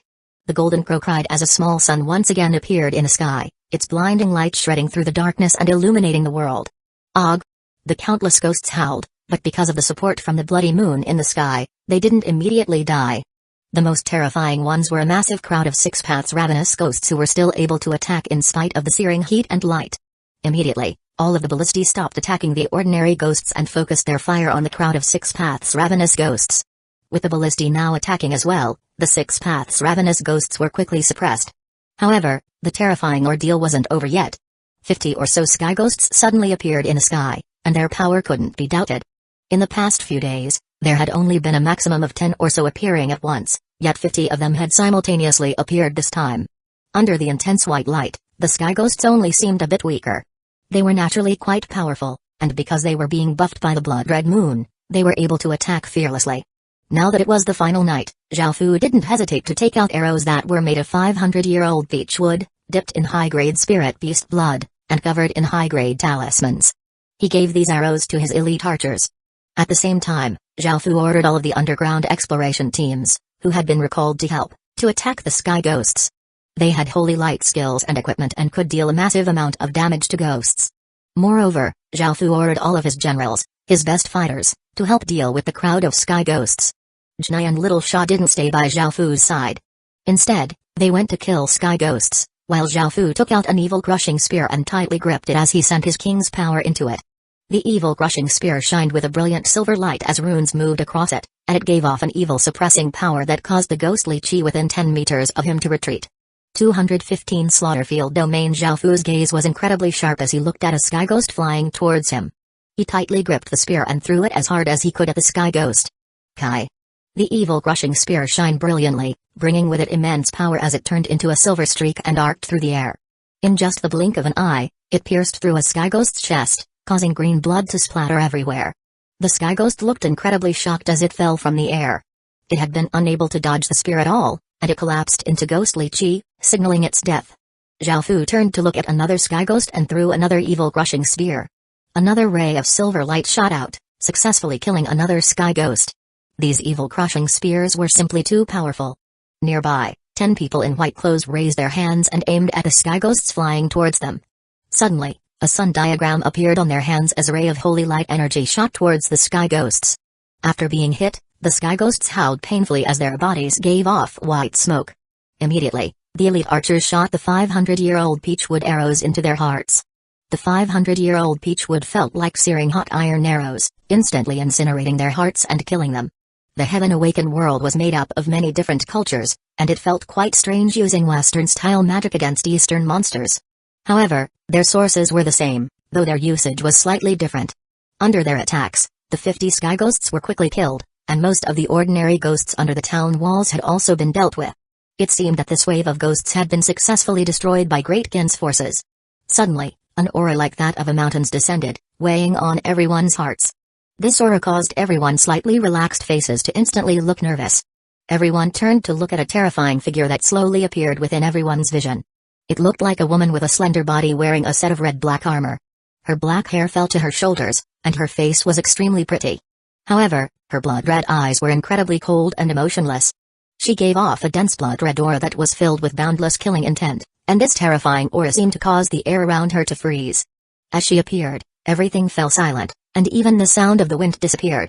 The ghosts around her all prostrated themselves on the ground as they trembled and looked incredibly fearful. Zhao Fu's expression became grim. He could sense how powerful this ghost was. This was most likely a queen-level ghost. Bei Qi, I'll leave things here to you, Zhao Fu said as Little Sha, Jnaya, and he jumped down from the town walls and walked towards the ghost queen. Just as he had taken a few steps, a few six-paths ravenous ghosts leaped towards him. A few sword lights flashed, and without Zhao Fu having to do anything, Jnaya had easily dealt with the six-paths ravenous ghosts. As they advanced, many ghosts who still had some fighting power charged at Zhao Fu, but he didn't need to attack. In fact, he didn't even slow down or pause because as soon as ghosts came near, sword lights and blood-red lights would flash from Jnai and Little Shah's attacks, dealing with them instantly. The Ghost Queen held a blood-red sword that gave off a sense of killing intent, and its cold gaze fell on Zhao Fu's body. It seemed to sense that Zhao Fu was the lord here, and it walked to meet him. Both sides slowly drew closer to each other, and when they were within 10 meters of each other, they both stopped. None of the other ghosts dared to come close, and the Ghost Queen didn't hide the killing intent in its eyes. Just as it was about to attack, Little Shah took the initiative and strangely appeared beside the Ghost Queen, his dagger drawing a sharp arc of light as it slashed the Ghost Queen's throat. However, the Ghost Queen casually swept out with its sword, sending Little Shah flying. Even though Little Shah was quite powerful to other people, in front of the Ghost Queen, he was still a bit too tender. After being sent flying, he didn't receive very heavy injuries, and he angrily started to rush at the Ghost Queen again. However, Zhao Fu stretched out his hand and signaled for him to stop. Little Shah could only return to Zhao Fu's side. At that moment, Jnaya raised his sword and started to walk towards the Ghost Queen. The Ghost Queen coldly watched as Jnaya walked closer and closer. Suddenly, it slashed out with her sword, causing a blood-red sword light to fly towards Jnaya. Jnaya remained expressionless as he also slashed out with his sword, sending out a sharp white sword light. Clang! The blood-red sword light and the white sword light clashed, causing a metallic clashing sound to ring out. Sword light scattered everywhere as the two attacks neutralized each other. It seemed that the two of them were on equal ground. The Ghost Queen's blood-red eyes stared at Jnaya, and it became serious as the true battle unfolded. The Ghost Queen brandished its sword, chopping down at Jnaya again and again. Each strike was extremely ferocious and contained immense killing intent, making its strikes seem quite terrifying. Jnaya parried while also responding with his own attacks. Even though he didn't attack very frequently, each strike brought with it a trace of fatal danger, forcing the Ghost Queen to either evade or block. Clang! Clang! Clang! The battle between the Ghost Queen and Janaya was incredibly intense, and clanging sounds continuously rang out as sword light flew everywhere. This generated a sharp sword wind that could even cut leaves that were 10 meters away. The Ghost Queen suddenly slashed horizontally, sending out a 5-meter-long blood-red arc of light that seemed to be able to split mountains and was incredibly monstrous. Janaya was unable to dodge to the left or right, so he kicked off the ground and flipped through the air before landing behind the Ghost Queen. However, at that moment, the Ghost Queen reversed its sword, stabbing backward towards Janaya's chest. Facing this sudden attack, Janaya vigorously twisted his body, narrowing avoiding the stab. He simultaneously attacked, his sword stabbing towards the Ghost Queen's unprotected armpit. The Ghost Queen's gaze became cold, and the Ghost Queen exploded with an even more powerful aura. The blood-red aura around her became many times more powerful, and this energy sent Janaya stumbling backward. The Ghost Queen grasped this opportunity and rushed towards Janaya, once again stabbing towards him. Facing the Ghost Queen, who was even more powerful than before, Janaya knew that he wasn't a match for it. As such, he could only use that power. When the Ghost Queen stabbed towards him, Janaya suddenly closed his eyes before suddenly opening them. A black light flashed in his eyes as a black symbol appeared on his forehead. It was Zhaofu's King's Seal. When the King's Seal appeared, Janaya's aura became many times more powerful, and his body gave off traces of Black King's power. This King's power wasn't Janaya's but Zhaofu's. Now that both sides were more powerful, the battle became even more intense. The rays of sword light from their battle slashed into the ground, resulting in many large and small gashes in the ground. At that moment, Janaya trembled as his sword hummed and stabbed at the Ghost Queen incredibly quickly. Facing this dangerous strike, the Ghost Queen had to dodge, causing Janaya's attack to miss. However, it was able to cut a few of the Ghost Queen's hairs. Just as the Ghost Queen was about to attack, Janaya suddenly changed his attack, smashing his sword against the Ghost Queen, who had just dodged. The massive force sent the Ghost Queen several meters away, causing the Ghost Queen to lose its balance. Janaya took this opportunity to unleash a fatal attack. A massive black sword light that contained an incredibly sharp aura covered the Ghost Queen. However, at that moment, the situation suddenly changed. 216 Ghost of slaughtering. Just as massive black sword light was about to hit the Ghost Queen and kill it, the Ghost Queen exploded out with its true power. Og! The Ghost Queen womanly yelled. When the Ghost Queen yelled, it had a feminine and soft quality to it. Boom! As the Ghost Queen yelled, it released a terrifying power as a pillar of blood-red light rushed up into the sky.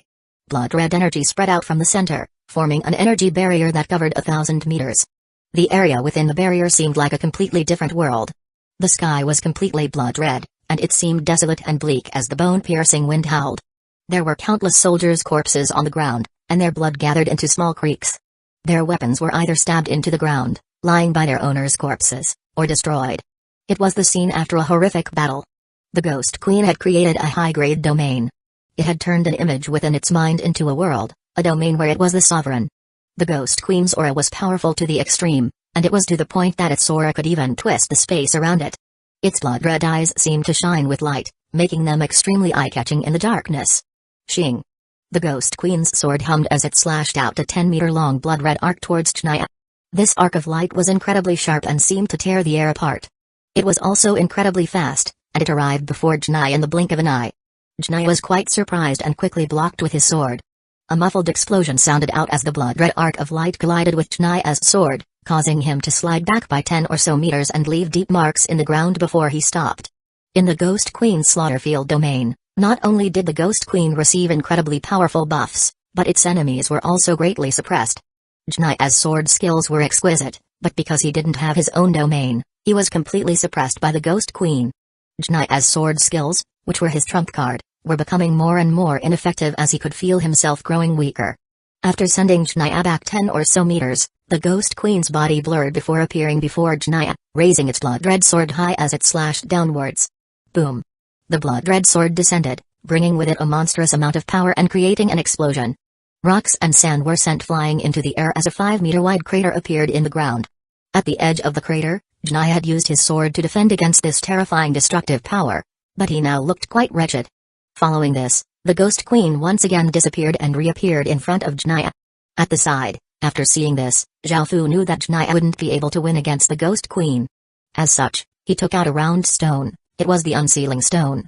Zhaofu closed his eyes as he pressed the unsealing stone against his chest and softly yelled, "Unseal." The unsealing stone turned into an orb of light and entered Zhao Fu's body, immediately unsealing the azure energy sealing Zhao Fu's power. Zhao Fu's full power erupted from within him, causing a large amount of King's power to rush out of him. Zhao Fu once again opened his eyes, a black light flashing within them. His eyes were completely black. His aura had become many times more powerful, and it was filled with dignity and overbearingness. At that moment, Jnaya was once again sent flying by an attack from the Ghost Queen and crashed to the ground. A trace of blood flowed out from his mouth as he looked at the Ghost Queen seriously. "Jnaya, you can step back now." When he heard Zhao Fu's voice, Jnaya turned and looked at Zhao Fu, who was using his full strength. His heart trembled as he quickly retreated to the side. The Ghost Queen turned its head, its blood-red eyes looking at Zhao Fu, who was giving off a massive aura. Its face became serious, as it could sense how powerful Zhao Fu was. Zhao Fu also looked at the Ghost Queen as he held the Sky Demon sword. He raised his other palm towards the Ghost Queen, on which his king's seal appeared. A formless energy swept out as an area with black dragon inscriptions appeared. If he wanted to deal with the Ghost Queen, he had to use his domain to fight against the Slaughterfield domain. Zhao Fu knew that his domain couldn't rival the Ghost Queen's Slaughterfield domain yet, which covered 1,000 meters, so he chose to only make it cover 10 meters. This increased its strength, and it would guarantee that he wouldn't be affected by the Slaughterfield domain. The Ghost Queen turned and rushed at Zhao Fu, ferociously attacking him. Its sword shot out with blood-red light as it chopped down towards him, giving off a fearsome aura. Zhao Fu raised his sword, which shot out with black light, and parried the Ghost Queen's sword. Boom! A massive explosion sounded out. This wasn't from their swords colliding but from the Black King's domain and the blood-red Slaughterfield domain clashing. It was as if two worlds had collided. This created a massive shockwave that blasted outwards like a wild gale, and the ground beneath their feet also disintegrated. Og! The Ghost Queen once again roared as its sword flashed towards Zhao Fu. Its attacks were difficult to see with the naked eye, and they were incredibly fast. Because of this, Zhao Fu was instantly suppressed and forced to defend. Facing the Ghost Queen's ferocious attacks, Zhao Fu coldly harumphed as he yelled, "Sky Demon Slash!"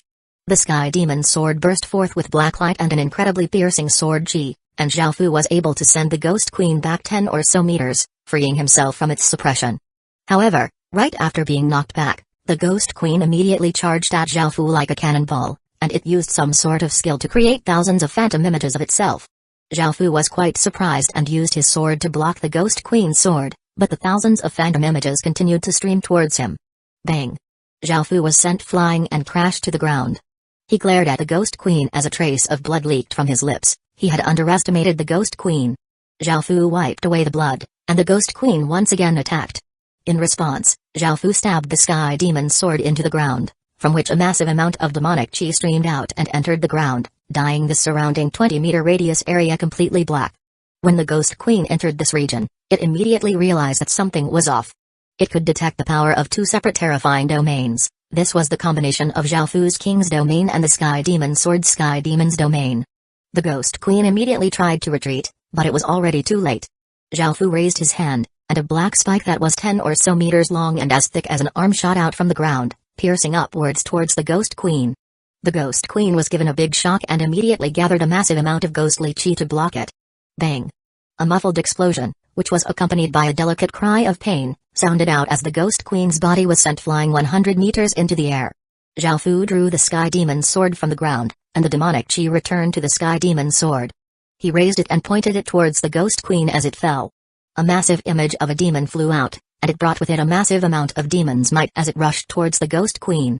217 black bloodwood at race of green blood flowed out of the lips of the Ghost Queen as the Ghost Queen fell. Seeing the demon image rushing at it, it twisted its body and gathered a massive amount of ghostly chi around its sword, causing it to give off a shocking light. The Ghost Queen used the momentum from twisting its body to vigorously slash out, unleashing a 20-meter-long blood-red sword light. It gave off an incredible sound as it split the demon image in two, turning into motes of black light. Just as that happened, Zhao Fu tightly gripped an evil crushing spear and sent his king's power into it, causing it to give off a blinding silver light as mysterious runes flowed around it. Swish! Zhao Fu threw the evil crushing spear with all his might, and the air was torn as the evil crushing spear turned into a silver ray of light as it shot towards the Ghost Queen. The Ghost Queen had only just managed to split the demon image with great difficulty, and it was unable to dodge or block this attack at all. Og! The Ghost Queen cried out and coughed up a mouthful of blood as its abdomen was pierced by the evil crushing spear. Even though the evil crushing spear soon turned into motes of silver light, A terrible wound was left on the Ghost Queen's abdomen. What's more, there was white smoke pouring out from that injury, and the evil crushing spear's energy continued to wreak havoc within the Ghost Queen's body. At that moment, Zhao Fu took out another evil crushing spear as he looked at the Ghost Queen, who was still falling. He threw it with immense strength, causing it to streak through the air like a meteor as it flew towards the Ghost Queen. Og!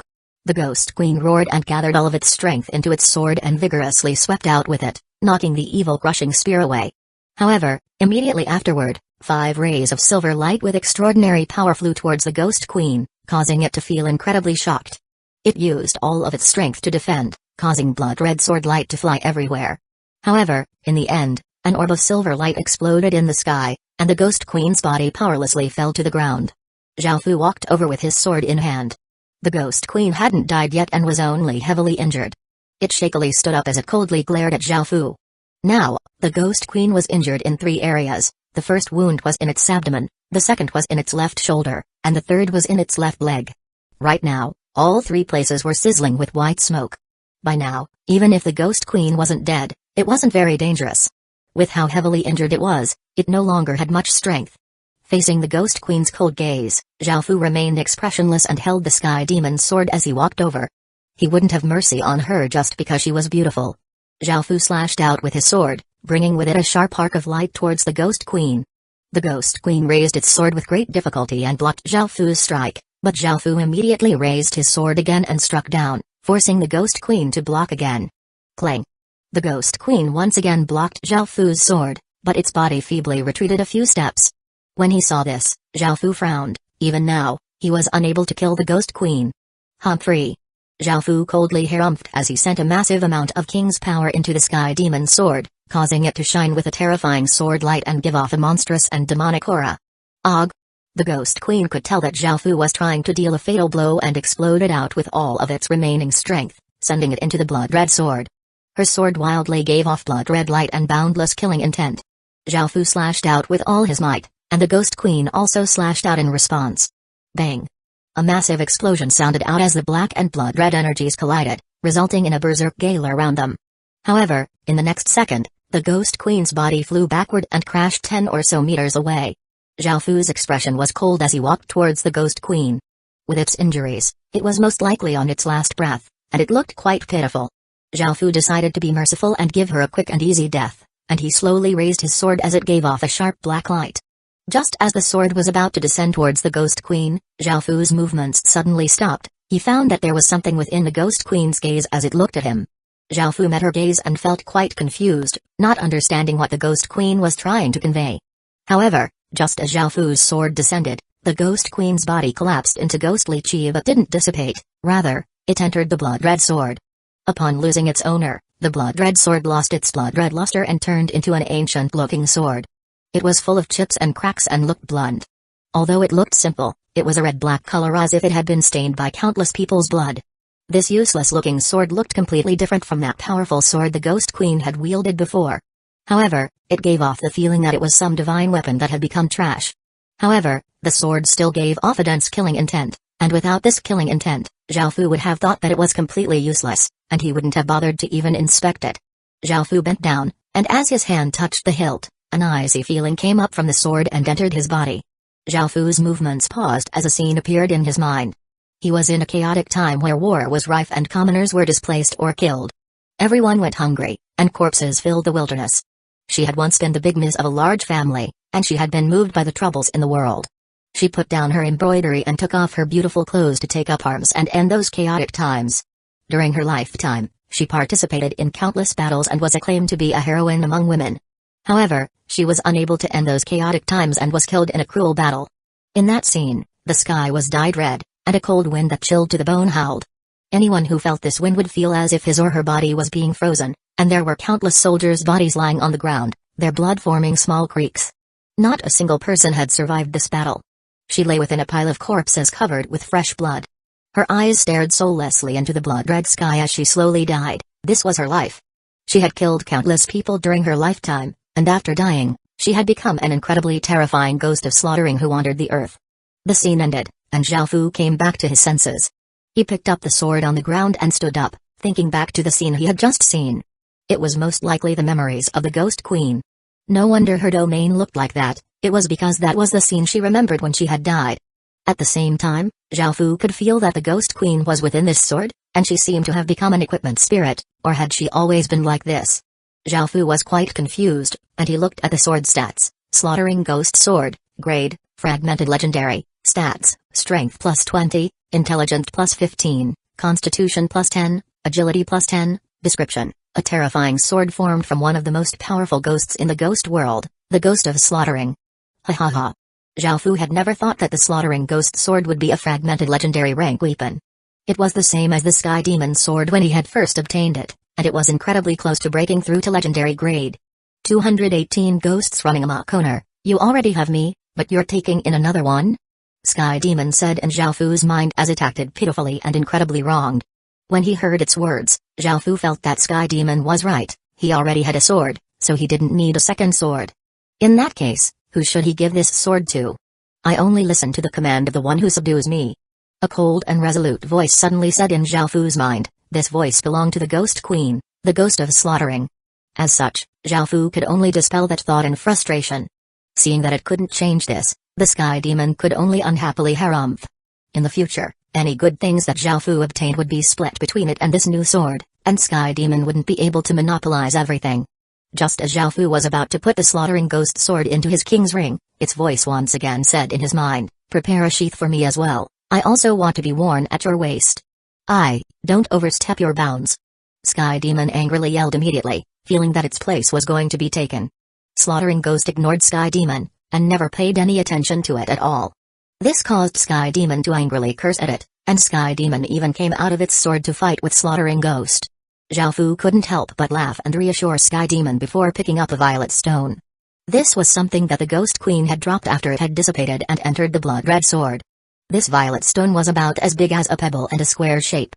It had a flat and smooth surface and felt cold to the touch. City God Temple Upgrade Stone, a mysterious stone that can upgrade a dark gold rank City God Temple into a epic rank City God Temple. When he saw this item, Xiaofu became delighted, and he put it away. He looked around and found that his forces had dealt with most of the ghosts, so he took Chnai and Little Sha back to the town walls. Afterward, the next few waves of ghosts were quickly dealt with by Great Kin. When a trace of sunlight came over the mountains and the darkness retreated, everyone knew that the Ghost Festival had finally ended. This allowed many people to let out a sigh of relief. The memories that the Ghost Festival had left them with were simply too monstrous. Whenever night fell, residents would tightly close their doors and refuse to go out. Xiaofu ordered his people to tally their gains from the final night. They had obtained 2.5 million ghost crystals in total, as the ghosts had stopped attacking after midnight. Most of the 2.5 million ghost crystals had been obtained before midnight. Moreover, apart from countless ghost treasure sacks and city god stones, they had also obtained 50 or so treasure sacks from sky ghosts.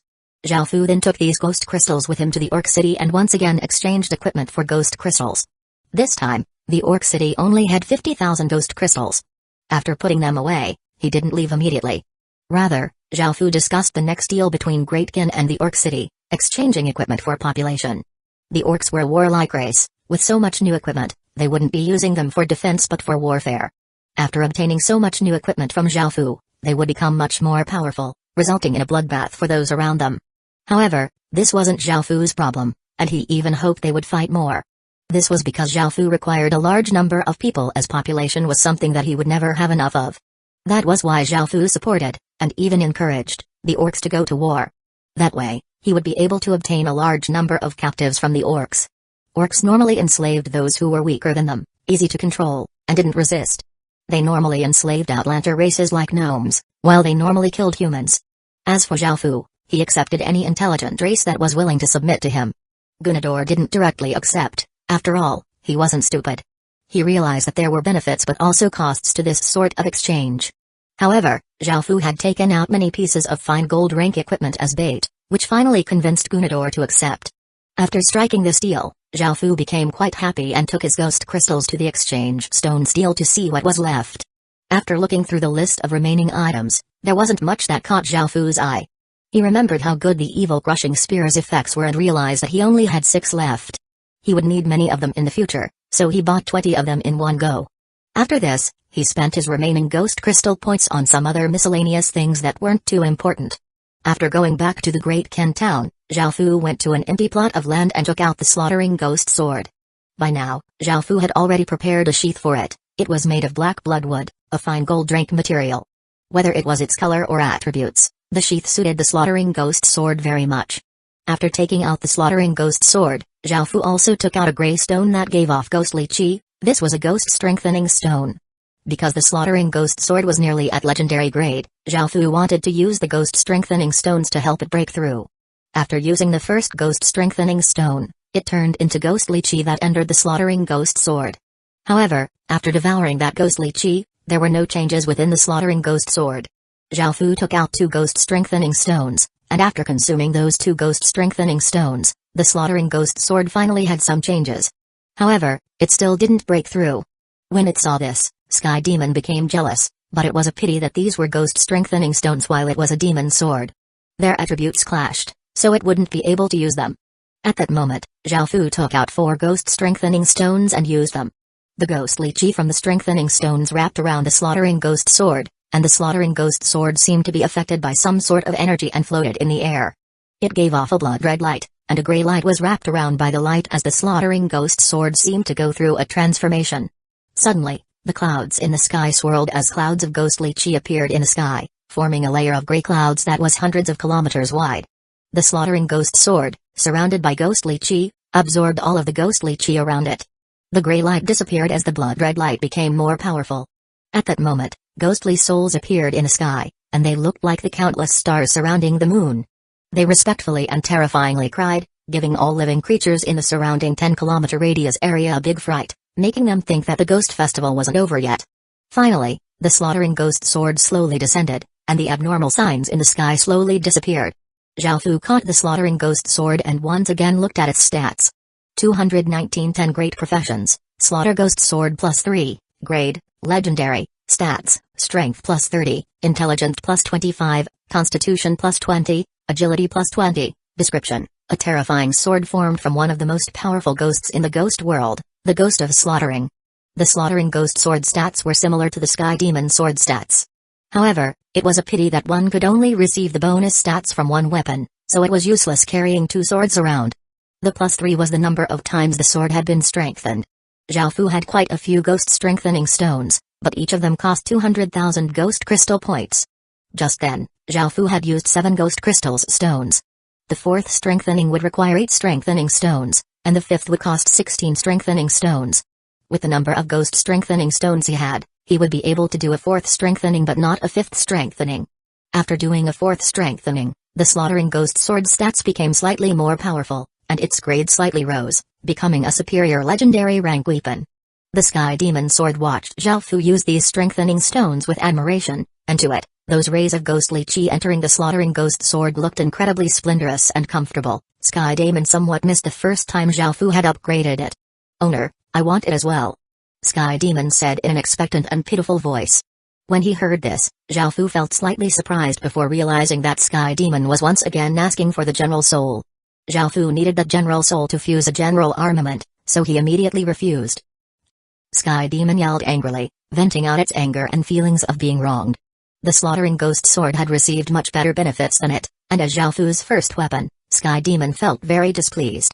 When he saw this, Zhao Fu felt quite helpless and comforted it by saying, "In the future, I'll help you obtain some demon strengthening stones, alright?" When it heard Zhao Fu, Sky Demon immediately cheered up and smiled, saying obediently, "Okay. Thank you, owner." Once again witnessing how fast Sky Demon's attitude could change, Zhao Fu was speechless and tied the Sky Demon sword and slaughtering ghost sword to his waist before heading to the City God Temple. Now, Zhao Fu wanted to upgrade the Dark Gold rank City God Temple to Epic rank. Any Epic rank item was incredibly rare and powerful. After all, the Great Kin town was a Epic rank town. Because of how rare they were, Epic rank things were equally as powerful, so Zhao Fu wondered what a Epic rank City God Temple would be like. He didn't hesitate as he took out the violet upgrade stone and chose to use it. The violet upgrade stone turned into a ray of violet light and shot into the temple, causing it to once again shine with that mighty and dignified golden light. The structure once again became larger and more imposing. System announcement. Congratulations, your City God Temple has been upgraded to Epic rank. System announcement. Your City God Temple has unlocked the ability, City God. After receiving these two system announcements, Zhaofu walked into the city god temple. There were many Yin soldiers guarding the entrance, and after walking in, he saw the black and white impermanences, who had red faces. One could only guess what they had been doing.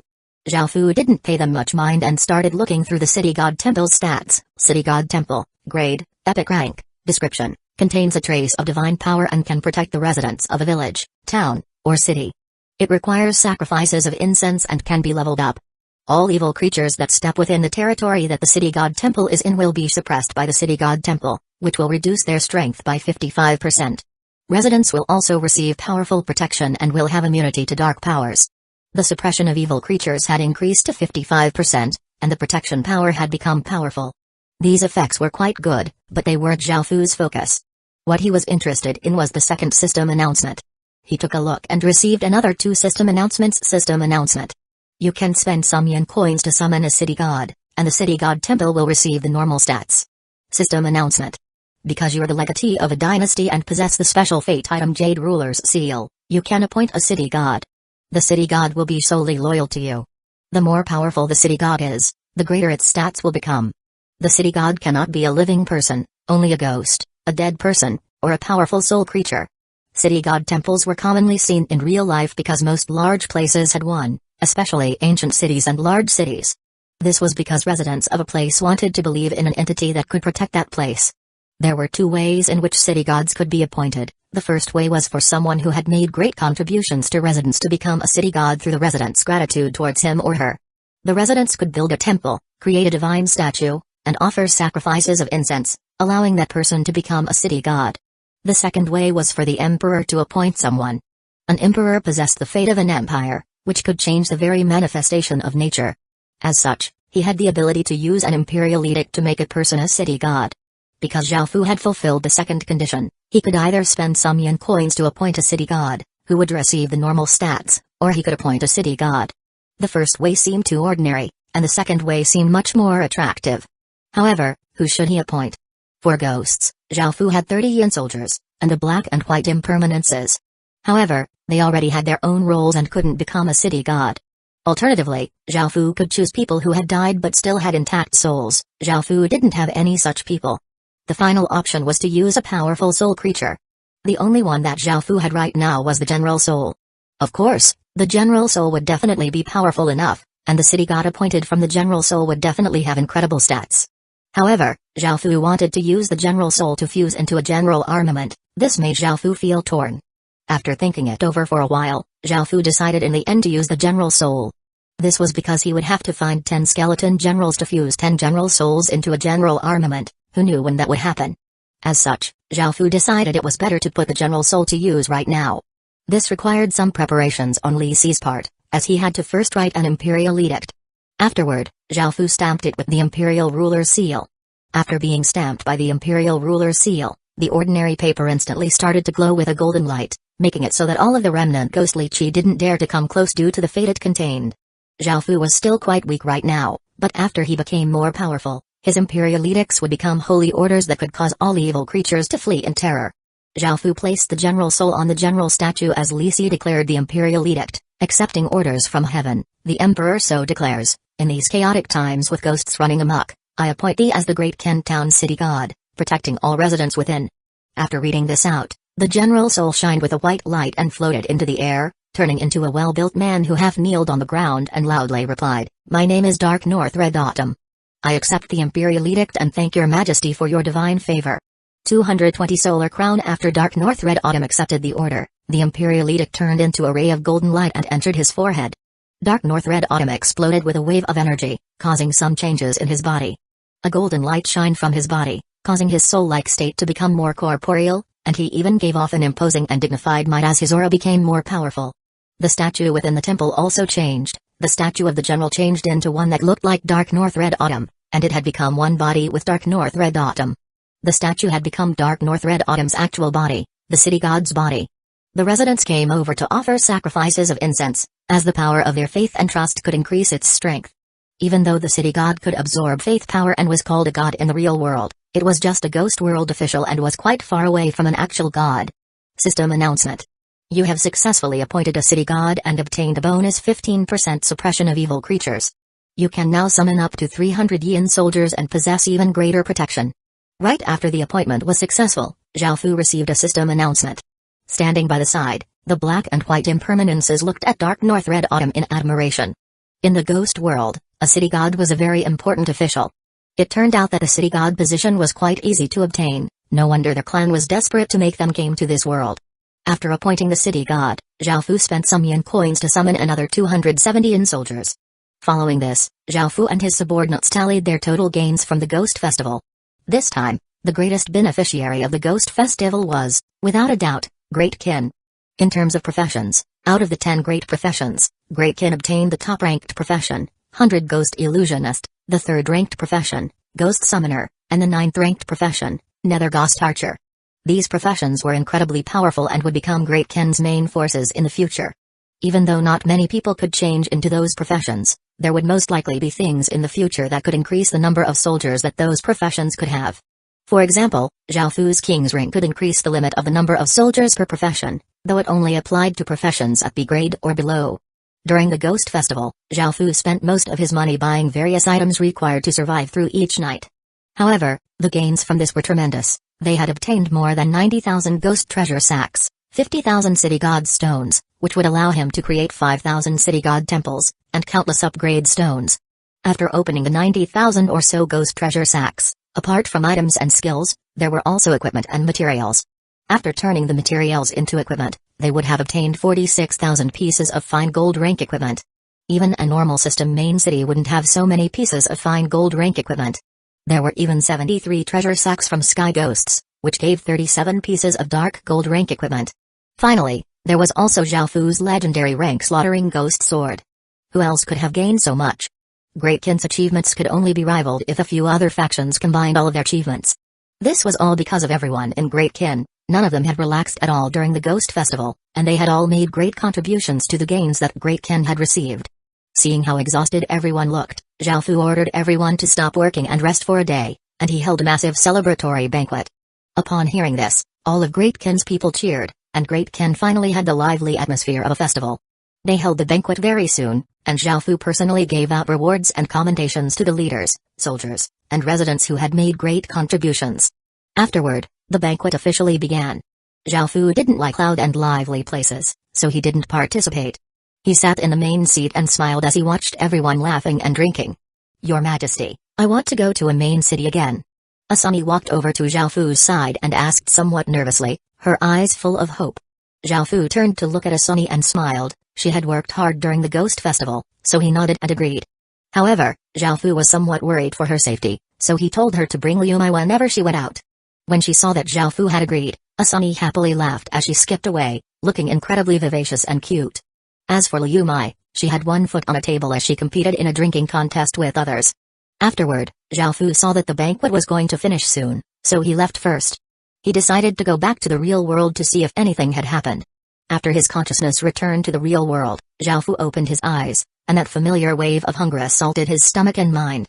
He could only ask his bodyguard to order some food for him while he opened his laptop and went into the Heaven Awaken World Forum, looking at the gains of each of the major factions.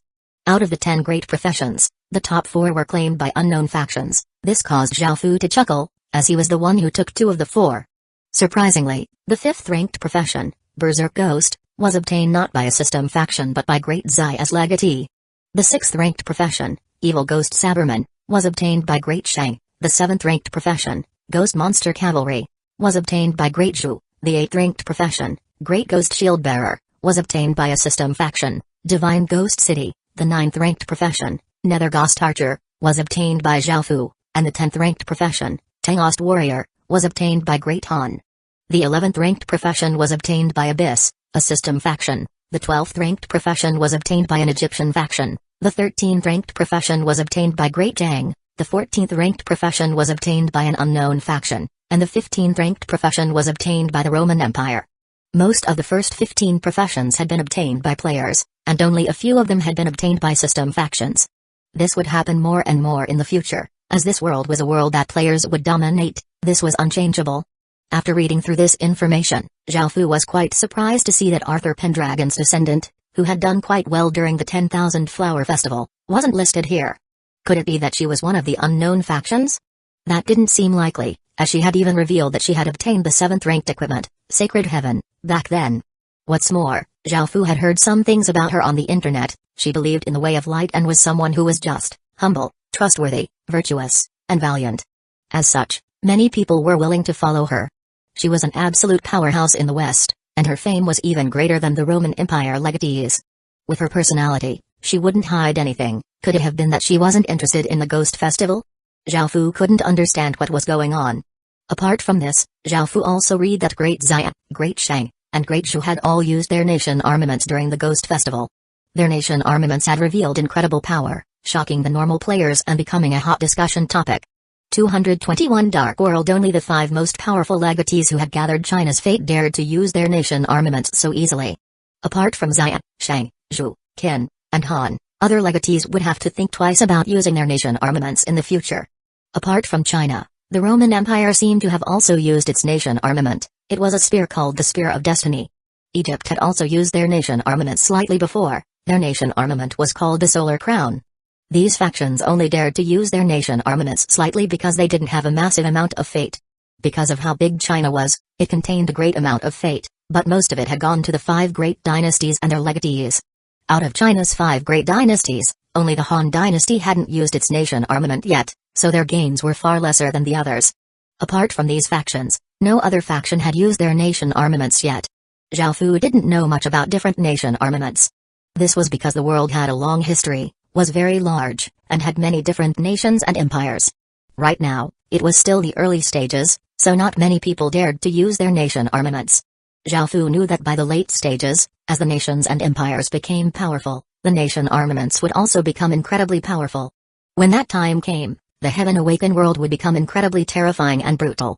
Over at Great Xia, CG was quite satisfied with his gains this time. Last time, during the 10,000 Flower Festival, he had only gained the 8th ranked epic rank equipment, while he had obtained the 5th ranked profession this time. He had made quite an improvement. However, he was apprehensive towards the unknown factions that had obtained the top 4 professions. Recently, Great Qin had become much quieter than before and hadn't done anything big, therefore, Great Qin wasn't as focused upon. After hearing his subordinates' reports, it seemed that Great Qin hadn't obtained a single profession, but how could CG believe this? He had already started viewing Great Qin as one of his most powerful rivals, and he wouldn't believe that Great Qin was so weak. Whenever CG thought about the top 4 professions, the possibility of Great Qin taking one of them always flashed in his mind. However, according to his spies in East Green, nothing big had happened there. Could it be that Great Qin's not in East Green? What's going on? CG couldn't understand what was going on, but he was still uneasy. He would never have expected that both the top-ranked and third-ranked professions had been taken by Zhao Fu. Great Shang's legatee, the Wushan, stood at a high place and uproariously and domineeringly laughed.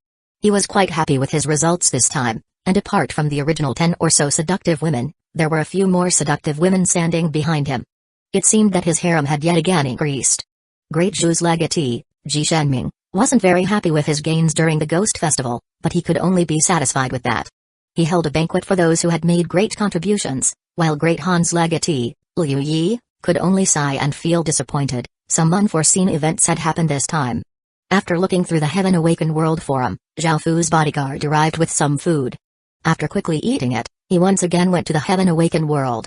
After the Ghost Festival finished, there were 2 main things for Great Qin to do. The first was to start gaining slaves. Great Qin had now unlocked 21 regions, 7 of which were on the boundary with Vietnam. Moreover, many of those regions were heavily influenced by Zhao Fu's Vietnamese residents, and Great Qin controlled them from the shadows. In the future, Zhao Fu wanted Lakinkian to create a faction that gathered not only indigenous residents but also Vietnamese players. At the same time, Zhao Fu would start recruiting people on the Chinese side. Because it was so chaotic in the boundary regions, there were great profits to be made there. However, Zhao Fu's aim wasn't just the boundary regions, he would also be gaining a large number of slaves in exchange for selling shatter steel iron weapons. Zhao Fu's plot was somewhat insidious, but he didn't care about the methods he used as long as he could fulfill his goals. However, he wasn't one to be so shameless as to market his cruel plots as something that was grand and heroic. Out of good, neutral, and evil, Zhao Fu would definitely be neutral, leaning towards evil. Right now, population was incredibly important to any faction, so it was incredibly rare for a faction to give away people unless that faction was absolutely desperate. What Zhaofu wanted to do was to incite discord between various factions and make them fight amongst themselves, reducing them to a state where they had to offer their people. However, if he wanted to do such a thing, he would have to personally go and set up the right conditions in each of the regions. He also needed detailed intelligence to make plans in order for this to work. Now that Zhaofu wanted to rapidly gain slaves, he had to encourage warfare. If it was in the real world, he would be lambasted with criticism, which would include violating human rights and destroying peace. However, Zhaofu didn't care about any of this. When the heaven-awakened world devoured the real world in the future, an incredibly dark era would descend, and people would start dying permanently. Once he died, he would stay dead, so he understood that he had to start making preparations now, no matter how cruel they were. Justice? Peace? Benevolence? If there were any people who truly believed in such things and followed them, Zhaofu would accept their criticism. However, when the time came, there would only be perhaps 1 in 10,000 people who would hold on to such beliefs. Most people would be hypocrites and two-faced. Moreover, if Zhaofu wanted to buy slaves with equipment, he would need a massive amount of materials. He had a bronze concentrate mine and could also purchase large amounts of material. High-grade materials were difficult to obtain, but ordinary materials could be bought quite easily. Finally, if he wanted to carry out his plan, he would have to remain absolutely neutral in all circumstances and couldn't show that he was a threat. Otherwise, his plan wouldn't work out. The second thing to do was to obtain a large number of Stage 1 corpses and high-grade corpses. Greatkin would normally obtain some high-grade corpses when attacking other villages, so this wasn't too difficult. However, Zhaofu couldn't have high requirements and had to settle for A-grade corpses if he wanted many of them. Zhaofu needed high-grade orbs to help his soldiers cultivate faster and to increase their comprehension, and he needed Stage 1 corpses to quickly boost their cultivations in the short term. Right now, out of Zhaofu's 20,000 soldiers, there were roughly 5,000 of them who were at Tier 0 Level 7 or Tier 0 Level 8. These were all soldiers who had followed Zhaofu from the beginning. Most of them were A-grade and had relatively high cultivations, and once Zhaofu obtained a large number of Stage 1 corpses, he would instantly be able to gain 5,000 Stage 1 soldiers. However, it was very difficult to get a large number of Stage 1 corpses, and only main cities had many of them. What's more, there were very few cities like Battle City. Otherwise, with 20 corpses from each city, Zhaofu wouldn't be so troubled by this. Could he use some sort of method to make 2 main cities go to war and collect a large number of Stage 1 corpses? However, the city lords weren't idiots, and they wouldn't be used so easily. If Zhaofu failed, he would face the wrath of 2 main cities. 222 Vietnamese guard at the same time. Refining corpses required energy stones, and if Zhaofu wanted to gain a large number of slaves, he would have to effectively spend a lot of money to obtain them. Because energy stones were so expensive, at a price of 1 for 10 gold coins, 1,000 of them would cost 10,000 gold coins, which Zhaofu simply couldn't afford. Indeed, if Zhaofu wanted to carry out all of his plans, he would go from being a mega tycoon to someone who desperately needed money. However, he could keep this under control by progressing with his plans slowly. Zhaofu could begin with the slave plan immediately, but regarding the Stage 1 corpses, he didn't have a plan and could only take it one step at a time. Zhaofu brought along Lai Qingqian and started to discuss his plans with her. While this happened, Great Qin reorganized its army and prepared for battle. Right now, each team had 100 ghost illusionists, ghost summoners, and nether ghost archers. 100 ghost illusionists could work together to unleash the dark ghost world, a powerful illusion, which would help Great Qin take captives. After Zhaofu gave out the orders, Great Qin's various departments all put the plan into motion, going to the various regions and establishing trading offices to obtain people. All of the trading offices had to be as mysterious as possible, and they couldn't reveal a link to the Drizzle Merchant Alliance. Otherwise, if others saw such a rich merchant alliance buying so many people, they would become incredibly wary. No one would be stupid enough to trade with them and make them even more powerful. The trading offices were in properties that Zhaofu had bought before, which were on the luxurious streets of the various main cities. Now that Zhaofu was a first-ranked baron, he could employ 30 Stage 1 city guards, so in each main city, he stationed 10 of them at the Westfall restaurant and 20 of them at the trading office.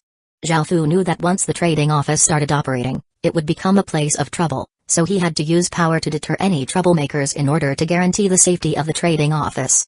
As soon as the trading offices appeared, they didn't hide their evil goal. They all had signs that said, 1 good quality bronze rank weapon for a young man of any race, 1 good quality secret silver rank weapon for 10 young or adult males or females of any race, and 1 good quality fine gold rank weapon for 100 young or adult males or females of any race.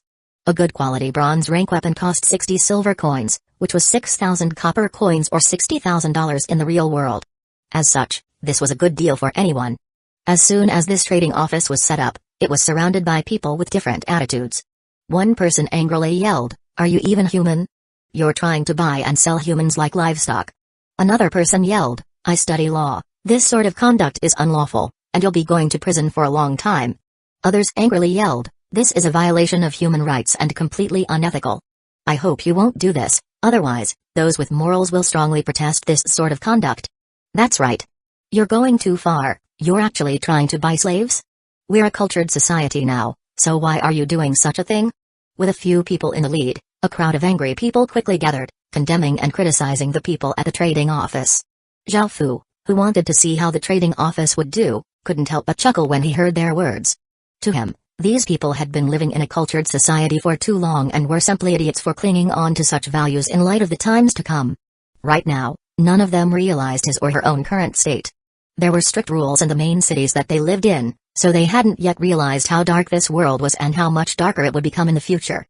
After the Heaven Awakened world devoured the real world, the Heaven Awakened world would truly become a world in which the strong preyed on the weak.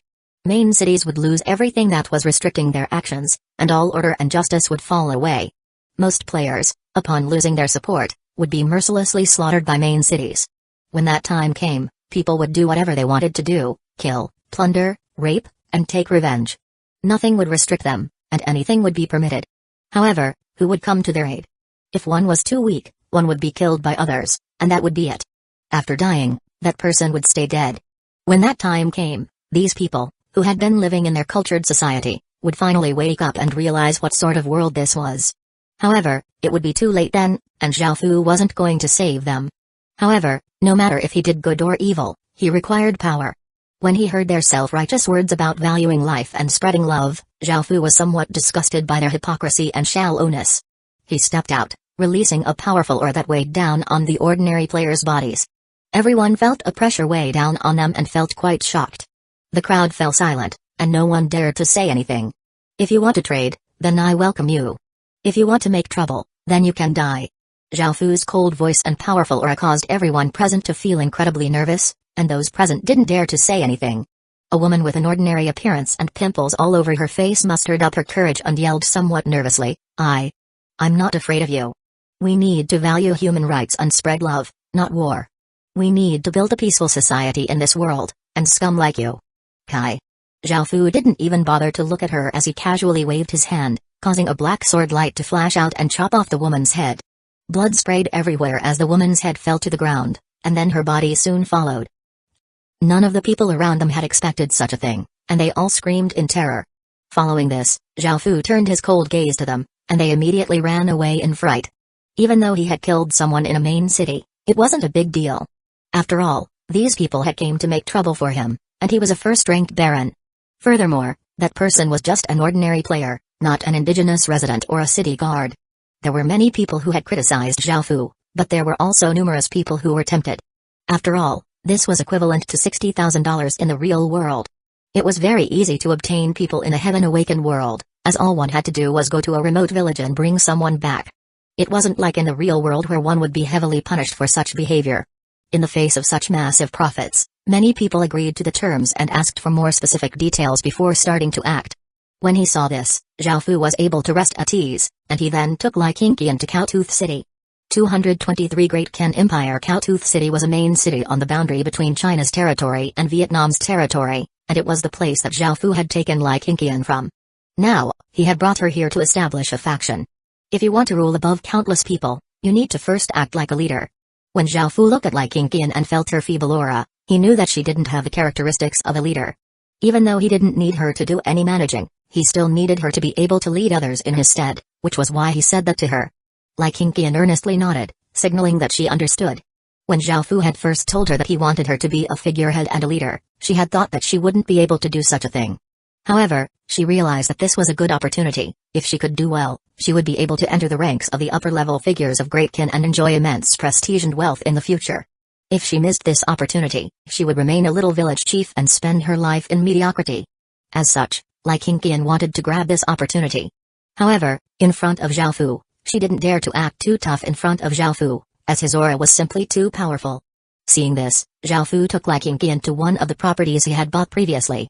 This place had an area of 3,000 square meters and wasn't on one of the luxurious streets, so it hadn't been too expensive.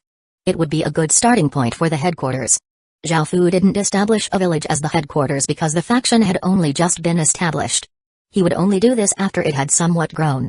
Zhao Fu had already decided on the name for this faction, Vietnamese Guard. The meaning was indeed to guard Vietnam. On the face of things, it would protect Vietnam from other nations and help Vietnam become powerful. This was the Vietnamese Guard's lofty and noble goal. Zhao Fu couldn't help but laugh. After all, if a faction wanted to become powerful, it had to have a noble role that people would admire and respect. He needed people to admire and respect this faction, and he also had to make them believe that it really was protecting Vietnam. Moreover, this would stimulate the patriotism of the Vietnamese people, making them eagerly join and sacrifice themselves for the cause. The Vietnamese Guard would slowly infiltrate all of Vietnam and become a top-tier faction within it. Afterward, when the time came to carry out Zhao Fu's true plan, the Vietnamese Guard would cause chaos within, allowing Zhao Fu to take it down in one fell swoop and devour it. No one would ever expect the patriotic and self-sacrificing Vietnamese Guard to actually be Zhao Fu's butcher's knife. These were all things for the future, so Zhao Fu didn't dwell on them. Right now, their goal was to recruit people. Zhao Fu had already picked out some of the core members, and now, he just needed to recruit some ordinary Vietnamese people. Everyone, are you often bullied by the Chinese world in the real world and in the Heaven Awakened world? Have you not taken enough of their abuse?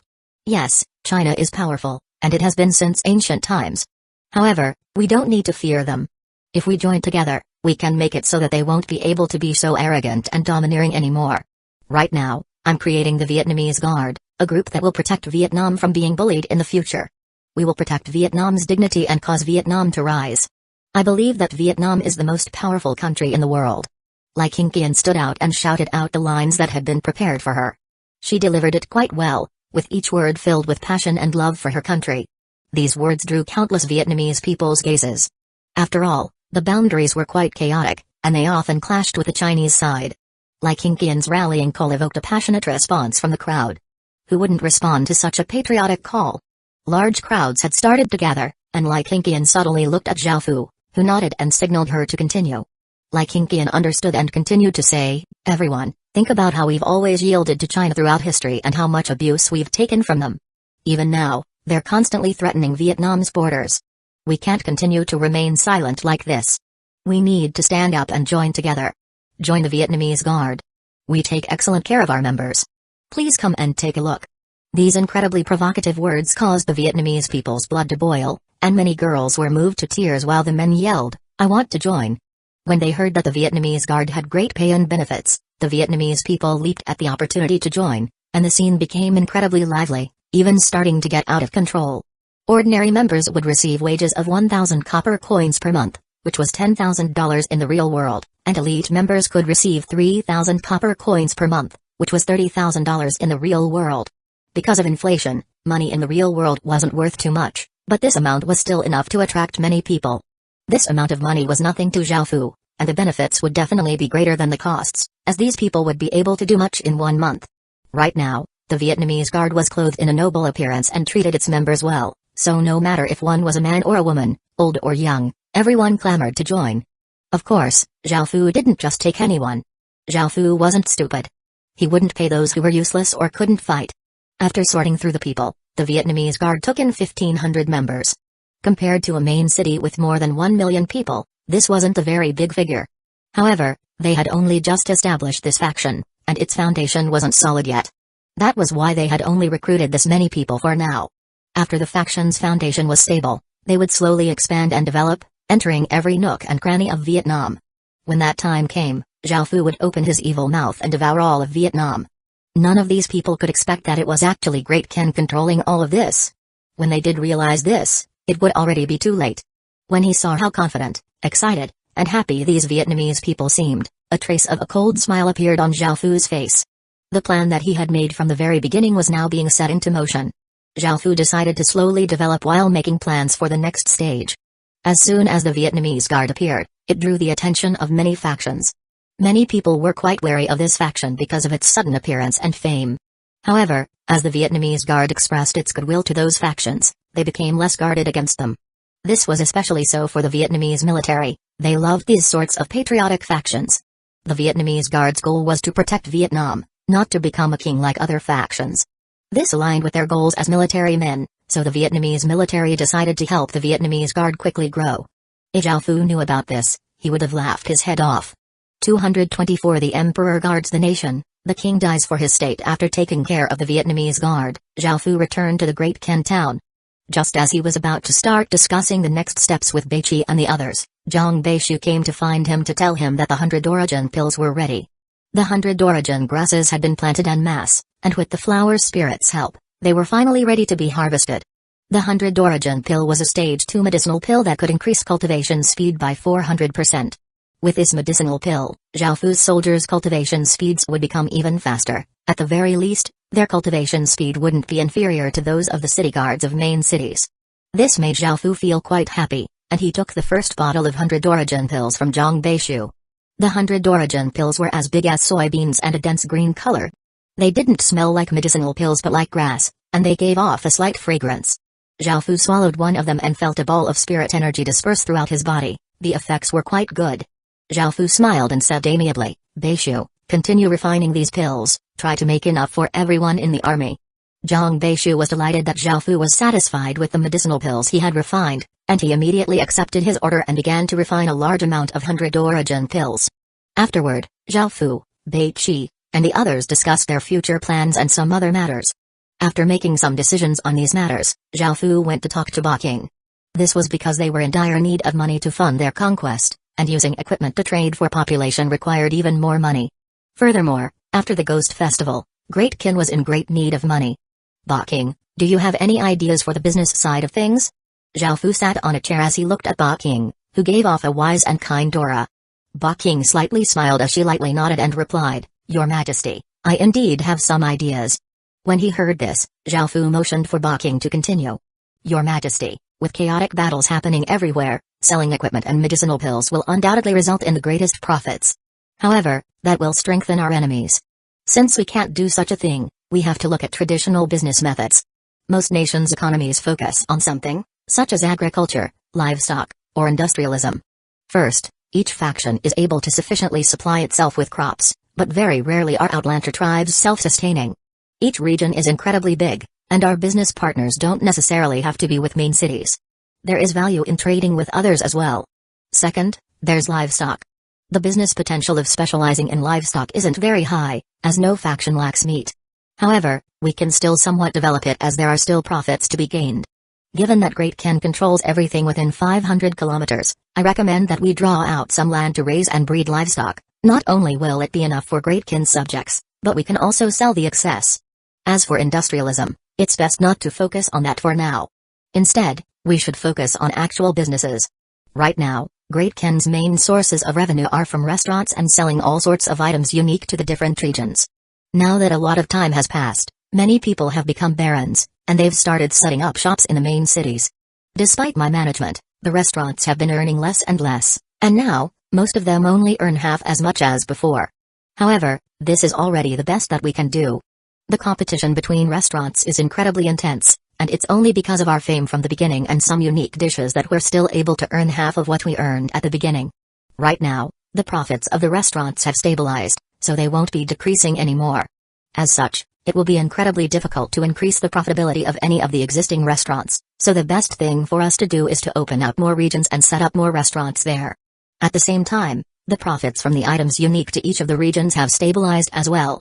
They're not as massively popular as they were in the beginning, but we can change this through how we operate. It's best for us to sell these things in bulk and allow other people to retail them. That will save us effort while still earning us a lot of money through the massive number of sales. At the same time, we can also sell some ordinary items in bulk. Moreover, these unique items, such as East Green's freshwater fish, Red Plum Plains red plums, and 100 Bamboo's bamboo rats, are all things that we can grow or breed ourselves, so we don't have to buy them like before. We can establish our own cultivating grounds in each of the regions, which will greatly decrease our costs. It's a pity that everyone can obtain normal vegetables, rice, oil, and salt, so we won't be able to generate profits from such things. After listening to Ba King, Zhao Fu felt that there were many things that he had taken care of poorly before. To be able to identify so many areas in which they could improve, Ba King truly deserved her fame in this area. The profitability of the restaurants caused Zhao Fu to sigh. After all, The restaurants were how Great Ken became rich before, but as other people's statuses also increased, he had gradually lost his advantage. Some of the things that Ba King had mentioned were feasible, while others weren't. Something that was key was that the source of their profits wasn't limited to just main cities, as there were hundreds of times more people living in the wilderness. They could generate massive profits from those people. However, how could they trade with those people? The wilderness was incredibly large, and the various villages, towns, and cities were scattered all over the place. How could they trade with all of them? That was almost impossible. Moreover, if the Great Ken town's position was exposed, Zhao Fu's relationship with them would no longer just be that of a business relationship. This world was one in which both good and evil existed. Some villages were led by friendly and easygoing people, and Zhao Fu would use softer approaches towards such people. Right now, what Zhao Fu needed the most was population. No matter what he needed to do, he just needed to increase his population as much as possible. However, he wouldn't sacrifice his soldiers to do such a thing. After all, might was supreme in this world. Indeed, Zhao Fu could only be someone who was neutral and leaned towards the evil. After all, those who were completely good wouldn't last for very long in this world. Apart from this, there were other areas in which they could develop. They could develop agriculture and livestock, establishing cultivation grounds in various regions and using them as a foundation to expand to. However, this would require many people to carry out, and it required at least a few hundred soldiers in each region to guarantee the safety of each cultivation ground. He would be able to carry out this plan after exchanging equipment for people. I understand, I'll put these ideas into action. Zhao Fu was quite satisfied with Ba King's suggestions. These suggestions would be very useful to Great Ken's business area. Ba King delightfully smiled and was happy that Zhao Fu had accepted her suggestions and would act upon them. After this, Zhao Fu took out a map of the region that Great Ken controlled. This map had been drawn as Great Ken had conquered more and more places, and it was incredibly detailed and precise. Even though some areas looked quite big, it was only because the scale of the map was quite small. Zhao Fu wondered when he would be able to bring Great Ken back to its peak as the Great Ken Empire and control all of China. Zhao Fu looked for a relatively flat area of land on the map and decided to go there to see if he wanted to develop livestock there. At that moment, a soldier came to report that they had discovered a town 700 kilometers away from Great Ken. 225 assassin profession a town? Zhao Fu was delighted and surprised, and he ordered, "Tell me the details." The soldier immediately told him about how they found the town and the details regarding the town. This time, it wasn't Great Ken that had discovered them. Instead, they were the ones who had entered Great Ken's territory. In order to guarantee Great Ken's safety, Zhao Fu had set up a few lines of defenses. The first was the outer region of the territory that Great Ken controlled. There was a defensive line for alerts that didn't have too many people, but it was still tight. It was made up mostly of rat folk, and as soon as someone entered Great Ken's territory, they would immediately report so that Great Ken could quickly make preparations. This time, it was a team of soldiers who had entered Great Ken's territory and been discovered by the rat folk. However, this team of soldiers had only walked about in Great Ken's outer region and hadn't gone deep, so they didn't discover the existence of the Great Ken town before returning to their own territory. By then, they had already given themselves away. The rat folk assassins who had followed them had discovered that they were actually from a town, so they immediately came back to report. After listening to the soldiers' detailed report, Zhao Fu thought for a moment and decided to take a look for himself. Right now, most of the soldiers hadn't returned yet, but Zhao Fu didn't plan to summon them back. After all, it was much more difficult to conquer towns than villages. Mountain Willow Town was an exception, as he had only been able to defeat Zhang Hong and take Mountain Willow Town so easily by relying on the Liu family's reputation. This time, it was highly unlikely that something similar would happen again.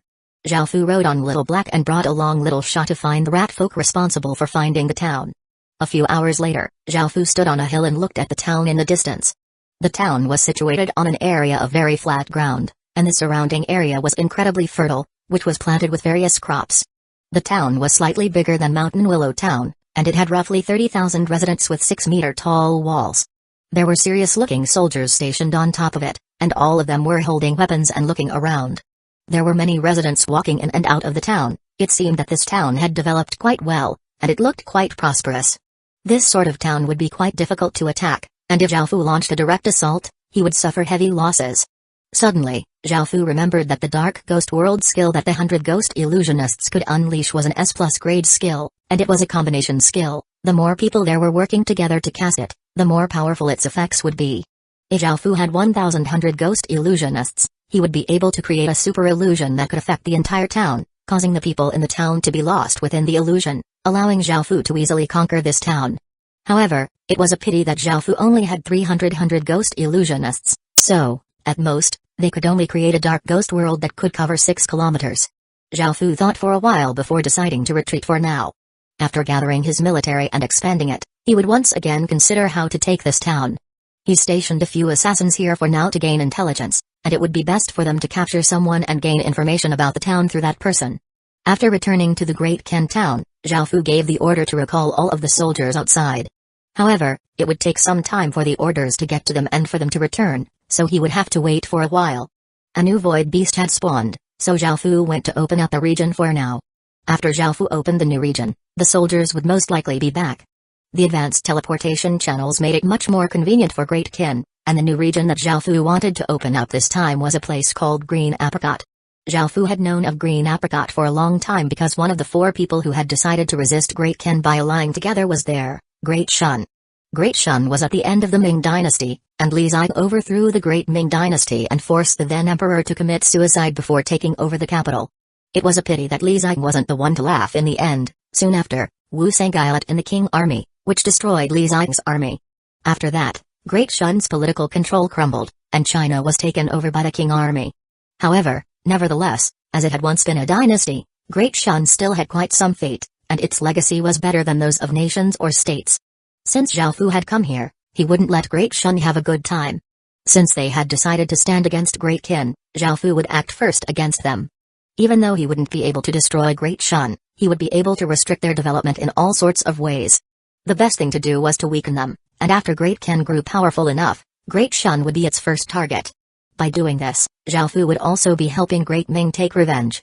This was because the Great Ming dynasty's hatred towards Great Shun had been passed down, and they had vowed to take Great Shun down. However, it wasn't convenient for them to act yet. As for Zhao, he was somewhat appreciative of Great Ming and had a better impression of them than the other dynasties. They had no connections with Great Han or Great Tang and didn't humiliate China like the Song dynasty or Qing dynasty. Even though they had some muddle-headed emperors, they were at least unyielding and courageous. They went by the philosophy that the emperor guards the nation, the king dies for the state. However, Zhao was only appreciative of it. That wouldn't change his plans, nor would he show mercy because of that. After all, in the end, Great Ming was just another powerful enemy. Green Apricot was mostly filled with forests, and it had many green apricot trees. They grew apricots that were green even after they ripened, and the apricots had a sour taste that was delicious to those who enjoyed eating sour things. It had 4 main cities, and the one that Great Shun was stationed in was called Apricot City. Great Shun mostly dominated that city, and no other faction dared to try to develop there, as families with empire legacies couldn't be defined as normal families. After opening up a path to this region, Zhao stationed some assassins there to collect information on Great Shun so as to make plans to restrict Great Shun. However, traces of the school of vertical and horizontal were also present, so Zhao had to be wary of their schemes.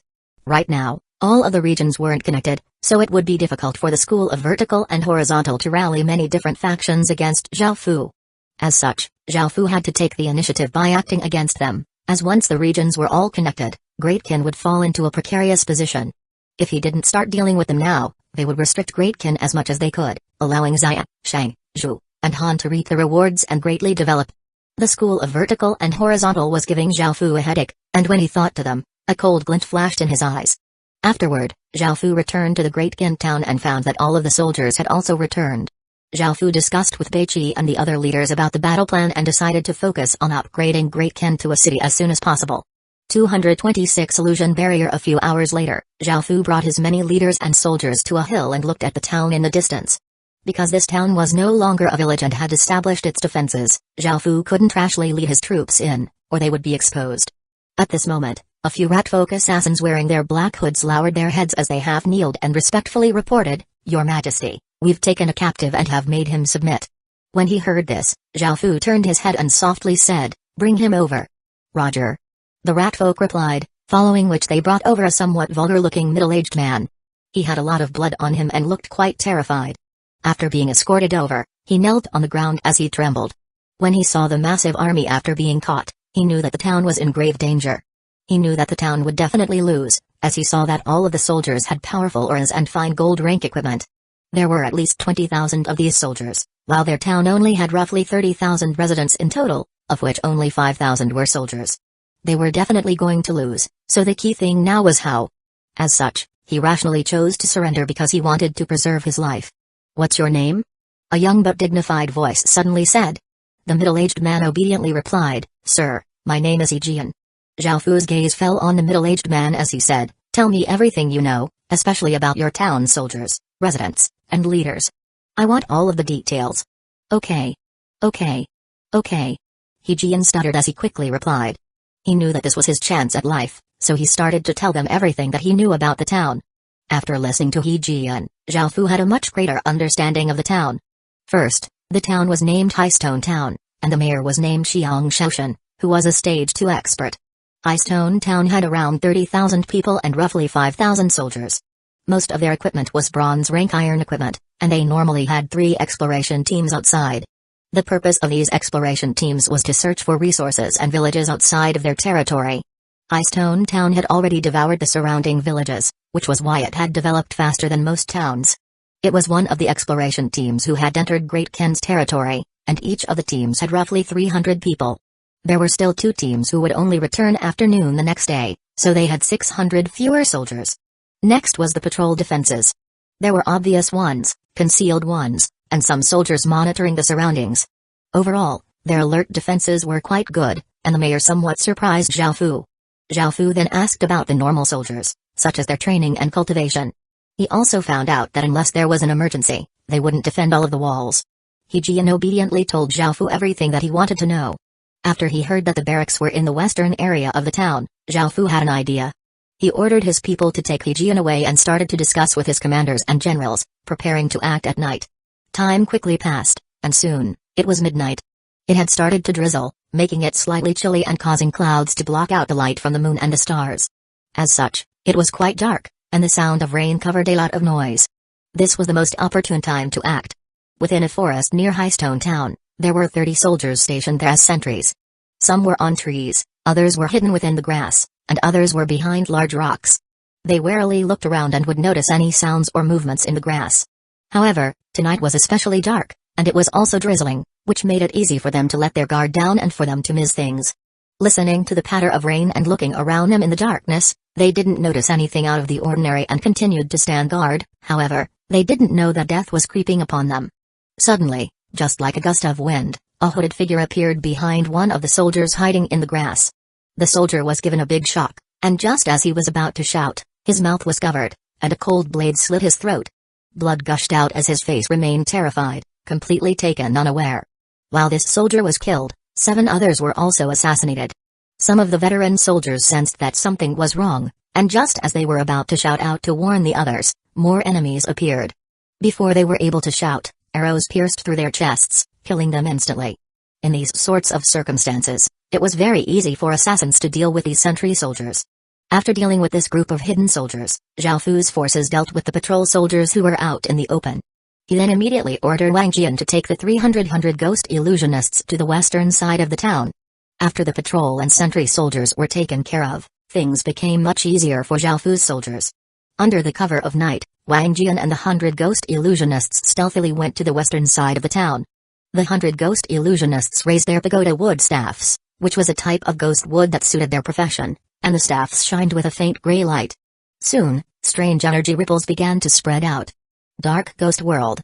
At that moment, the 300 ghost illusionists all silently chanted within their minds as they cast the skill and stabbed their staffs into the ground. A formless wave of energy immediately rushed out. Traces of gray ghostly chi rose up from the ground and spread in all directions, and ghostly chi enveloped the western side of Highstone Town incredibly quickly. From outside, it seemed as if the western side of Highstone Town was enveloped by a gray fog that gave off an eerie aura. Those sleeping and even the soldiers standing guard on the walls didn't detect any of this. All they saw was some fog before everything in their surroundings disappeared. All that was left was pitch black darkness, and they were all alone in that dark world. Suddenly, a gray ghostly moon appeared in the sky, which was accompanied by terrifying howls of ghosts as ghosts climbed out of the ground and sprang at the soldiers. The soldiers used their weapons to attack the ghosts in terror, but they found that no matter how they attacked, they were unable to hit the ghosts. As such, they could only run away in fear. However, no matter how desperately they ran, they couldn't escape from that place. Tens of thousands of ghosts continued to flood at the soldiers within this dark world, almost driving them mad. From the outside, Others would see the soldiers dumbly standing there with looks of terror on their faces as their bodies trembled and cold sweat gathered upon them. It was as if they were going through a terrible nightmare. 227 Hidden Evil. The western side of Highstone Town was completely under Great Ken's control, and Wang Jian immediately gave the signal to convey that they had succeeded. When he saw this, Zhao Fu carrying out his side of the plan. Following this, ghost summoners went to the eastern town walls and pressed their hands against the ground. Ghostly Qi immediately rose up, turning into muscular, 2-meter-tall devil ghosts with black horns. These devil ghosts stealthily went to the town walls, and because the town walls didn't have any talisman papers, the walls couldn't stop the devil ghosts. The devil ghosts' sharp claws stabbed into the town walls, and 300 devil ghosts quickly climbed up like lizards.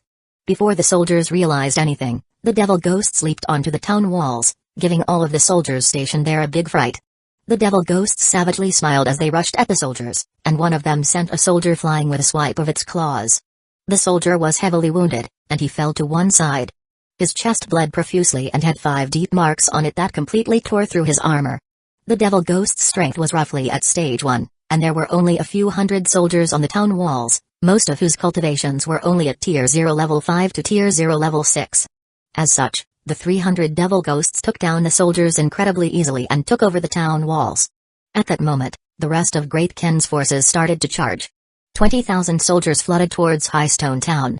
The battle sounds from before had already caused a lot of noise, and it was impossible that 20,000 soldiers wouldn't be detected. The sleeping residents all woke up with a start, and everyone felt that something was wrong. The sound of battle started to come from the eastern side, causing Highstone Town to become chaotic. However, it was already too late. Zhao Fu's forces had already taken the eastern town gates, and his soldiers had already reached the town hall. Bai Qi, Wei Liao. Both of you take some soldiers and defend the people coming from the north and south. By now, Zhao Fu had taken control of the western and eastern sides of Highstone Town, especially the western side. It was deathly silent over there, and all of the soldiers and residents there had been pulled into the dark ghost world. Now, only some soldiers left on the northern and southern sides were left. The outcome had already been decided, and because Zhao Fu wanted to end this as soon as possible, he quickly gave orders as he led the remaining soldiers and rushed towards the town hall. Within the town hall, a young man with fair skin suddenly woke up. He was quite shocked but reacted quickly and started giving out orders. However, there was no response after giving out these orders. Soon, soldiers came to report that the western side of the town had been covered by a gray fog, and any soldiers who ventured into it wouldn't come back out. This was because the dark ghost world wasn't just an illusion but also an illusion barrier. Not only did it trap those within it in an illusion, but anyone who entered would also be brought into the illusion. Mayor. Things are looking bad. There are many enemies here already. A terrified soldier cried out as Xiang Shaoshen's gaze became cold. He picked up the large halberd in his room and rushed out, witnessing the state of chaos in Highstone Town. At that moment, he saw Zhao Fu and looked furiously at him. Zhao Fu was riding on Little Black expressionlessly, and he said to Xiang Shaoshen, "You have no chance of winning, it's best that you surrender now. I don't want to commit a meaningless slaughter." Xiang Shaoshen coldly harumphed and rushed over with his halberd. How could he surrender? When he saw this, Zhao Fu didn't say anything. Instead, he nudged Little Black with his leg. Little Black understood and rushed towards Xiang Shaoshen. Little Black, who had awakened its underworld nightmare bloodline and was many times faster than before, flew towards Xiang Shaoshen like a bolt of lightning. Sky Demon Slash. Zhao Fu lightly yelled as he drew the Sky Demon sword. It erupted with a massive black light as it slashed towards Xiang Shaoshen, frightening him. Facing this terrifying strike, he quickly used his halberd to block. Bang! Xiang Shaoshen was sent sliding backward and only stopped after sliding back 10 meters. Even though Xiang Shaoshen's cultivation was slightly higher than Zhang Hong's from Mountain Willow Town, Zhao Fu's cultivation was no longer at Tier 0 level 9 like it had been back then.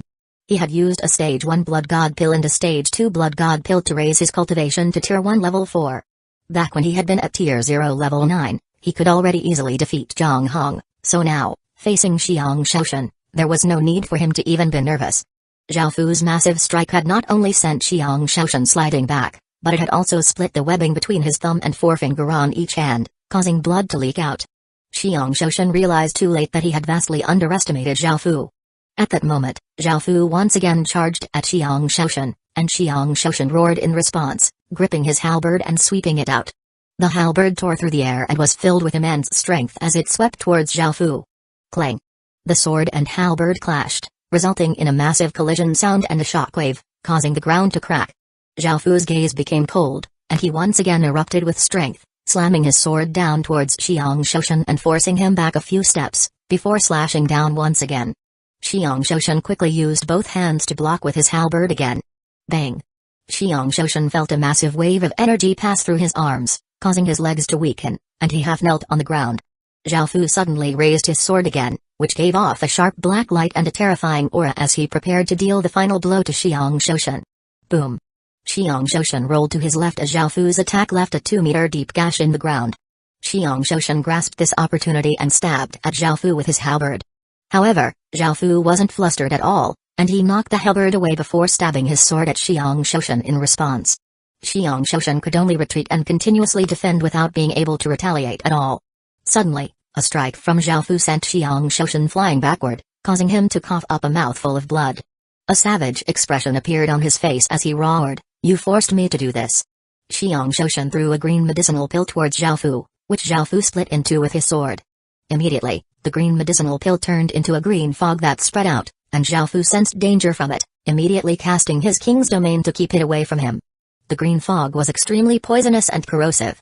As the fog came into contact with his king's domain, it produced sizzling sounds and seemed to be burning through it.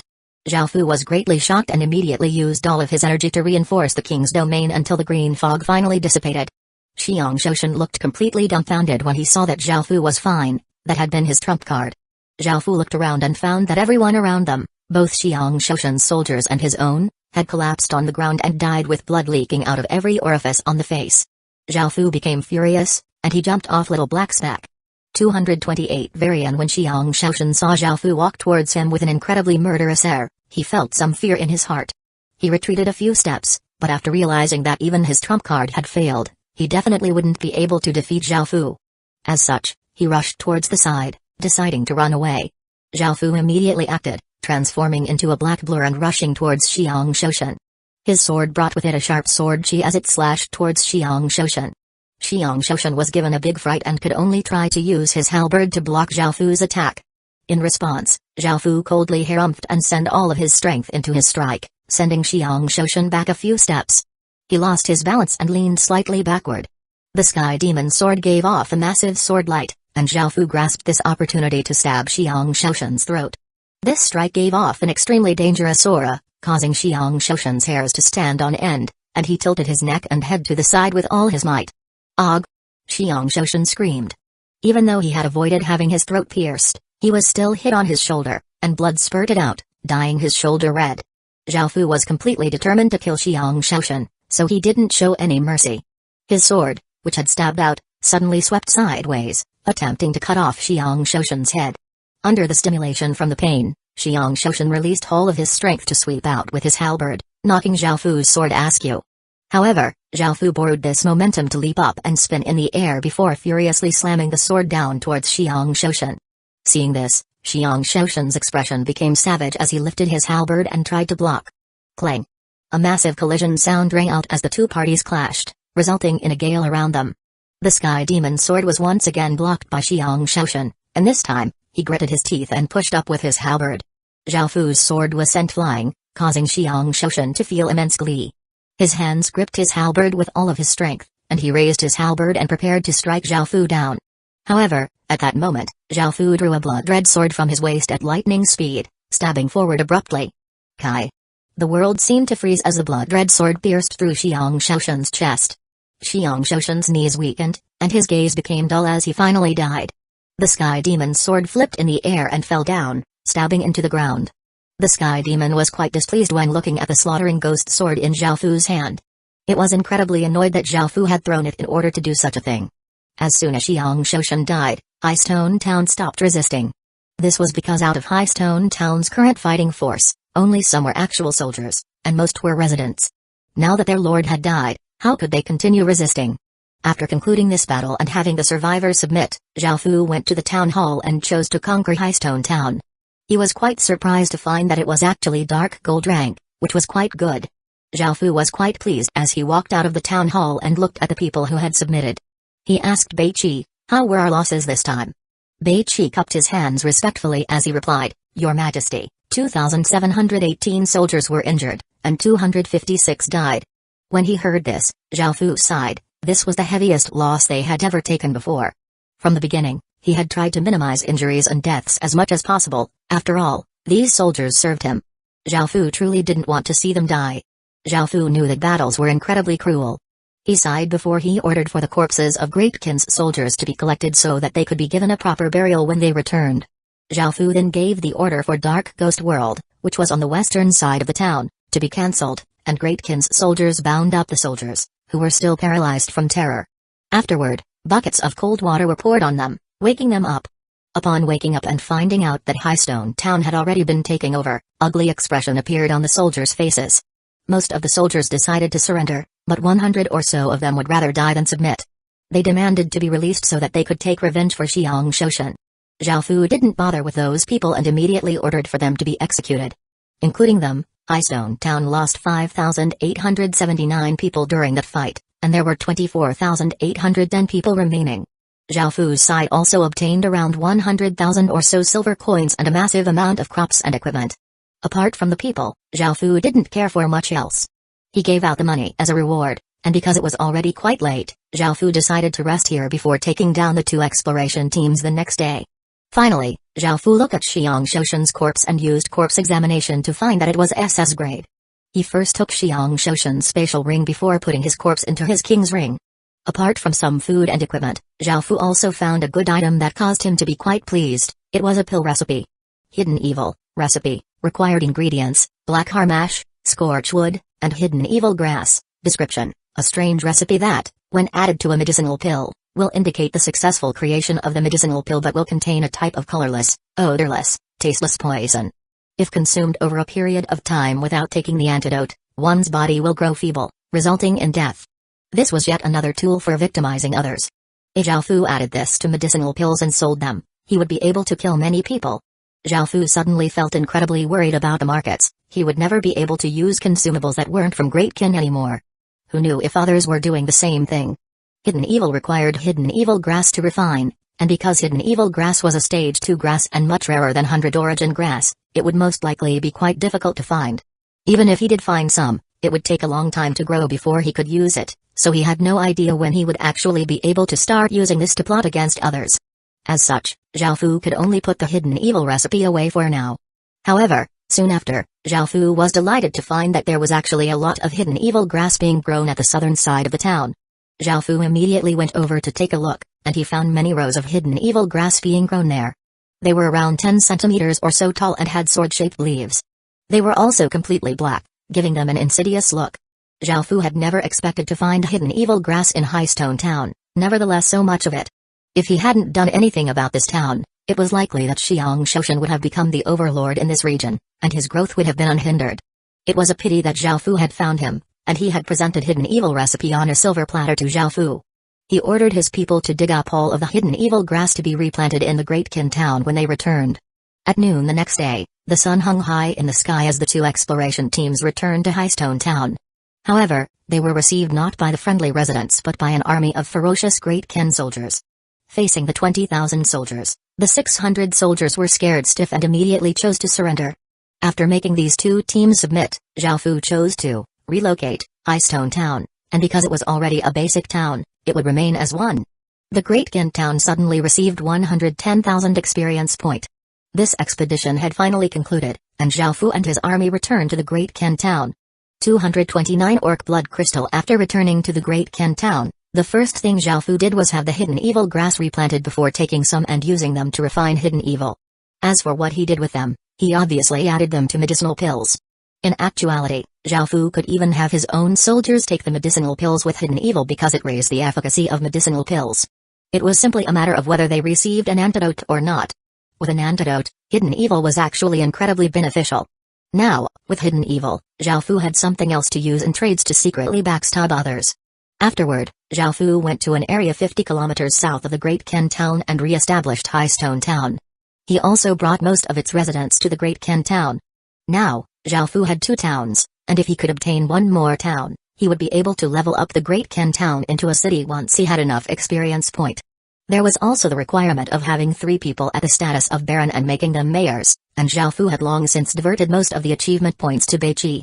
He had obtained 500 achievement points after conquering High Stone Town, and with the King's Ring's bonuses, Beichi was already a second-ranked baron. Even though upgrading to a city only required a third-ranked baron status, it wasn't a waste for Beichi to reach second-ranked baron because status was still important for upgrading further. Now, Zhao decided to divert most of his achievement points to Liu Sabai to promote her to third-ranked baron. At the same time, he appointed Beichi as the mayor of High Stone Town. With the King's Ring, obtaining achievement points was incredibly easy to Zhao. Zhao next task was to collect the people from the various trading offices in the different regions. Zhao was quite disappointed to find that for each region, they had only obtained around 200 or so people in a day. However, this was to be expected. After all, everyone valued population because it wasn't something that could be easily increased. As such, he had to find a way to make it so that they had no choice but to sell their people. Zhao decided to try adding in medicinal pills in exchange for population, and he hoped that business would be better in the future. However, gaining roughly 200 people from each region in a day was already quite good.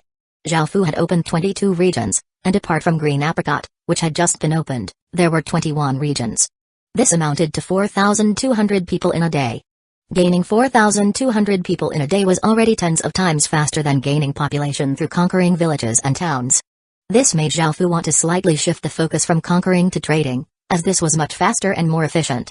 Of course, exploring and conquering was still necessary. After all, by doing this, they would gain not only population but city creation stones, achievement points, and battle experience for the soldiers. Soon, the first batch of hidden evil was refined and added into some 100 origin pills. Zhao then brought some equipment and those 100 origin pills to the Orc City. After the Ghost Festival had ended, Zhao and Gunador had set a time for Zhao to come again to trade items for people. That time had now come. After arriving at the Orc City, Zhao met up with Gunador, who took him to a plaza. The plaza was quite big and crude, and there were orc soldiers training at the side, making it quite noisy. The atmosphere there was quite fierce and violent, and there were people in cages at the other side. Most of them were dressed in tattered clothes and had ashen complexions. They sat in the cages with looks of terror on their faces as their bodies trembled, not knowing what would happen to them. There were humans, elves, and kobolds. There were roughly 1,200 people, and many of the women looked like they had been violated and had dull gazes. The women also had most of their skin showing. Zhao expression didn't change, nor did he feel much, as this was what he had expected. He wasn't so naive as to think that the orcs would show mercy and kindness to their prisoners. Zhao had long since realized the true nature of the heaven-awakened world. Only by immersing his heart in darkness would he not be disturbed by the evils of this world. Moreover, these people didn't have very high grades or great potential. People with low grades weren't very useful to large factions, as they didn't have much opportunity for growth. They could only be used for labor and might not even be able to become soldiers.